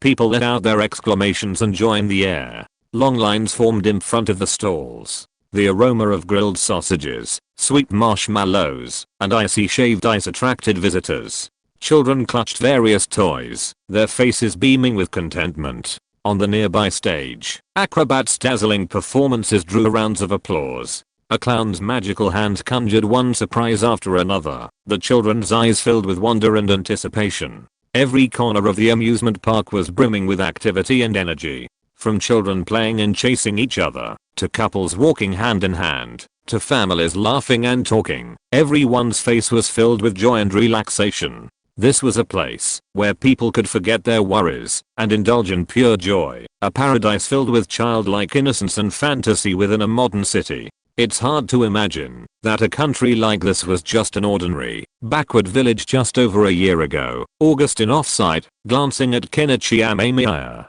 Kenichi's mouth twitched. This guy was truly troublesome, but it was a good thing that Augustine off was able to communicate. So, Kenichi Amemiya played in the amusement park with Uchiha Hikaru and Augustine off. When they were almost done, Kenichi Amemiya left. He planned to return and research Augustine off's theory to see if it was true. If so, he might be able to improve his own strength. He also had a rough idea about how to advance the world's technology, but this required him to truly understand the nature of time. Otherwise, it wouldn't work. Thinking of this, Kenichi Amemiya felt a headache. He pinched his brows, then looked at everything before him with a thoughtful look in his eyes. Then, Kenichi Amemiya tried it out. After trying it out, Kenichi Amemiya discovered that, while it did improve efficiency, compressing everything wasn't the only way to improve efficiency. In fact, compressing too much was actually bad. So, Kenichi Amemiya studied it and found that compressing 13.4% each time was the optimal amount. Kenichi Amemiya yawned and shook his head. As he looked at everything before him, he had some new ideas. Perhaps an idea struck Amemiya Kenichi, and he began researching. During this time, he discovered that his plan was a success. It was incredibly successful, even meeting his expectations. He narrowed his eyes, surveying the laboratory before him, a thoughtful expression in his gaze. Just now, Amemiya Kenichi had expended 20 kilograms of energy liquid, accelerating the entire laboratory's research progress by 50 years. This wasn't without cost. While it only seemed a moment to the outside world, the people inside had actually aged 50 years. But it was worth it. As long as this continued, the world's technological development would be significantly improved. Then we just need to address the scientists' problems. After all, an average person would actually age here in 50 years. And the issue of food also needs to be addressed. Amemiya Kenichi yawned, then slowly made his way to the other side. Chapter 718, 50 years in the blink of an eye. After solving these current problems, Kenichi Amemiya has a rough idea in his mind about how to deal with the things in the future. He only needs to let these scientists do what Kenichi Amemiya wants, then basically everything can be done. Although this will be more time consuming compared with other methods, Kenichi Amemiya feels that this method is already very good. After all, it is not easy to make the world's technology progress. In Kenichi Amemiya's view, the difficulty is still very great, but how to deal with it, Kenichi Amemiya currently has no very good idea, so he plans to try more first. Let those scientists get reincarnation, and then in this case, the life loss of these scientists should be offset, so that countless 50 years will pass. Then no matter what, the opponent should be able to be solved. Thinking of this, Kenichi Amemiya felt a little better. It was not so easy to solve these problems, but Kenichi Amemiya was still confident. After all, according to the theory of infinite monkeys, all it took was an infinite number of monkeys and infinite typewriters. Given infinite time, these monkeys could type out a masterpiece like Shakespeare. Kenichi Amemiya felt that he and those scientists could naturally not be better than these monkeys, so Kenichi Amemiya was still very confident. Thinking of this, Kenichi Amemiya had some new ideas, but how to realize these new ideas was still a problem. But in general, Kenichi Amemiya still planned to give it a try, so under Kenichi Amemiya's call, the world's top scientists all came, including Sanzo Amado and Orochimaru. So, Amemiya Kenichi activated the time array, and as the time array was activated, no one inside felt anything unusual, but Augustine Noffa noticed the abnormality, but Augustine Noffa did not care too much. For Augustine Noffa, these things were insignificant, and Augustine Noffa was too lazy to care. In the laboratory, Amemiya Kenichi and Sanzo Amado sat together drinking tea, surrounded by very famous scientists in the ninja world. Amemiya Kenichi yawned, and then briefly introduced the role of this array to them. After hearing the role of this array, everyone had no objection. After all, they already knew that the world was in danger, and this was not just a casual talk. The current world has various problems, which are very serious, and need to be dealt with seriously. Thinking of this, everyone present accepted it, and Amemiya Kenichi also made some clones, based on their current bodies. These clones long will grow up slowly, and when he is 18 years old, which is the time when a person has the most energy and learning ability in his life, Kenichi Amemiya will let everyone perform reincarnation without corpse, and then enter his own new body to avoid other problems. Orochimaru glanced at Kenichi Amemiya and said nothing. Although reincarnation without corpse has some limitations, it basically doesn't matter if it is his own clone. This can also prevent these scientists from dying of old age while working on them. So Kenichi Amemiya is currently seriously processing and making these things. Kenichi Amemiya handed the work of these clones over to Sanzo Amado, who naturally accepted it, and Orochimaru became the research specialist here. At the same time, Kenichi Amemiya has reserved a lot of resources. The research direction that Kenichi Amemiya intends to advance is interstellar exploration. Kenichi Amemiya wants to see what is outside this planet and see if he can unlock some new technology trees. A new research began, and such time seemed only a moment to others. But when Kenichi Amemiya and a group of scientists left the laboratory, everyone looked very tired. Everyone was very tired. Even Kenichi Amemiya looked very tired. Kenichi Amemiya gave everyone a break, and then took the experimental data of the past 50 years to the barbecue restaurant nearby, and Sanzo Amado and Orochimaru also followed. They planned to discuss some research and new findings during this period together, and after arriving at the barbecue restaurant, Kenichi Amemiya pinched his eyebrows tiredly. Everyone was very tired now, but in Kenichi Amemiya's opinion, he was actually a little tired too, but relatively speaking, Kenichi Amemiya was still acceptable for now, but for Orochimaru and Sanzo Amado, they simply replaced their bodies with clones, and replaced the purpose of creating a clone is to gain a sharper mind, but in this process, teacher Orochimaru did not use her previous body, but directly used this body. Kenichi Amemiya felt a little surprised. After all, before, Kenichi Amemiya thought that Orochimaru would change to another body, but now Kenichi Amemiya does not care much about these things. Kenichi Amemiya simply pulled Sanzo Amado and Orochimaru to discuss these new research together. During this period of time, a full 50 years, Kenichi Amemiya and these subordinates have also researched and developed a carrier spacecraft. Now it needs construction and experiments. As long as it can pass, the ninja world will usher in the space age under the rule of Kenichi Amemiya.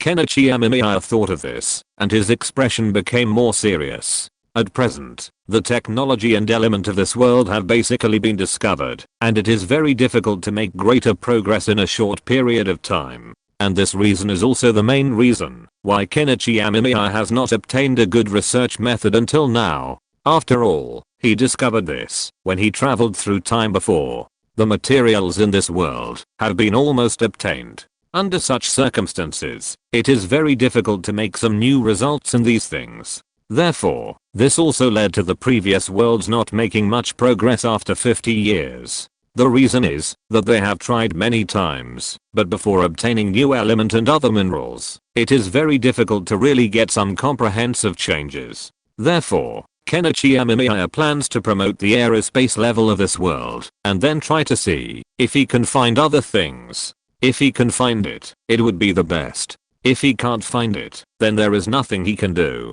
However, for these, Kenichi Amemiya still there are some ideas. The simplest way is to speed up the time of the spacecraft. He can now accelerate the time of an object to 20 times of the normal state. This means that for the spacecraft, the voyage time will be shortened to 20 years equal to 1 year. This will be of great help to Kenichi Amemiya and others. Thinking of this, Kenichi Amemiya had some new ideas in his mind. When he wanted to solve this problem, he just needed to let those people go up and look for it.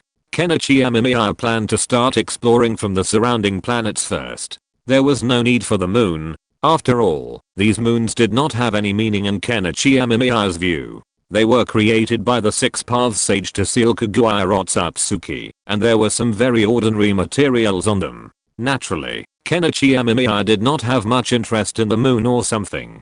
His eyes revealed determination and intelligence, as if he had the ability to see through everything. Under his thick sword-like eyebrows were a pair of deep and bright eyes, sparkling with endless curiosity and desire to explore the unknown world. Whenever night fell, he would often gaze at the starry sky, his heart filled with yearning for the vast universe. As a senior researcher at the Academy of Sciences, his love and persistence for science had long been deeply rooted in his bones. In the laboratory, he always worked with full concentration, recording data meticulously. Every report embodied his wisdom and sweat. He looked ordinary in appearance, but that focus his enthusiasm is awe-inspiring. He is always very serious when studying with Kenichi Amemiya, and regards Kenichi Amemiya as his mentor and role model. Kenichi Amemiya's research in the field of interstellar navigation has opened his eyes to new possibilities, and his desire for space travel has become stronger. When discussing interstellar navigation, his eyes seem to be twinkling with stars, and his enthusiasm and interest are no less than his scientific exploration.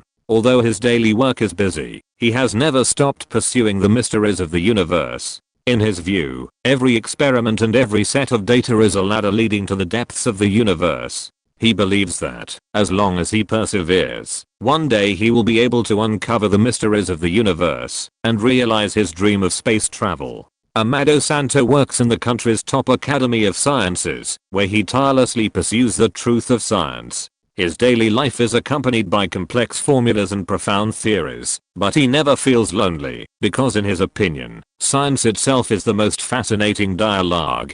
During the days of studying with Kenichi Amemiya, he developed a strong interest in the research of interstellar navigation. Whenever night falls, he often stands alone in front of the window of the laboratory, gazing at the starry night sky, his heart full of desire for the unknown universe and, or of the vast space. Amado Santo knows that Kenichi Amemiya is a well-known master in the scientific community. He has unique insights and outstanding contributions to the research of interstellar navigation. He longs to absorb Kenichi Amemiya's wisdom, so that one day he can personally drive a spaceship, travel through the void between the stars, and explore those intershade mysteries of the universe. Not to mention Kenichi Amemiya also has some new research on time. By then, although it may seem like a long time has passed, it is actually not too long in this world. So Sanzu Amado told Amemiya Kenichi about his idea. Amemiya Kenichi was a little surprised after hearing it, but Amemiya Kenichi also agreed. After all, at the beginning, Amemiya Kenichi wanted to let Sanzu Amado's clones go. After all, several clones grew up normally in the laboratory, so Sanzu Amado could naturally go. But now that Sanzu Amado said so, Amemiya Kenichi would not stop him. Amemiya Kenichi smiled and told Sanzu Amado about the importance of this expedition. Sanzu Amado listened very carefully and then also put forward some of his ideas. After listening, Amemiya Kenichi also gave his suggestions seriously. After getting the answer, Sanzu Amado could go with peace of mind. In the next few days, Kenichi Amemiya was busy making spaceships. After all, only spaceships could meet the needs of interstellar navigation. Kenichi Amemiya's goal this time was also set. It was an ordinary planet, about 100 light years away from this world. However, according to the current technological level of Kenichi Amemiya and his team, it would only take 20 years to get there.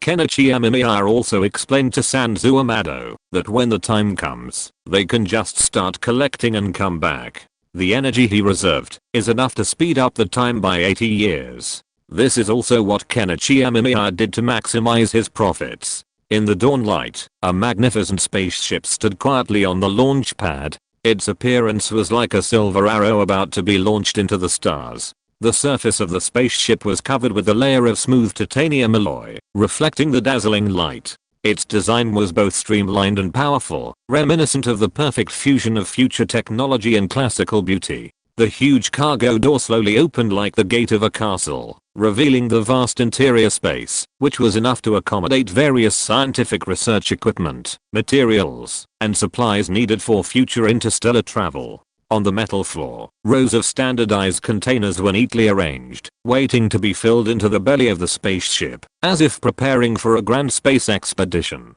The spaceship was surrounded by complex interfaces and hatches. These delicate structures were not only passages for entry and exit, but also key parts for docking with other spaceships or space stations. Between these interfaces, crew members in spacesuits bustled furiously, their faces etched with anticipation and a subtle nervousness. Though the spacecraft hadn't yet launched, its imposing majesty and solemnity filled everyone present with an invisible pressure. This spacecraft was not only a testament to human ingenuity, but also a symbol of humanity's unwavering resolve to explore the unknown. Even in its silence, it seemed to speak of its longing for distant galaxies and its boundless vision for the future. As launch time approached, the crew surrounding the spacecraft began to exit in an orderly fashion. Everything was ready for the thrilling countdown. Amemiya Kenichi looked at Sanzu Amado and waved with a smile. Sanzu Amado's journey would take at least 2 years, but that was plenty of time, as Amemiya Kenichi planned to explore several more planets. So, the other spacecraft were also waiting to take off. Hopefully, we'll find something, Amemiya Kenichi said, taking a deep breath, before pressing the launch button. Chapter 719 Time Rasengan. After launching these rockets, Kenichi Amemiya continued to do scientific research. Although new materials and new element may determine the speed of technological development, as far as the current situation is concerned, there are still many things to be explored in this world. Thinking of this, Kenichi Amemiya's expression became more serious. However, if he wanted to carry out these studies, a lot of materials would be needed. So after thinking about it, Kenichi Amemiya decided to make these times 20 years. 50 years is too long. 20 years will be relatively convenient for both experiments and research. Thinking of this, Kenichi Amemiya had a new idea. He built 3 such time laboratories, and each time laboratory will spend 5 years in a unified manner.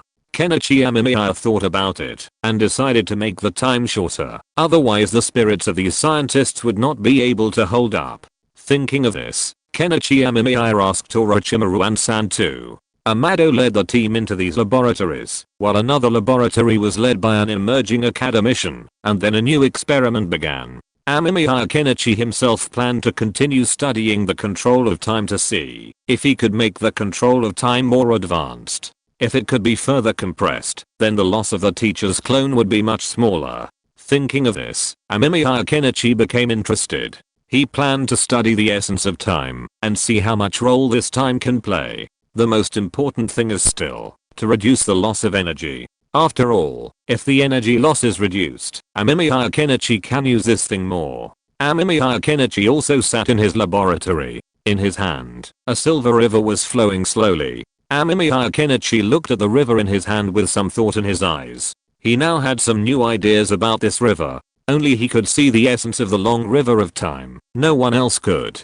Amemiya Kenichi thought this might be because these people didn't know what time was. After all, when Amemiya Kenichi was doing his own research, it took him a while to find the essence of this thing. It was normal for others not to know. However, Amemiya Kenichi had an idea. If he could gather all this time together and roll it into a ball, could he attack his enemies? Thinking of this, Amemiya Kenichi decided to give it a try. He tried to intercept a portion of the long river of time in his hand and spun it continuously. Then, the time merged directly back into the river. Amemiya Kenichi had no choice but to pause this portion of time, then quickly rolled it into a bowl and casually pressed it onto a small white mouse nearby. However, since no one else could see these things, Amemiya Kenichi felt that his action now might just be a casual press of the mouse. After the time spiral ball merged into the mouse's body, Amemiya Kenichi discovered that the mouse actually underwent some changes.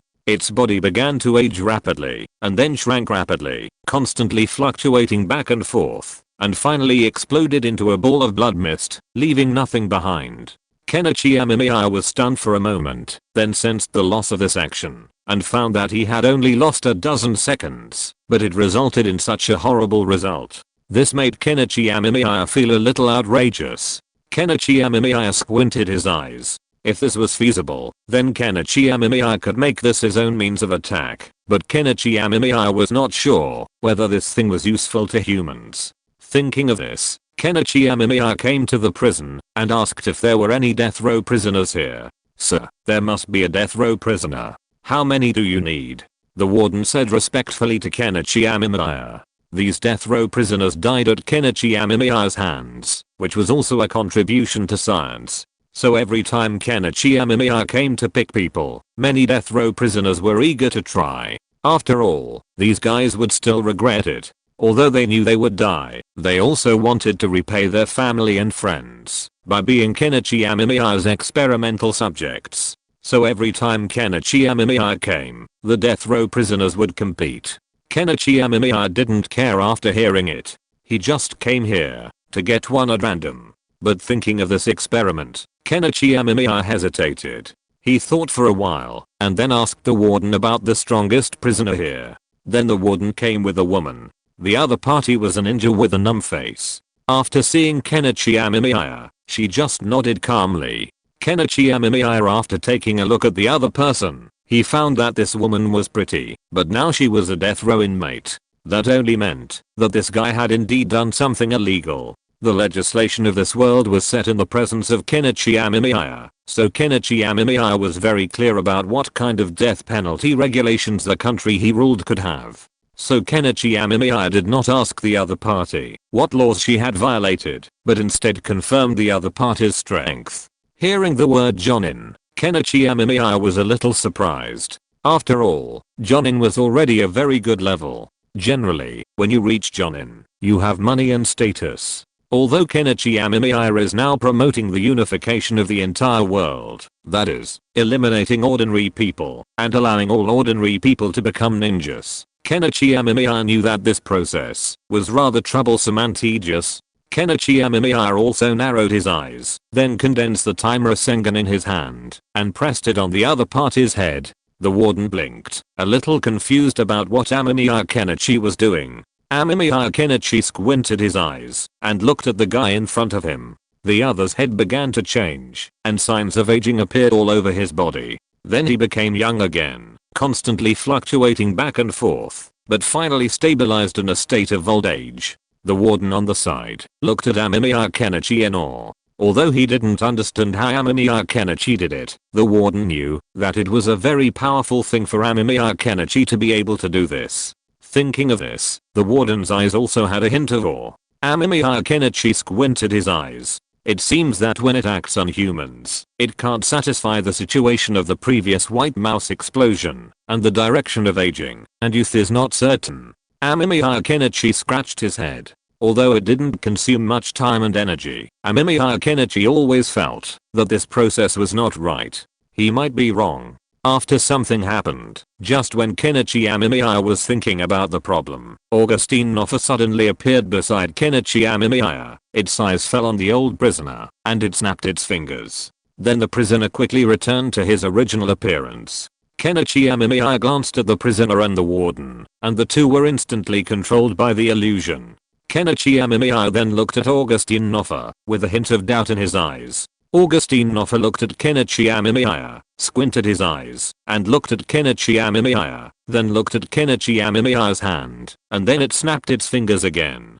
Kenichi Amemiya felt that his hand seemed to have some subtle changes, but what the specific changes were, Kenichi Amemiya could not feel. But Kenichi Amemiya knew that it was Augustine Noffa who did it, so he only needed to ask Augustine Noffa. Augustine Noffa looked at Kenichi Amemiya, and then at Kenichi Amemiya's hand. His thoughts seemed to go back to the past, back to where he once lived, where countless streams of silvery white light were engulfing countless stars in a slow rotation. Iris-like patterns floated on the surfaces of those planets, blending with each other like oil paint thrown into water. When the third cinnabar-colored planet passed overhead, Augustine Noffa crushed the ice crystals condensed in the void. Fine silver light climbed up his ankle along the sole of his boot, making a rustling sound like an hourglass turned upside down. Something. Translucent tentacles suddenly brushed past my ears. The bodies of the Time Guardians were composed of flowing stardust, their serpentine outlines dragging bronze ripples as they swam along the edge of the torrent.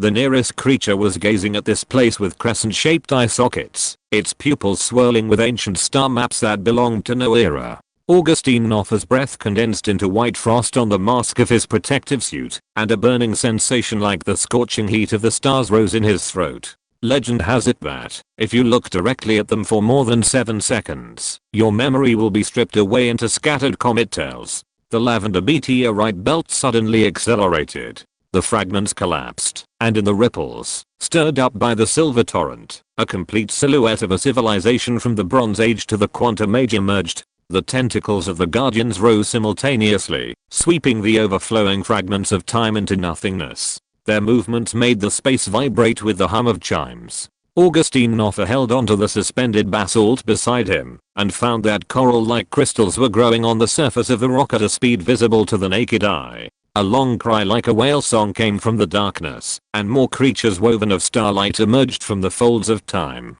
Wherever they swam, the stars it began to rotate in reverse, and the core of a certain icy planet suddenly erupted in emerald aurora. Huddled in the shadow of the rocks, Augustine Noffa watched his shadow split and sway through 7 different time states. A meteor shower from 300 years ago pierced Augustine Noffa's chest, while his left index finger already felt the residual heat of a supernova yet to be born. Augustine Noffa looked at Amemiya Kenichi in amazement. He had never seen someone as unique as Amemiya Kenichi, and his talent was truly remarkable. You're quite interesting. Do you know what you just did? That thing is quite outrageous. Although it may seem to have aged this woman, in reality, you simply consumed her time with your hand. This means your current life level is relatively high, otherwise, such consumption would have simply aged you. Augustine Noffa looked at Amemiya Kenichi's hand. Amemiya Kenichi was stunned. Hadn't he intercepted time from the river of time? Fortunately, Kenichi Amemiya was prepared for this, so after asking, he also learned the specific situation from Augustine Noffa. Kenichi Amemiya realized that, although he seemed to have intercepted time, in essence he had only intercepted his own time. If a part of the time was intercepted, then theoretically the time there would be suspended. Kenichi Amemiya knew that he was indeed a bit reckless when he heard this, but when he thought about how he should handle and dispose of these things, Kenichi Amemiya had a headache. It was not easy to solve this problem, so Kenichi Amemiya looked at Augustine Noffa. After asking, Augustine Noffa was not stingy and simply told Kenichi Amemiya some rough methods of utilization. Augustine Noffa also admitted that Kenichi Amemiya could not know too much. After all, he himself did not know much about how to utilize time. They essentially relied on an instinct and knew these things after they were born. Kenichi Amemiya felt helpless when he heard this. These guys were born with a good birth. Kenichi Amemiya yawned, then looked to the side. The 3 laboratories had been opened, which meant that these scientists had come out. Kenichi Amemiya planned to go over and ask about their progress. Augustine Noffa looked at Kenichi Amemiya with some thought in his eyes. Kenichi Amemiya was a very mysterious guy, and he didn't seem to exist on the timeline. This was the first time Augustine Noffa encountered such a situation. He had tried to erase Kenichi Amemiya from the timeline before, but failed. This surprised Augustine Noffa, and Augustine Noffa also became curious about Kenichi Amemiya. Augustine Noffa wanted to see what Kenichi Amemiya could do. He knew that the Otsutsuki clan was a very powerful clan in this timeline. Although they were not without opponents, the opponents of the Otsutsuki clan were all old turtles who had lived for thousands of years. Kenichi Amemiya had only developed his power for decades or hundreds of years. Could he really defeat the Otsutsuki? Augustine Noffa was very curious, otherwise he would have planned to go back. After all, for them, only the original timeline was the most interesting, and now such a timeline needed to be sorted out. However, because of the existence of Kenichi Amemiya, Augustine Noffa gave up the idea for the time being. He planned to observe and see what Kenichi Amemiya planned to do, and then slowly do research, step by step to see how to deal with the situation later. If Kenichi Amemiya could defeat the Otsutsuki, then it would be quite interesting. Those strong men in the Otsutsuki were also thieves who often traveled through time, but these guys had been warned by them, so they were relatively honest. Chapter 720 Rapid Advances in Technology. Kenichi Amemiya squinted his eyes. He was studying the thing he wanted to study, but so far, Kenichi Amemiya has not gained much. He is thinking about how to intercept time from time instead of using these backup energy sources. Although using backup energy sources does not prevent fighting, the loss will be very large. Moreover, he needs to fight with these things. The enemy is not a fool, and it is easy to see the purpose of this thing. So Kenichi Amemiya thought it would be better to solve this problem as soon as possible. Thinking of this, Kenichi Amemiya had some motivation. Kenichi Amemiya squinted his eyes and looked at the things in front of him with some thought in his eyes. If time could be used at will according to Kenichi Amemiya's ideas, then Kenichi Amemiya could easily do some of the things he wanted to do. Thinking of this, Kenichi Amemiya became interested. Kenichi Amemiya tried to condense all the time in his hands, but after condensing it, Kenichi Amemiya found that this did not work. The flow of time was almost impossible to stop, which gave Kenichi Amemiya a headache. If this is really the case, then doesn't it mean that it is impossible to imprison time no matter what? Kenichi Amemiya still didn't want to give up, so he simply turned on his ability and began to try to use the flowing time to condense and capture it into a ball. Because the time was always flowing, it was not an easy thing to do. Kenichi Amemiya himself was under a lot of pressure, but Kenichi Amemiya still tried it. He kept trying and researching, and after many studies, Kenichi Amemiya finally got some results. He can now use the flowing time to weave a spherical object from it. Although this thing is relatively troublesome, it is not impossible to try. Kenichi Amemiya, what are you doing? Orochimaru came over. She had just finished a day of scientific experiments. The scientific experiments during this period made Orochimaru very tired. Orochimaru was still a little tired now, but it was relatively good. At least Orochimaru had successfully promoted the development of transportation. The previous airplanes did not fly fast enough, but now the airplanes fly very fast while ensuring safety. At the same time, Orochimaru and his team also made some improvements to the engines, so that these engines can be used faster and better, and the durability will be higher. However, just after coming out, Orochimaru found that his student was still doing research. But looking at the empty thing in Kenichi Amemiya's hand, Orochimaru didn't know what his student was researching, and why was he holding a ball of air? Thinking of this, Orochimaru became a little curious. She leaned over to take a look, but after looking at it, Orochimaru did not find any useful clues. These things themselves did not have any special uses, and she could not see anything herself, which made Orochimaru even more curious. After hearing this, Kenichi Amemiya also told Orochimaru some of his current thoughts. After all, this thing has only been seen by himself so far. Even if he told the teacher would not be able to study it, but maybe he could consider giving him some advice. Kenichi Amemiya also thought of this, so he told Orochimaru about this. Of course, from the current point of view, the result is still good. Orochimaru looked a little surprised after hearing it. She really didn't expect that a student would actually start to study these things. This made Orochimaru feel a little outrageous. Kenichi Amemiya, I'm afraid we really can't help you with this problem. After all, time is something that, in our opinion, may be impossible to observe.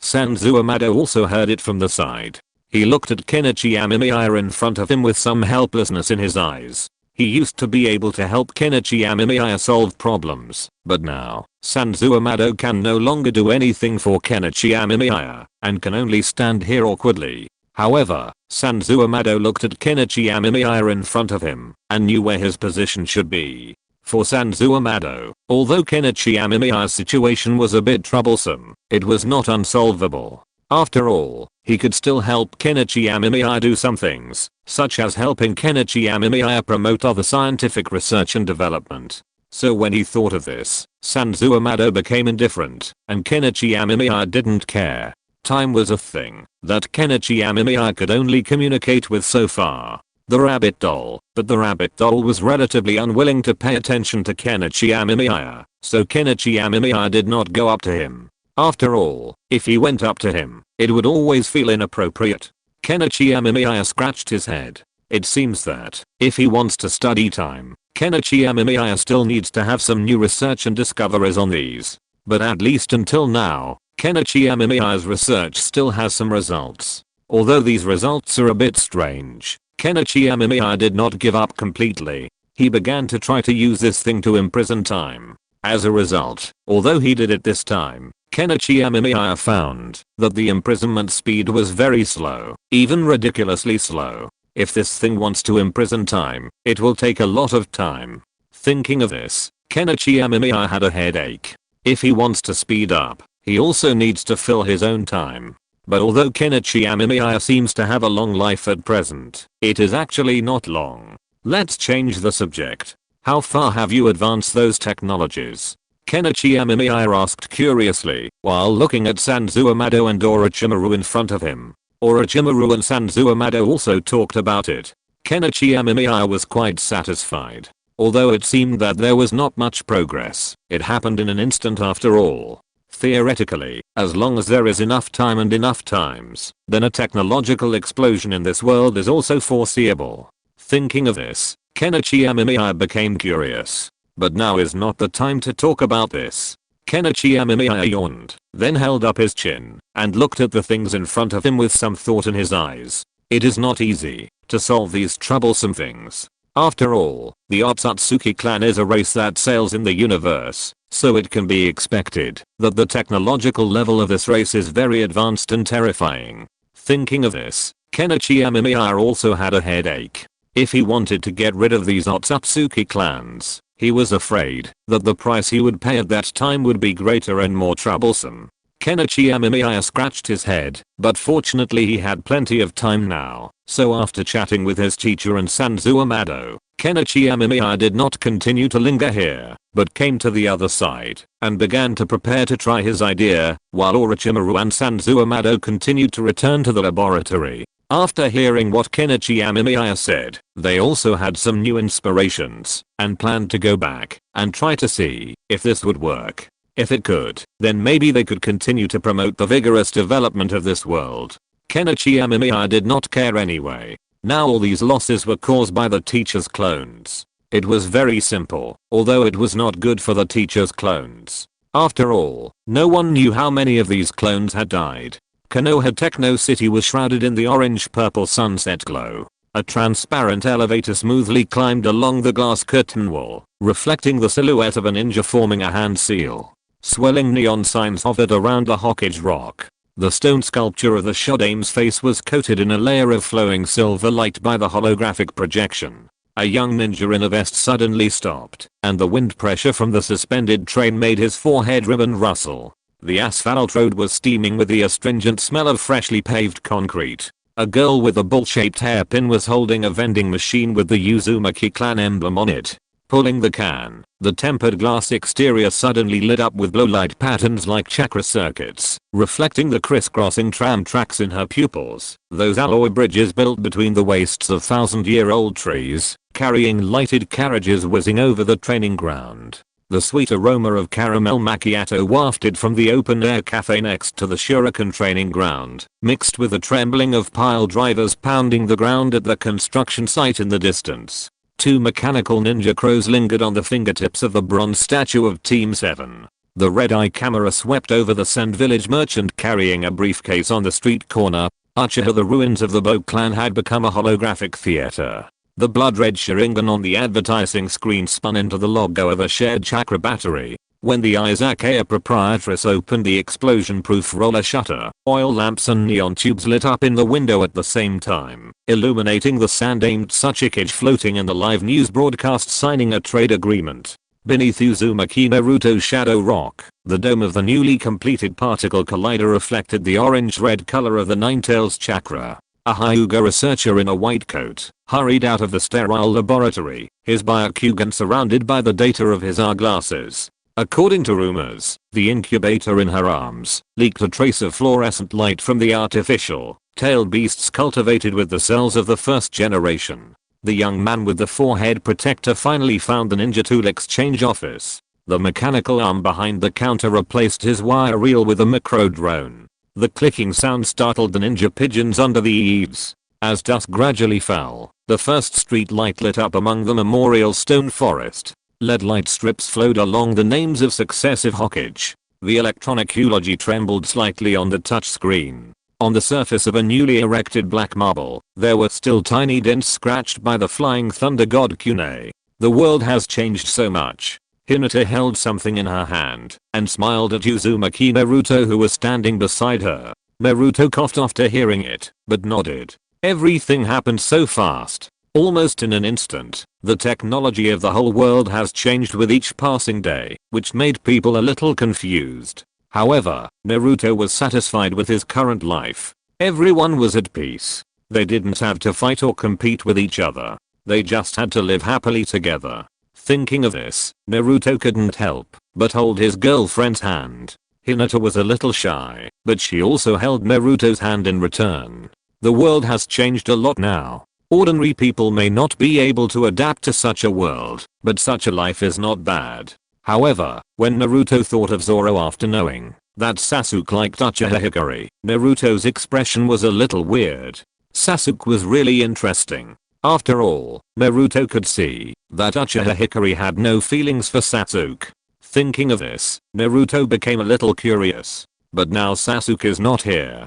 Sasuke is still studying and teaching students. The indifferent Sasuke has now become a genius teacher. This world is really wonderful. Staring at Uchiha Hikaru's back, his dark eyelashes drooped, his pupils trembling in the twilight like broken stars in a cold pond. Every time the girl's silver hair was lifted by the evening breeze, Sasuke's Adam's apple rolled half an inch and then got stuck. His fingertips, which had never been disordered when practicing Chidori in the morning light, now squeezed out a blue-white vortex in the secret pocket of his ninja tool bag.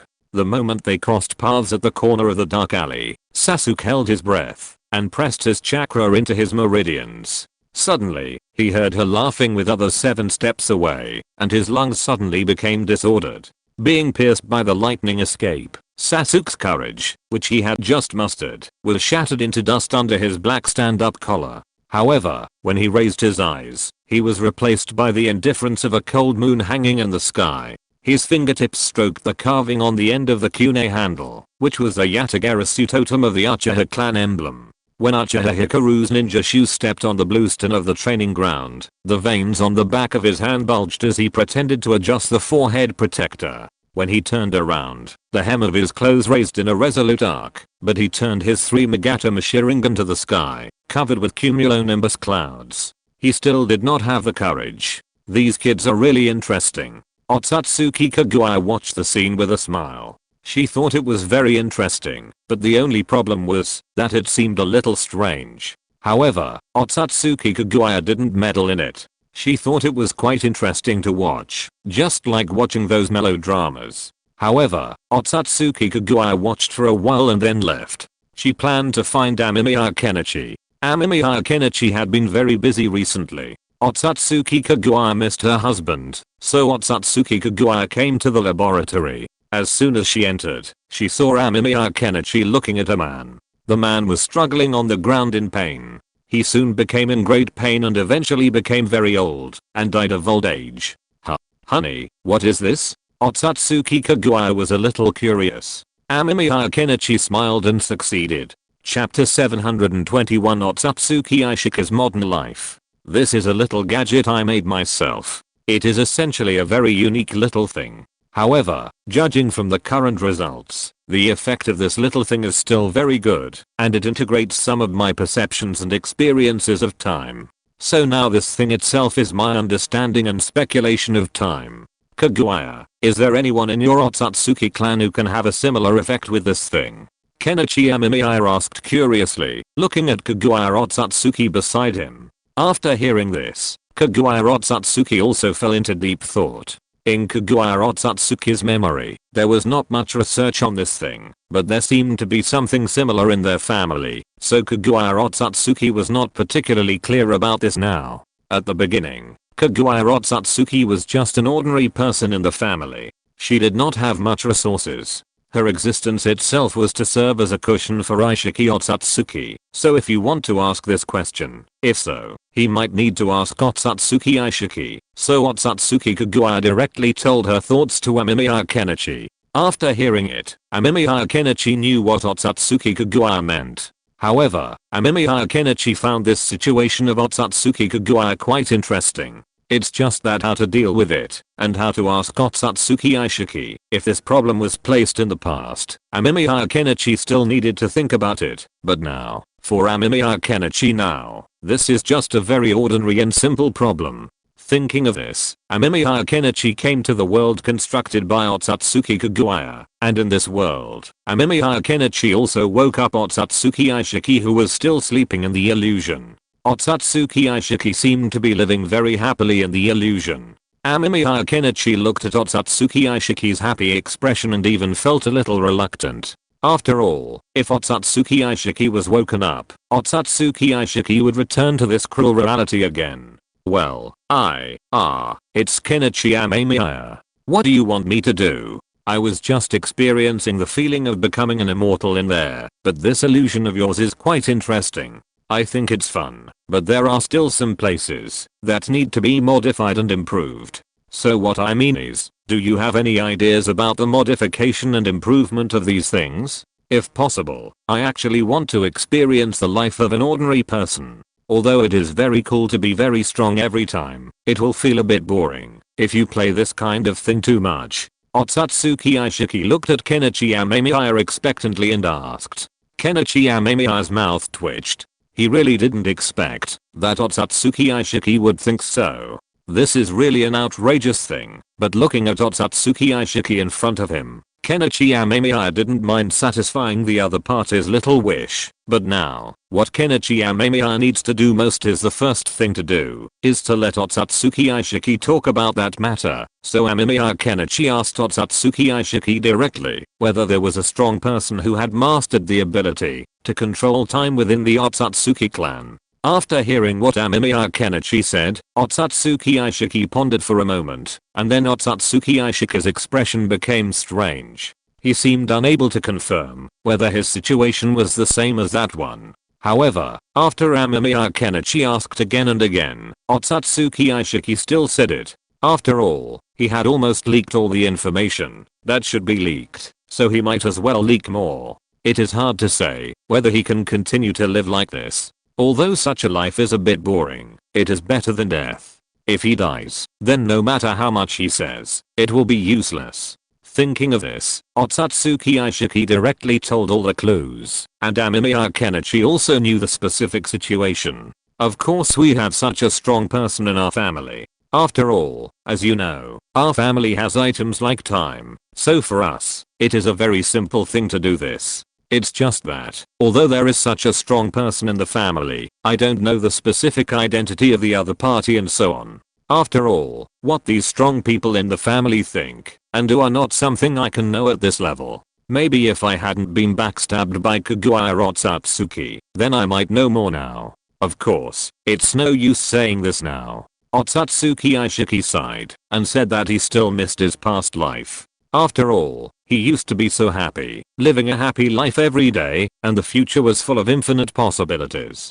But now, all of this has been taken away. When he thought of this, Otsutsuki Aishiki felt a little complicated in his heart. This emotion made Otsutsuki Aishiki very uncomfortable. After all, this emotion made Otsutsuki Aishiki felt very uncomfortable. He didn't know why his life had become like this, so now Otsutsuki Aishiki was too lazy to think about this problem. Now Otsutsuki Aishiki just wanted to solve this problem as soon as possible and then return to his false beauty. Amemiya Kenichi scratched his head, but he didn't doubt whether Otsutsuki Aishiki was deceiving himself. After all, there was no need for that. Otsutsuki Aishiki was now completely ruined. But Amemiya Kenichi still felt it was a pity. After all, if Otsutsuki Aishiki knew more, then Amemiya Kenichi could get more clues from Otsutsuki Aishiki. But now Otsutsuki Aishiki didn't know, which left Amemiya Kenichi with no choice. After all, Otsutsuki Aishiki didn't know, and Amemiya Kenichi couldn't open Otsutsuki Aishiki's brain and ask the other party why he didn't know.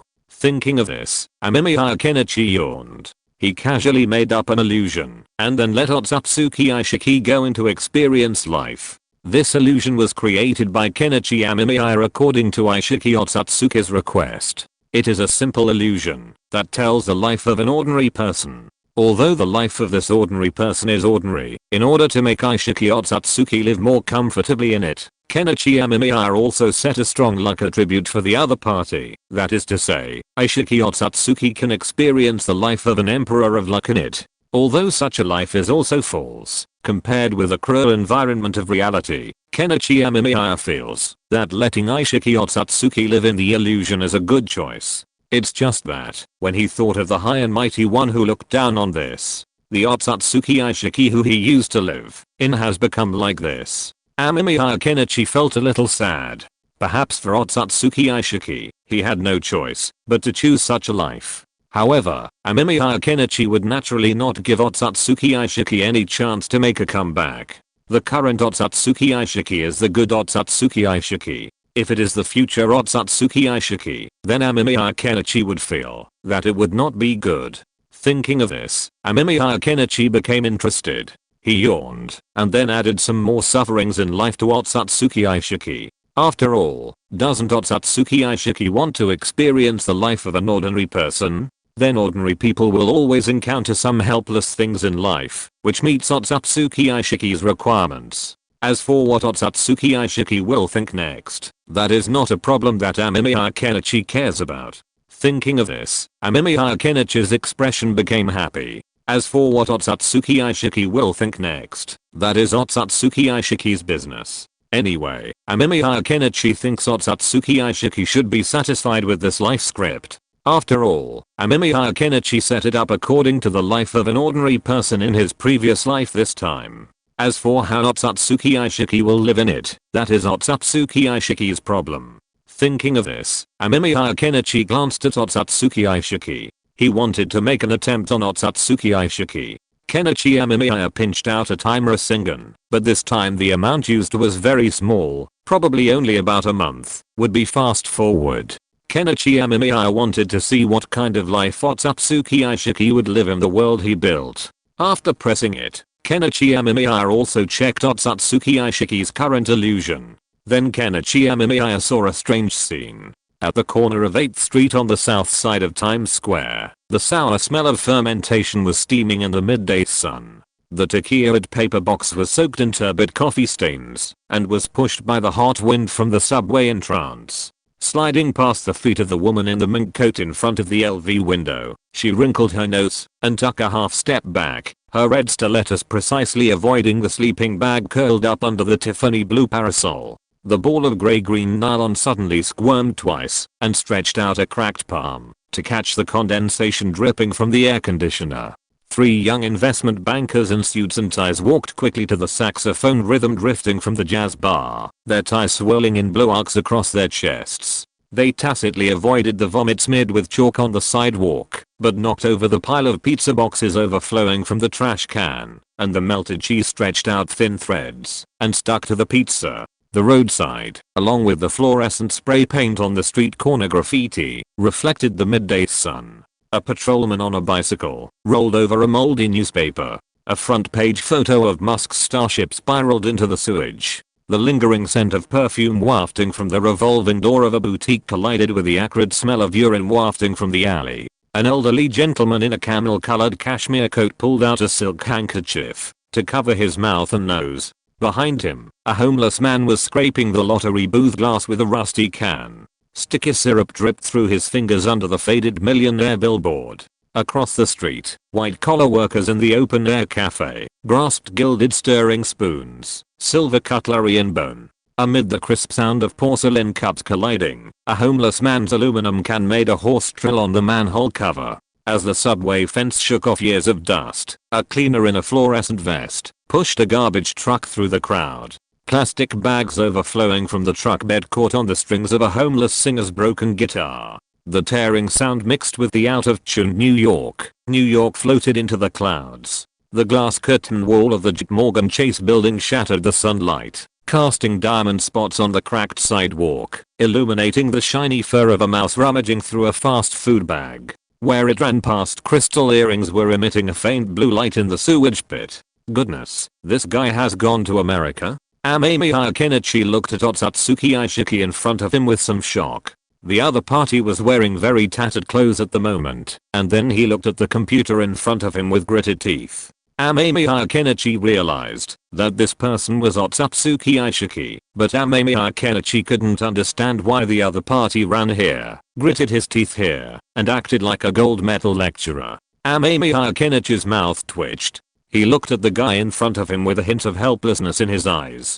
Is he really Otsutsuki Aishiki? Really? Kenichi Amemiya always felt that it was not quite like that.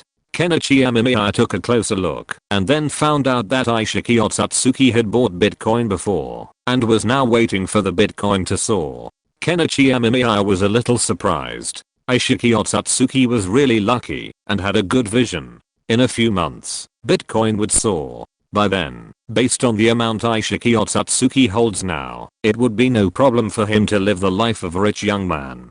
Kenichi Amemiya smacked his lips and had to say that Aishiki Otsutsuki was still interesting. Originally, Kenichi Amemiya thought that Aishiki Otsutsuki was here to be a donut and a gold medal lecturer, but he did not expect that Aishiki Otsutsuki would be. It was quite interesting that Otsutsuki Aishiki came here to be an investor, but what Amemiya Kenichi was more curious about was why Otsutsuki Aishiki lived such a life. So Amemiya Kenichi simply took a look at the other party's experience in the illusion, and after seeing it, Amemiya Kenichi understood. It turned out that after Otsutsuki Aishiki came here, he had been reading magazines, such as Maolin, Mao Zedaichi and so on. Anyone who has ever read this kind of magazine knows that the early ones were full of public intellectuals, and all kinds of beautiful stories were made up, such as sewers, and the whole city's power outage for a sparrow. Although it seems outrageous now, there were really people who believed it at the time. Then Otsutsuki Aishiki was very curious. It was not a question of whether he believed it or not. After all, Otsutsuki Aishiki himself was just curious about some of the situations in this world. So after Otsutsuki Aishiki grew up, finished college and graduate school, sold his house, and came to the United States. Then he got a green card and became an economic practitioner here. After that, Otsutsuki Aishiki judged that Bitcoin would definitely skyrocket in the future, so he kept buying it. Now he is squatting outside in the sun watching the market value of Bitcoin. After all, this is related to how Otsutsuki Aishiki's life will be here in the future. Otsutsuki Aishiki sees it very clearly that this world, in the final analysis, is actually a world that values money. As long as you have money, everything is easy to say, so Otsutsuki Aishiki plans to make more money and enjoy this strange world. If you're listening to this novel on a channel other than Fanfic World, it means they downloaded and uploaded it without effort. We cordially invite you to visit our channel, Mundo Fanfic Novelos. There you'll find the original version of this story and you can explore many other novels of various genres. We're waiting for you to immerse yourself in a world of incredible novels. Chapter 722, Strengthening the Style. In other words, this guy will see Naruto comics and animation, so Kenichi Amemiya thought that Aishiki Otsutsuki would go to the island country, and even Kenichi Amemiya prepared a unique vacation experience for Aishiki Otsutsuki in the island country. After all, there are supernatural powers in the island country in this world, and those evil spirits exist. This can be regarded as a little toy prepared by Kenichi Amemiya for Aishiki Otsutsuki, but who knew that Aishiki Otsutsuki didn't go, which made Kenichi Amemiya feel a little it's outrageous, but after thinking about it, Kenichi Amemiya was relieved. After all, although these stories are from Naruto comics, the stories that follow are completely different. What's more, Kenichi Amemiya himself also stays in the Naruto world, so Aishiki Otsutsuki probably thinks that all this is just a joke made by Kenichi Amemiya, so he didn't take it to heart. Thinking of this, Kenichi Amemiya couldn't help but shook his head. He didn't expect that he would make things worse. However, looking at the Aishiki Otsutsuki in front of him, Kenichi Amemiya also felt a little funny. He really didn't expect Aishiki Otsutsuki to come here, but it didn't matter. Kenichi Amemiya planned to give Aishiki Otsutsuki some interesting things. Thinking of this, Kenichi Amemiya began to control this illusion, and added some things to it, such as Moonlight Panic, Crystal Lake, Wrong Turn, Summoning and Annabelle. Kenichi Amemiya also arranged them all for Aishiki Otsutsuki to ensure that Aishiki Otsutsuki could feel the most exciting feeling. I hope Otsutsuki Aishiki will like this feeling. Amemiya Kenichi looked at the evil spirits and evil creatures in front of him that were controlled by him with a smile in his eyes. What's the point of a world that is too peaceful? The existence of extraordinary beings is the most fun, and Otsutsuki Aishiki is just an ordinary person in this world and does not possess any extraordinary powers. When the time comes, how will Otsutsuki Aishiki survive in the face of these weird beings? It will be very interesting to think about it. After all, although such a single player Monopoly is very interesting to play at the beginning, it may be boring later. This is also what Amemiya Kenichi is currently concerned about. So far, Amemiya Kenichi is doing just that. Amemiya Kenichi yawned and squinted his eyes at Otsutsuki Aishiki in front of him. He got such an interesting thing for Otsutsuki Aishiki, so what will Otsutsuki Aishiki do, and how will he think about it? This is quite interesting. Thinking of this, Amemiya Kenichi also became interested. Amemiya Kenichi chose to observe here. Anyway, he didn't have anything special to do now, and the time in this world is accelerated.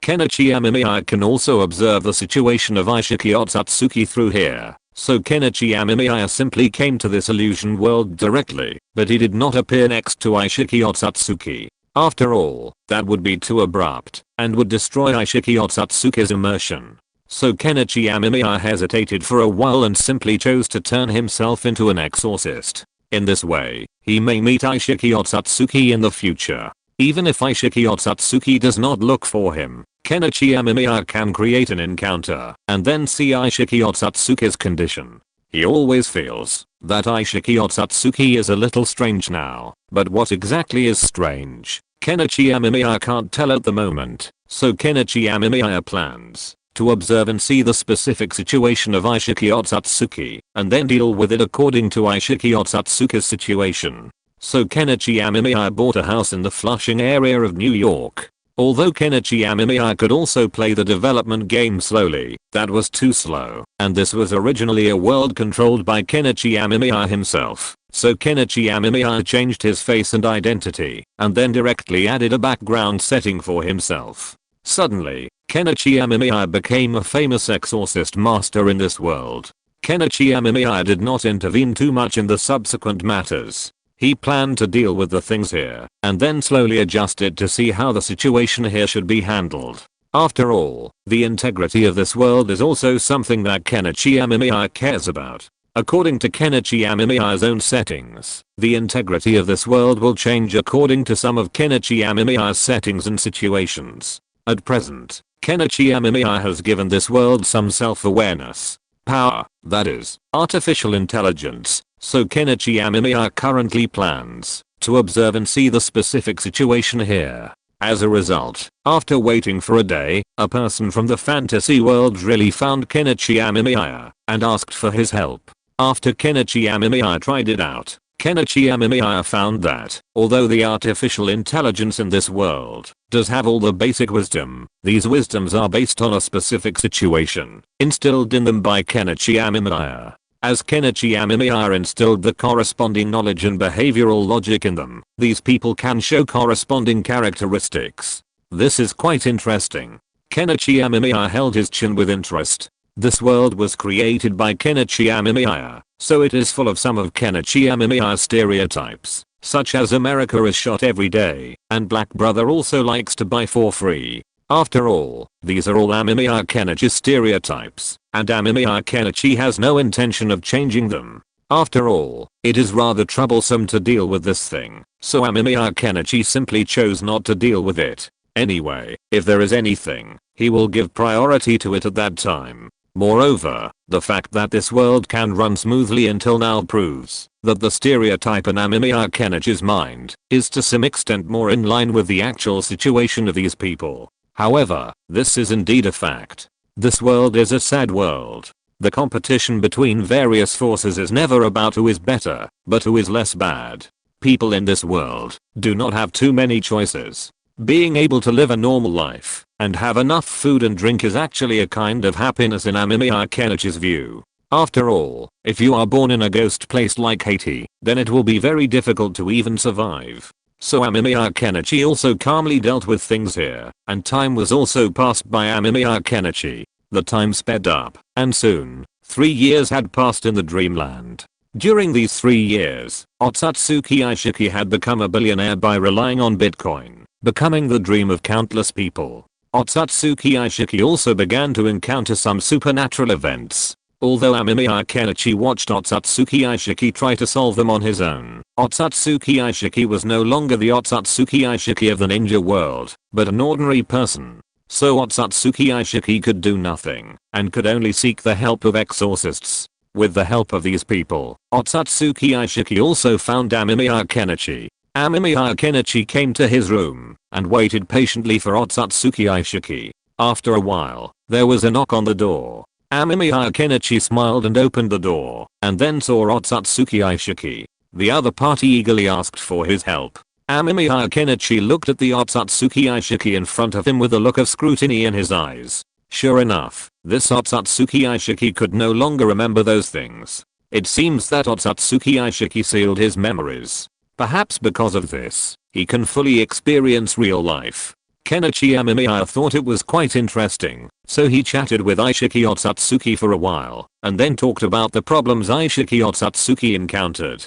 Kenichi Amemiya squinted his eyes, and then followed Aishiki Otsutsuki to the house where he lived now. The dusk cast broken light and shadows through the 16-meter high curved painted dome. The 3,000 prisms of the crystal chandelier rustled in the windless air. The young maid knelt on the Venetian inlaid floor, clutching a deerskin rag. A hint of coolness seeped out from the agate pattern and flowed along her trembling knees. Climbing up the stairs, the third note of Chopin's nocturne from the piano room on the 3rd floor suddenly stopped. The silver coffee pot in the butler's hand suddenly tilted, and the dark brown liquid meandered into a twisted river on the Persian carpet. "It started again," he said, goosebumps appearing on the back of his neck. The fireplace was clearly burning a whole piece of cherry wood, but the temperature in the atrium suddenly dropped to freezing point. The sound of porcelain breaking came from the east wing of the 2nd floor. The 3 servants turned at the same time. to look at the carved spiral staircase. The oldest cook uttered a vague prayer from her throat. The dark red velvet curtains moved without wind, and the copper gilded curtain hooks the collisions created a hollow echo. The new cleaner slumped on the white marble steps, pointing at the rococo gilded mirror in the corner. The mirror reflected the empty front hall, but a series of water-stained footprints crossed the entire Italian snowflake marble floor. Suddenly, a piano roared from the rooftop terrace, and all the crystal glasses vibrated with a sharp hum in the wine cabinet. In the 40-meter-high hall, the gilded hands of the 18th century antique clock began to fly backwards, and the brass pendulum hovered at a vertical angle. The butler's fingers were as pale as paper when he touched the intercom. He saw the second floor, a Rembrandt painting in the gallery used dark red paint. The eyes of the noble woman in the painting slowly moved as the servants ran. From deep in the cellar, a dragging sound echoed. The young maid finally screamed and dropped her rag. A chill ran down her neck. Turning back, she saw a translucent Victorian skirt reflected in the floor-to-ceiling window, disappearing behind a secret door to the attic. The entire building suddenly fell silent. The sweet, fishy smell of rotting roses wafted from the central air conditioning vents. Kenichi Amemiya was certain that Aishiki Tsutsuki had encountered Annabelle. Kenichi Amemiya casually helped Aishiki deal with the situation, leaving behind an exorcist clone, and departing from this world. After all, this world was pretty boring. As he left, Kenichi saw Kaguya Tsutsuki, who was beaming at him. Curious, Kenichi looked at her. What had happened to her? Kenichi's inquiries led to startling news. He was a father. When hearing the news, Kenichi Amemiya was a little confused, but when he thought about it carefully, it was normal. After all, Kenichi Amemiya was in his prime, and there was nothing wrong with Kaguya Otsutsuki's body. It should be a relatively small probability that he was infected after such a long time.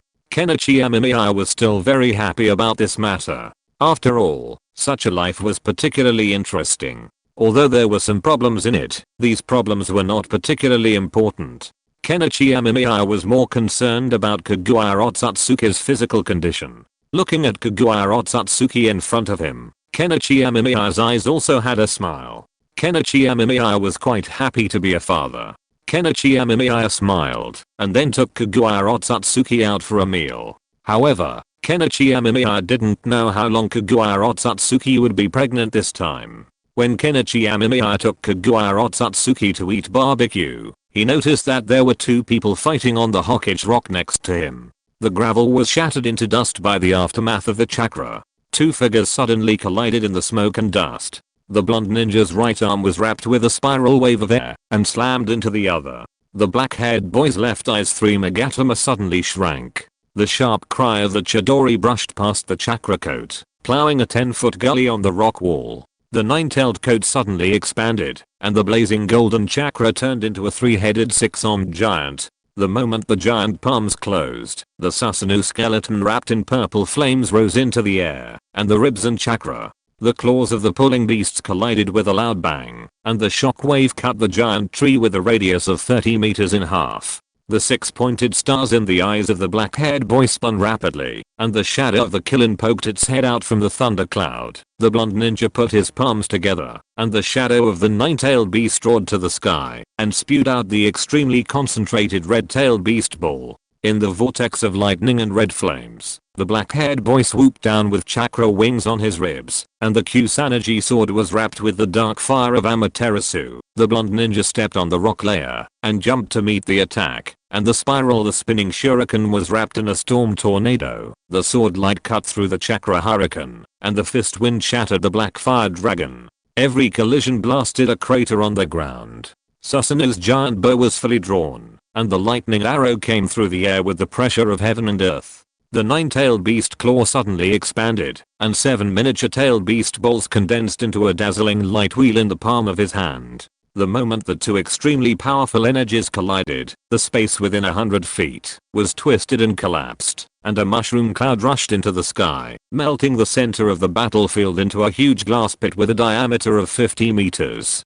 The black-haired boy jumped out of the smoke and dust with a gasp, blood streaming down his right eye, and purple electric light leaped at the fingertips of his left hand.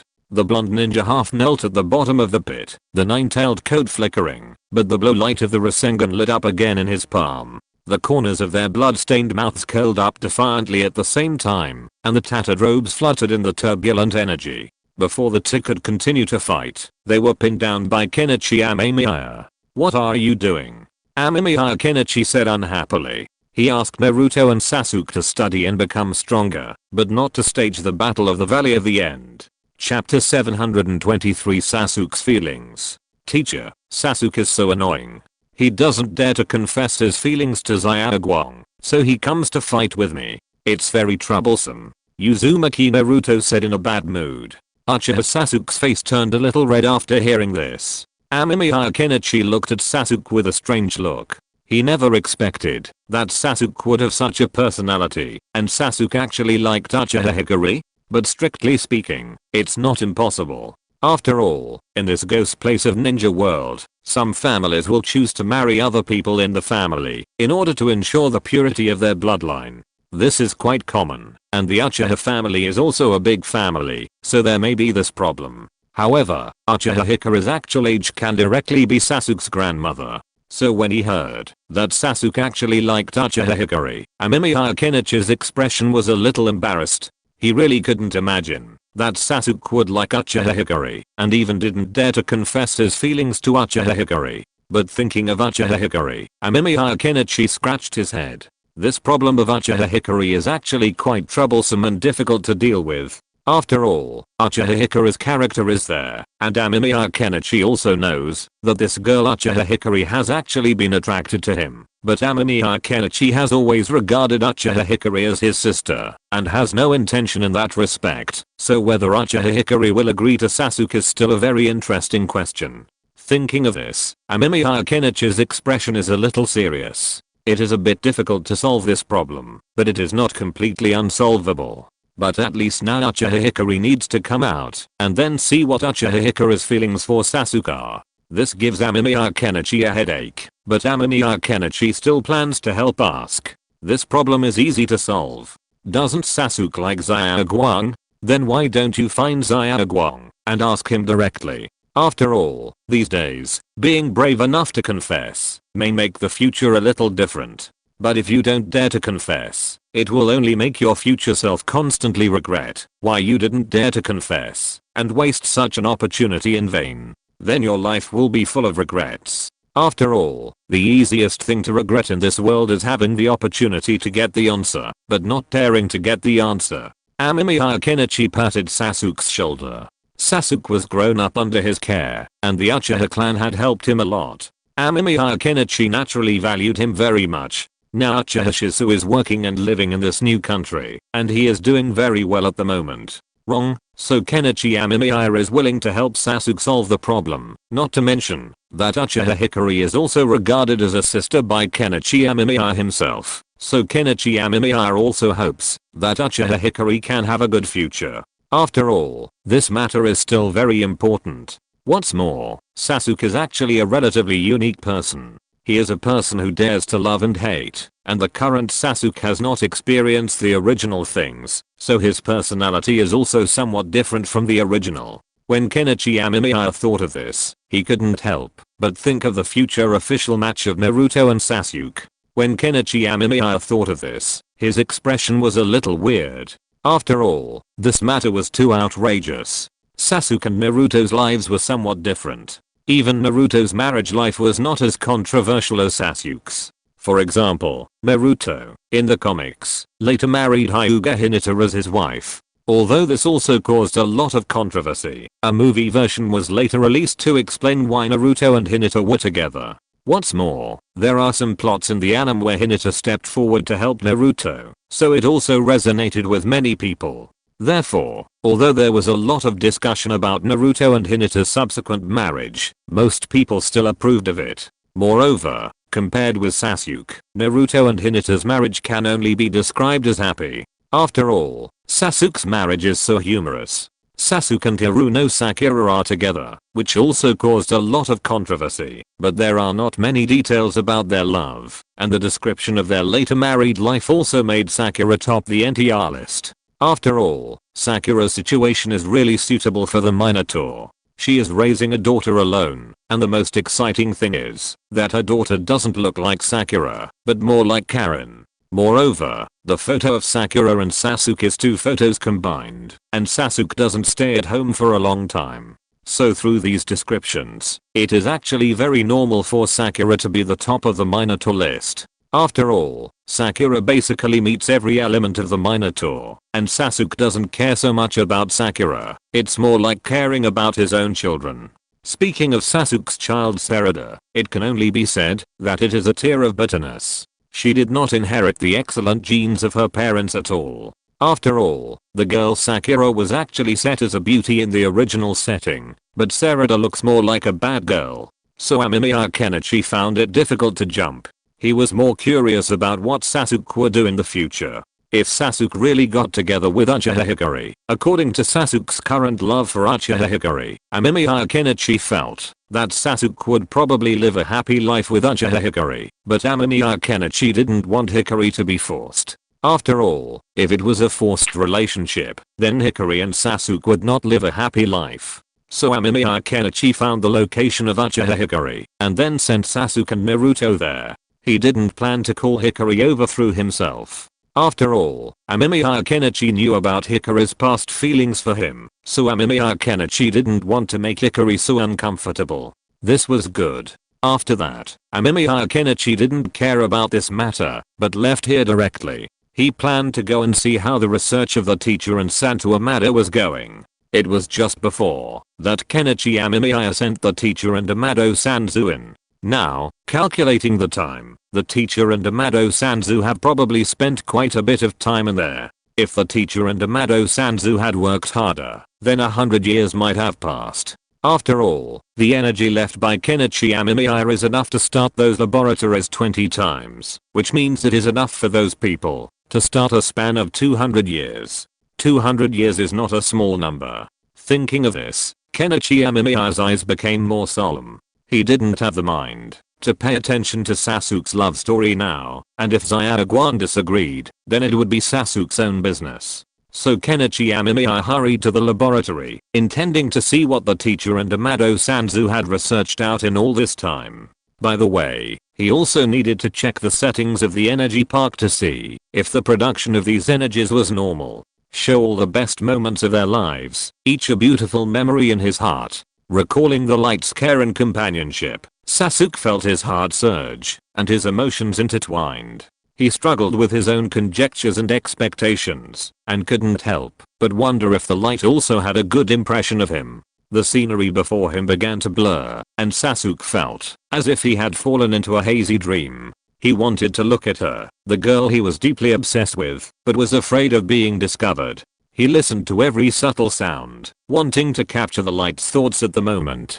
Sasuke's mood seemed to be out of control. The resting bird, not knowing when to fly away, was reluctant to return to its nest. He stared at Guang eagerly, quietly pondering his inner thoughts. He tried his best to suppress the contradictions and uneasiness in his heart, but from his slight breathing and trembling hands, one could still feel his deep emotions. Perhaps, Sasuke's attachment had long been obvious. He smiled and laughed out a kind of teasing pleasure. At this moment, Sasuke finally found his own belief. He decided to give himself the courage to tell Uchiha Guang how deeply he loved her in his heart. Sasuke raised his head and looked up at the white sky. His eyes were firm and warm. He had understood that only by bravely expressing his feelings could he bring real answers. A sense of pride surged in his chest. He made up his mind to show his true feelings to Guang. Sasuke's eyes revealed a clarity. He arranged his expression and movements, ready to accurately convey the emotions hidden in his heart. He took firm steps and approached Uchiha Guang, speaking to her with the voice of his heart, showing her the love in his heart. Uchiha Hikaru. I think. What was Sasuke's confession? Amemiya Kenichi had no idea. He was staring blankly at the laboratory area in front of him. Light filtered through the clean glass windows and refracted into the neatly arranged laboratories. Various scientific instruments flashed with cold light, silently telling of the miracles of modern technology. On the laboratory bench, dense circuit boards and flashing screens intertwined to form a futuristic web, and in this web, robots were the most active factors. The white robotic arms moved methodically in the air, their joints so delicate that they could almost imitate the flexibility of human fingers. The shells of these robots reflected silver light, and their circuits meandered inside the body like blood vessels. The complex structure made people marvel at the designer's ingenuity. The scientists wore white coats with focused expressions on their faces. Their eyes were fixed on the data stream on the screen, and sometimes they lowered their heads to write something in their notebooks. Occasionally, they were gently tapping the keyboard, adjusting a piece of code, or fine-tuning a parameter in order to make the robot perform tasks more smoothly and efficiently. The atmosphere in the laboratory is tense and full of vitality. Although the robot's movements are silent, they seem to leave a strong rhythm in the air. Every time a debugging is completed, the scientist's eyes will light up with a touch of satisfaction. They seem to be having a silent conversation with these robots, weaving the blueprint of the future world together. In such an environment, time seems to pass faster. Every tiny progress embodies the team's hard work and wisdom, and those robots are not only the scientists' most loyal assistants, but also witnesses of the technological progress of this era. Amemiya Kenichi looked at this scene and scratched his head. He admitted that he was a little confused now. After all, this scene was too bizarre, or it was very bizarre. After all, such a picture can only be described as weird. So how did the teachers do it? Kenichi Amemiya walked in curiously and then saw the teacher and Sanzo Amado debugging a robot. The robot was trying to carry some supplies, and some robots were repeating the farming operations, which looked very magical. Kenichi Amemiya scratched his head. It seemed that the first people to be replaced by these robots would be the farmers. However, Kenichi Amemiya didn't care. Although some people would definitely be replaced at that time, Kenichi Amemiya naturally had to consider creating employment opportunities for them. This was also what Kenichi Amemiya needed to do. The advancement of science and technology was bound to produce some conflicts, just like the famous Industrial Revolution in history. The earliest industrial revolution, though sheep-eating people, was actually the emergence of textile machines, which replaced the female textile workers at the time and forced them to be out of work, which led to a large number of employment problems and social conflicts. Later AI technology and artificial intelligence were also foreseeable. The existence of these things was destined to replace some repetitive and tedious work. In such a case, how to solve this problem was a more troublesome problem, but Kenichi Amemiya still had some ideas in his mind, so Kenichi Amemiya was not very worried. He was just curious whether the world's resources were sufficient under such circumstances. It seems that we need to start developing recycling technology, as well as external mining, which is also very important. Amemiya Kenichi touched his chin and said he would advance this topic later. Amemiya Kenichi leaned over and looked over. He saw that his teacher Orochimaru was chatting with Sanzo Amado about this robot. Amemiya Kenichi also naturally participated in the conversation, providing his own views and opinions, which won the praise of Orochimaru and Sanzo Amado. Then, the robot began to evolve further. This world has finally developed into something magical, but ninjas. Amemiya Kenichi thought thoughtfully. He felt that ninjas also had many areas that needed to be corrected. Chapter 724 Studying Ninjutsu. Kenichi Amemiya yawned. It was not easy to correct the problems of the ninjas. After all, these ninjas had developed to the present and were following the same path as before. Although after Kenichi Amemiya communicated with Kaguya Otsutsuki, these ninjas had begun to practice according to the way of the Otsutsuki clan, but up to now, there was still not much improvement among these ninjas. Most of the ninjas maintained a relatively normal state. Kenichi Amemiya thought thoughtfully. It would be troublesome to solve these problems, but it was not impossible to solve them. After all, there was still a chance to solve these problems, but it would be a little more troublesome. Thinking of this, Kenichi Amemiya scratched his head. At present, the country has a special person in charge of the science and technology department, and naturally there is also a person in charge of the ninja department. So Kenichi Amemiya simply went to find this ninja department. He planned to ask to see what the other party thinks, and this time, the head of the ninja department, that Kenichi Amemiya found, is also an old acquaintance, that is the second generation Hokage, Tobirama Senju. The existence of this person is still very good, and Tobirama Senju is also very strong. The most important thing is that the other party's ability to invent ninjutsu is also very good. There are many forbidden techniques in Konoha from the hands of Tobirama Senju, so based on Tobirama Senju's situation, Tengshu felt that he still had some hope. As long as Tobirama Senju can normally research the things he needs, then Tobirama Senju will be able to show his corresponding strength, and then the ninjas will become stronger. However, Tengshu originally intended to give this position to Uchiha Madara. After all, Uchiha Madara is also a powerful ninja, and Uchiha Madara's research in ninjutsu is actually not weak, but Uchiha Madara just didn't want to do it. He had to drink with Hashirama Senju all day long, so he chose Tobirama. When Kenichi Amemiya found Tobirama Senju, the other party was signing a document in a department with a pile of documents beside him. Tobirama Senju looked very calm, and Kenichi Amemiya was relieved. Compared with Hashirama Senju, Tobirama Senju's situation was more special, and Tobirama Senju was relatively more reassuring. This was the main reason why Tengshu chose Tobirama Senju to be the person in charge here, and at present, Tobirama Senju was doing a good job. Kenichi Amemiya pushed the door open and walked in. When Tobirama Senju saw that it was Kenichi Amemiya, he quickly stood up.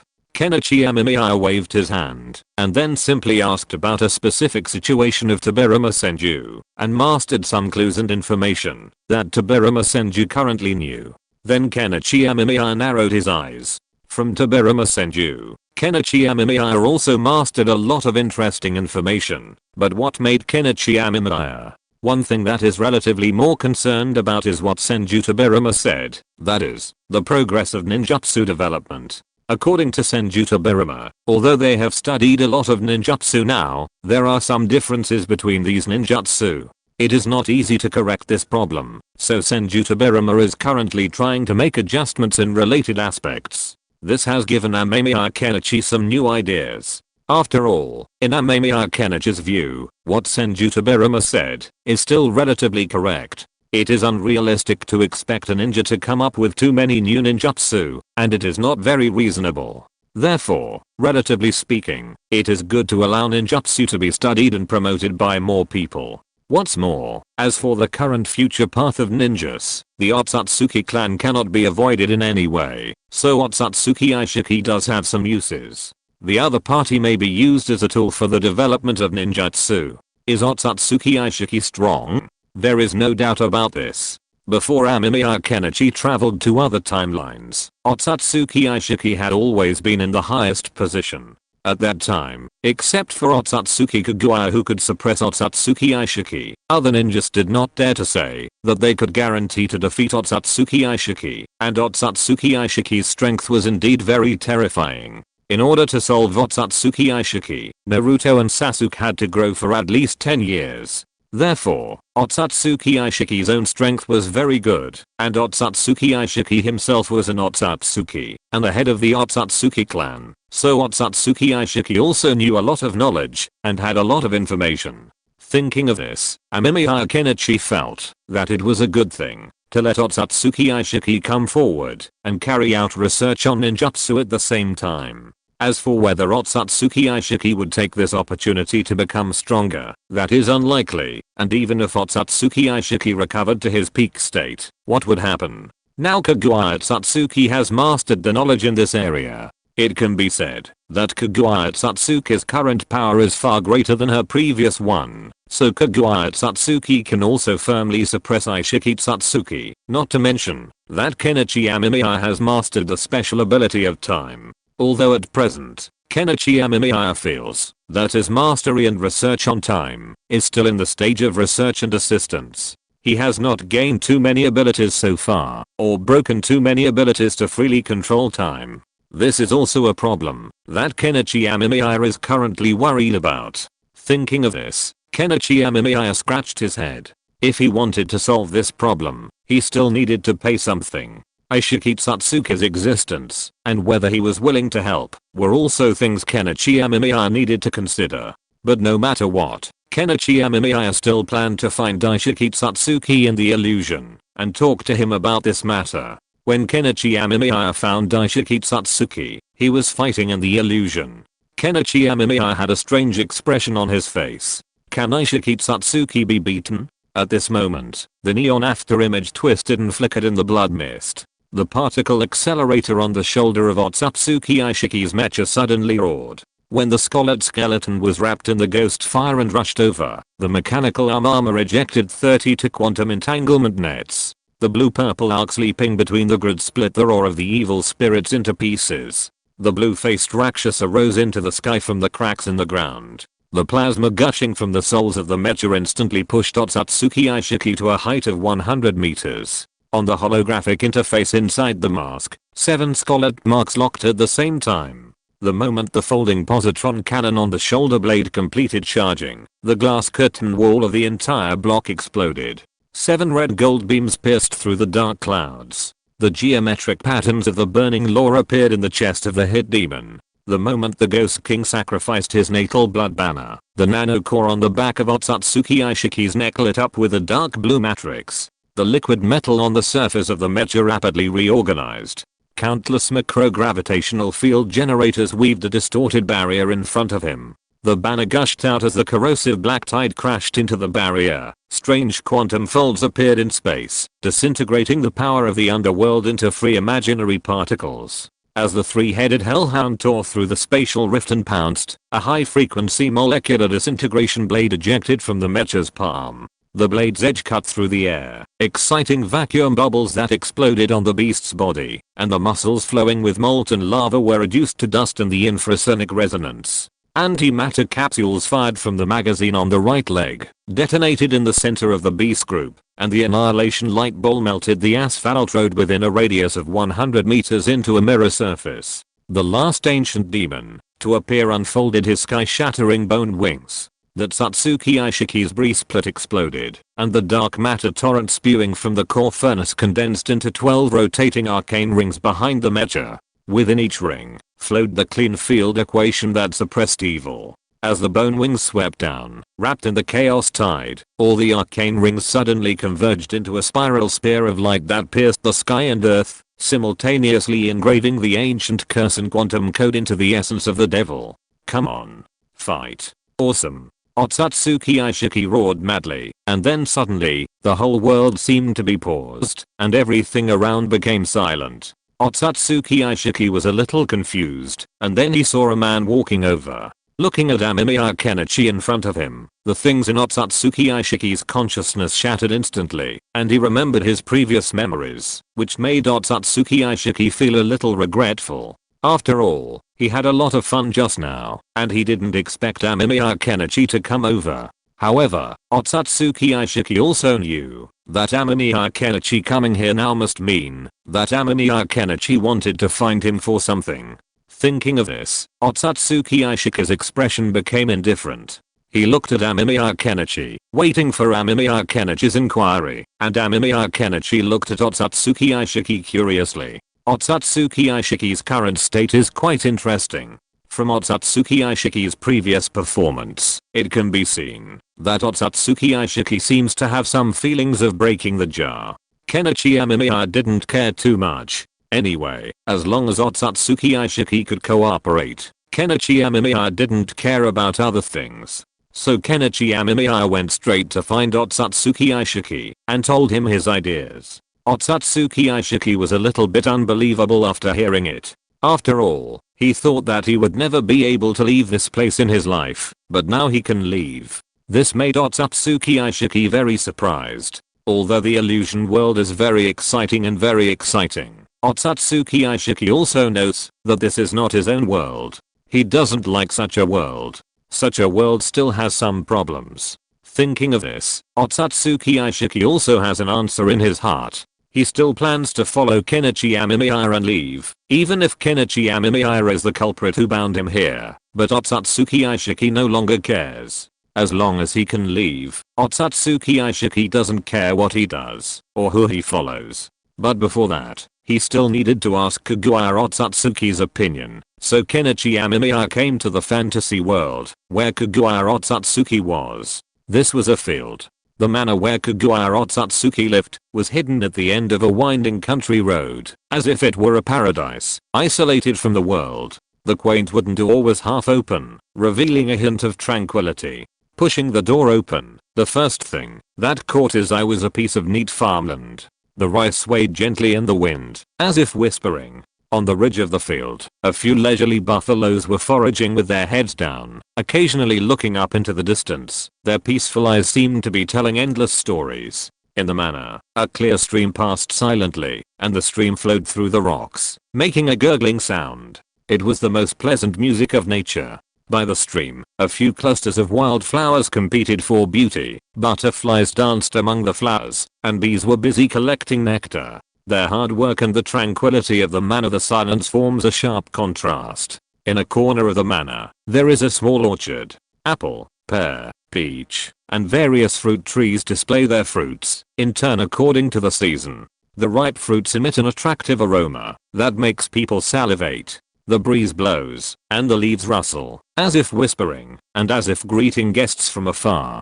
The center of the manor is a small house made of bluestone. The roof is covered with thick moss, which looks quaint and mysterious. There are several wooden tables and chairs in the yard in front of the cottage. You can imagine how comfortable it is for the owner to drink tea and read here on a sunny afternoon. The whole manor is full of unique meaning. The tranquility radiating from the inside out can calm the soul. Here, away from the hustle and bustle of the world, only the breath of nature and the rhythm of life are left. Animals walk freely, and people and nature live in harmony, forming a beautiful pastoral picture. I don't have any objection. Anyway, even if Otsutsuki Ishiki recovers, he can't beat me. Otsutsuki Kagura had no objection to what Amemiya Kenichi said, but happily let Amemiya Kenichi see the children's clothes she made herself. Amemiya Kenichi looked at these clothes and felt a little inner joy. It must be said that the feeling of being a father can really change a person. Amemiya Kenichi smiled with a hint of tenderness in his eyes. No matter for himself or for his unborn child, Amemiya Kenichi must kill the Otsutsuki clan and create a more normal world without war. This is what Amemiya Kenichi wants most at the moment. Thinking of this, there was a hint of fighting spirit in Amemiya Kenichi's eyes. Now, it was to let Otsutsuki Ishiki go out and start studying ninjutsu to see if he could promote the development of ninjutsu. Thinking of this, Amemiya Kenichi left and then brought Otsutsuki Ishiki to the Ninjutsu Research Institute and then let Otsutsuki Ishiki start to try research here and also gave Otsutsuki Ishiki a position as deputy director. Otsutsuki Ishiki didn't care. He was just full of curiosity about everything in the outside world, and he kept looking left and right, east and west, and seemed to be very interested in everything around him. Amemiya Kenichi smiled and didn't say anything. Chapter 725 The Spaceship Returns. Kenichi Amemiya yawned. The world nowadays is really becoming more and more interesting. There are a lot more of these messy things, but what makes Kenichi Amemiya most curious is the progress of some technologies in the world. After all, thanks to Kenichi Amemiya's efforts, the ninja world is now experiencing a terrifying technological advancement. People's technological level has almost instantly evolved from modern times to the future. Cars and airplanes, which were originally hailed as the main means of transportation for people in the future, have now been eliminated and turned into flying cars, which have the advantages of both airplanes and cars, and are quite convenient to operate. After all, you only need to have chakra to use such a car. So now the state of this thing is becoming more and more magical, and people have a feeling of being overwhelmed, but Kenichi Amemiya didn't think too much about it now. The main consideration now is still other issues, such as some technological advances and technological choices. As long as these new technologies can be obtained, the world will become stronger. However, in addition to this, Kenichi Amemiya is also a little entangled. After all, although the current technology is exploding, it is still unknown to what extent it can develop in a short period of time. Thinking of this, Kenichi Amemiya glanced at the sky outside. It has been a while since the last rocket launch, and during this time, Kenichi Amemiya has been busy with research, and the teacher and Sanzu Amado's clone are also busy acting. Everyone is very busy, but now, Kenichi Amemiya has come here, because now is a very critical time, and now is about to be a very unique time, because the rocket launched, before is about to return. Kenichi Amemiya was a little excited. After all, the element and mineral resources of this world had been basically mined out, and with Kenichi Amemiya's satellite flying into the sky, there was only one country in the entire ninja world. The other countries that originally lived overseas were also subdued by Kenichi Amemiya in the simplest way. These small countries did not pose any threat. Kenichi Amemiya just said a word, and these people happily joined the country on their own. Kenichi Amemiya did not care. Anyway, any new member had to follow a set of procedures, and Kenichi Amemiya's procedure was to let all the leaders of those countries step down, check if there were any evildoers among them, and if so, send them to prison to be experimental subjects, and then let officials who were specially educated and trained be responsible for promoting various affairs. At the same time, there were 3 ninja teams responsible for guarding to prevent these guys from doing anything radical. Now the whole world is very peaceful, and those small islands overseas have become a tourist resort in the Naruto world. People like to go to these places for a walk, stroll around, and then relax. People are very happy. Only Kenichi Amemiya is still a little prepared for danger. Kenichi Amemiya has also considered whether to relax. After all, Augustine Noffa had promised to help them hide for 3,000 years. In 3,000 years, even 100 years of rest is not a problem. However, considering the terrifying strength of the Otsutsuki clan, Kenichi Amemiya still did not rest, but continued to work hard on his proficiency. At present, he is doing very well, and has made some progress. The only trouble is that Kenichi Amemiya's strength has stagnated.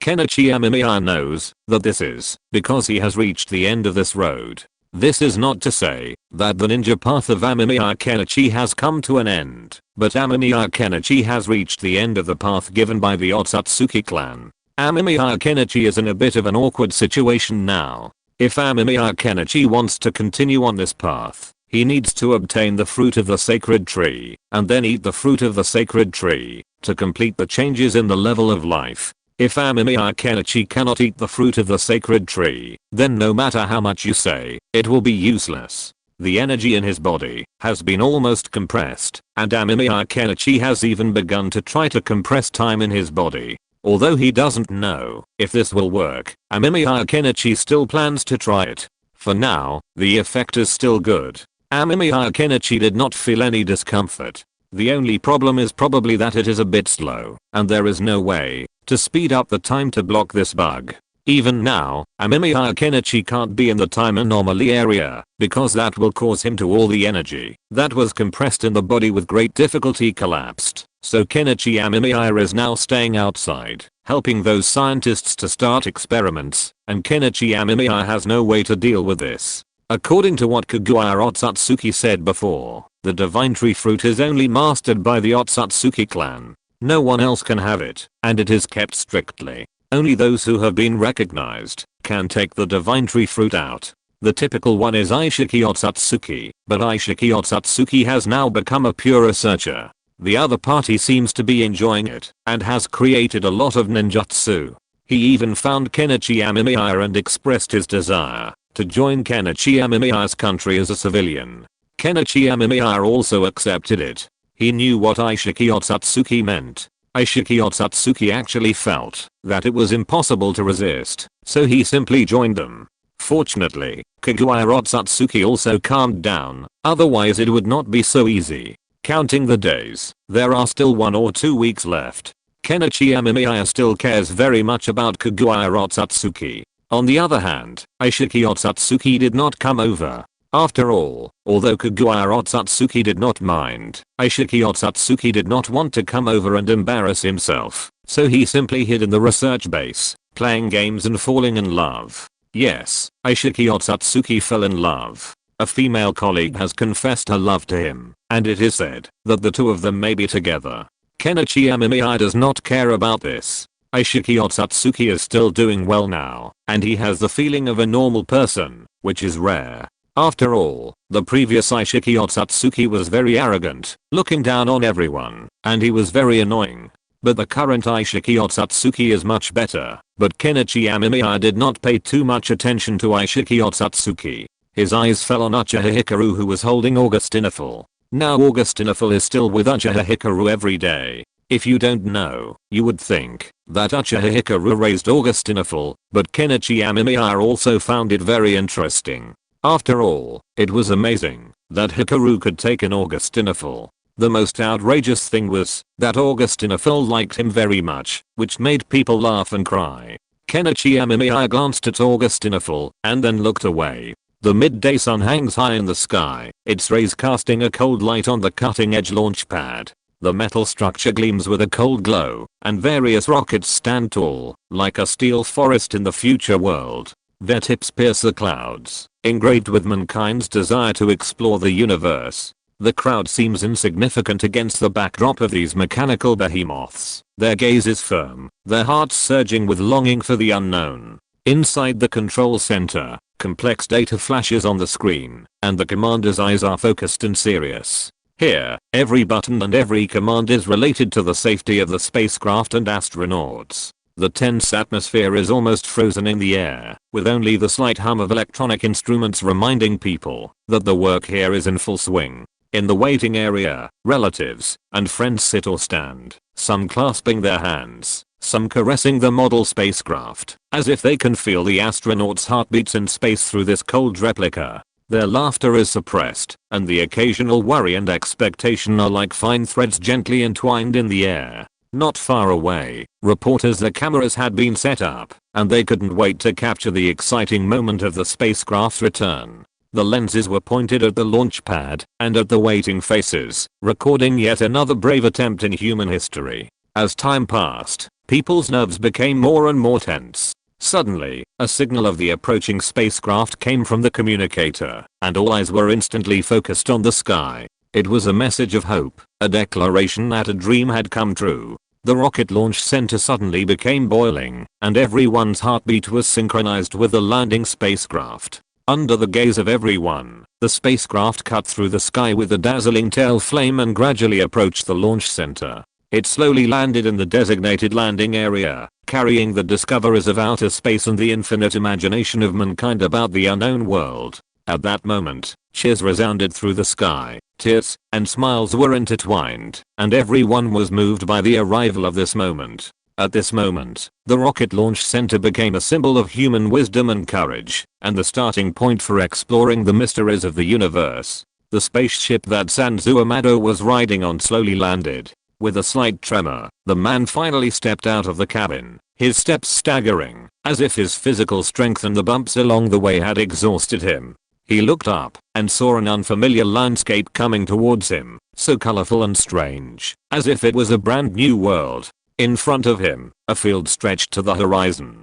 Sanzuamado's eyes could not help but stare at this land that was very different from the Earth. A yearning for the unknown flashed in his eyes. He frowned slightly, as if thinking about the price and reward of this adventure. Once, he was a scientist with dreams. His fascination with the universe was his motivation to reach this strange world. Now, this long journey has finally come to an end, but the man did not feel boiling joy in his heart, but an inexplicable solemnity. He was silent for a moment, as if he was a supporting role on the stage looking for an exit. Inadvertently, his eyes fell on a field of flowers on the ground. Those blooming flowers were not only a symbol of life, it was a miracle he had never seen before. The man's throat moved slightly, as if he was muttering something, his eyes flashing with complex emotions. At this moment, he finally understood that the loneliness and suffering he had endured along the way were worth it. In the vastness of the universe, he had been searching for unknown knowledge, and now, he finally experienced the shock and touch it brought.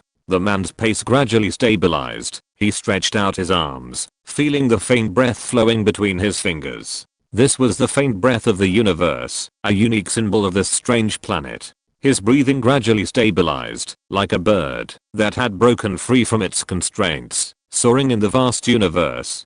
He understood that there was no shortcut on this road, and every step required courage and persistence. Whether it was scientific exploration or deep thinking in the human heart, it required fearless determination. A smile appeared on the corner of Sanzuamado's mouth, and he staggered towards Amemiya Kenichi. He finally brought back those magical things, and over the years, he really had experienced too much. Thank you for your hard work, Amemiya Kenichi said to Sanzuamado and his teacher. After the previous rocket launch, the two had led the team up, leaving behind clones for a search. So, Amemiya Kenichi didn't feel much of a change. Sanzuamado's daughter Sanzu Akebi was incredibly excited. After all, Akebi was now proud of her father. It was a truly fascinating story. Sanzuamado and his daughter had previously had a strained relationship, but now it had improved. Amemiya Kenichi didn't delay Sanzuamado's reunion. He was now walking towards the spaceship, having spotted some strange material inside.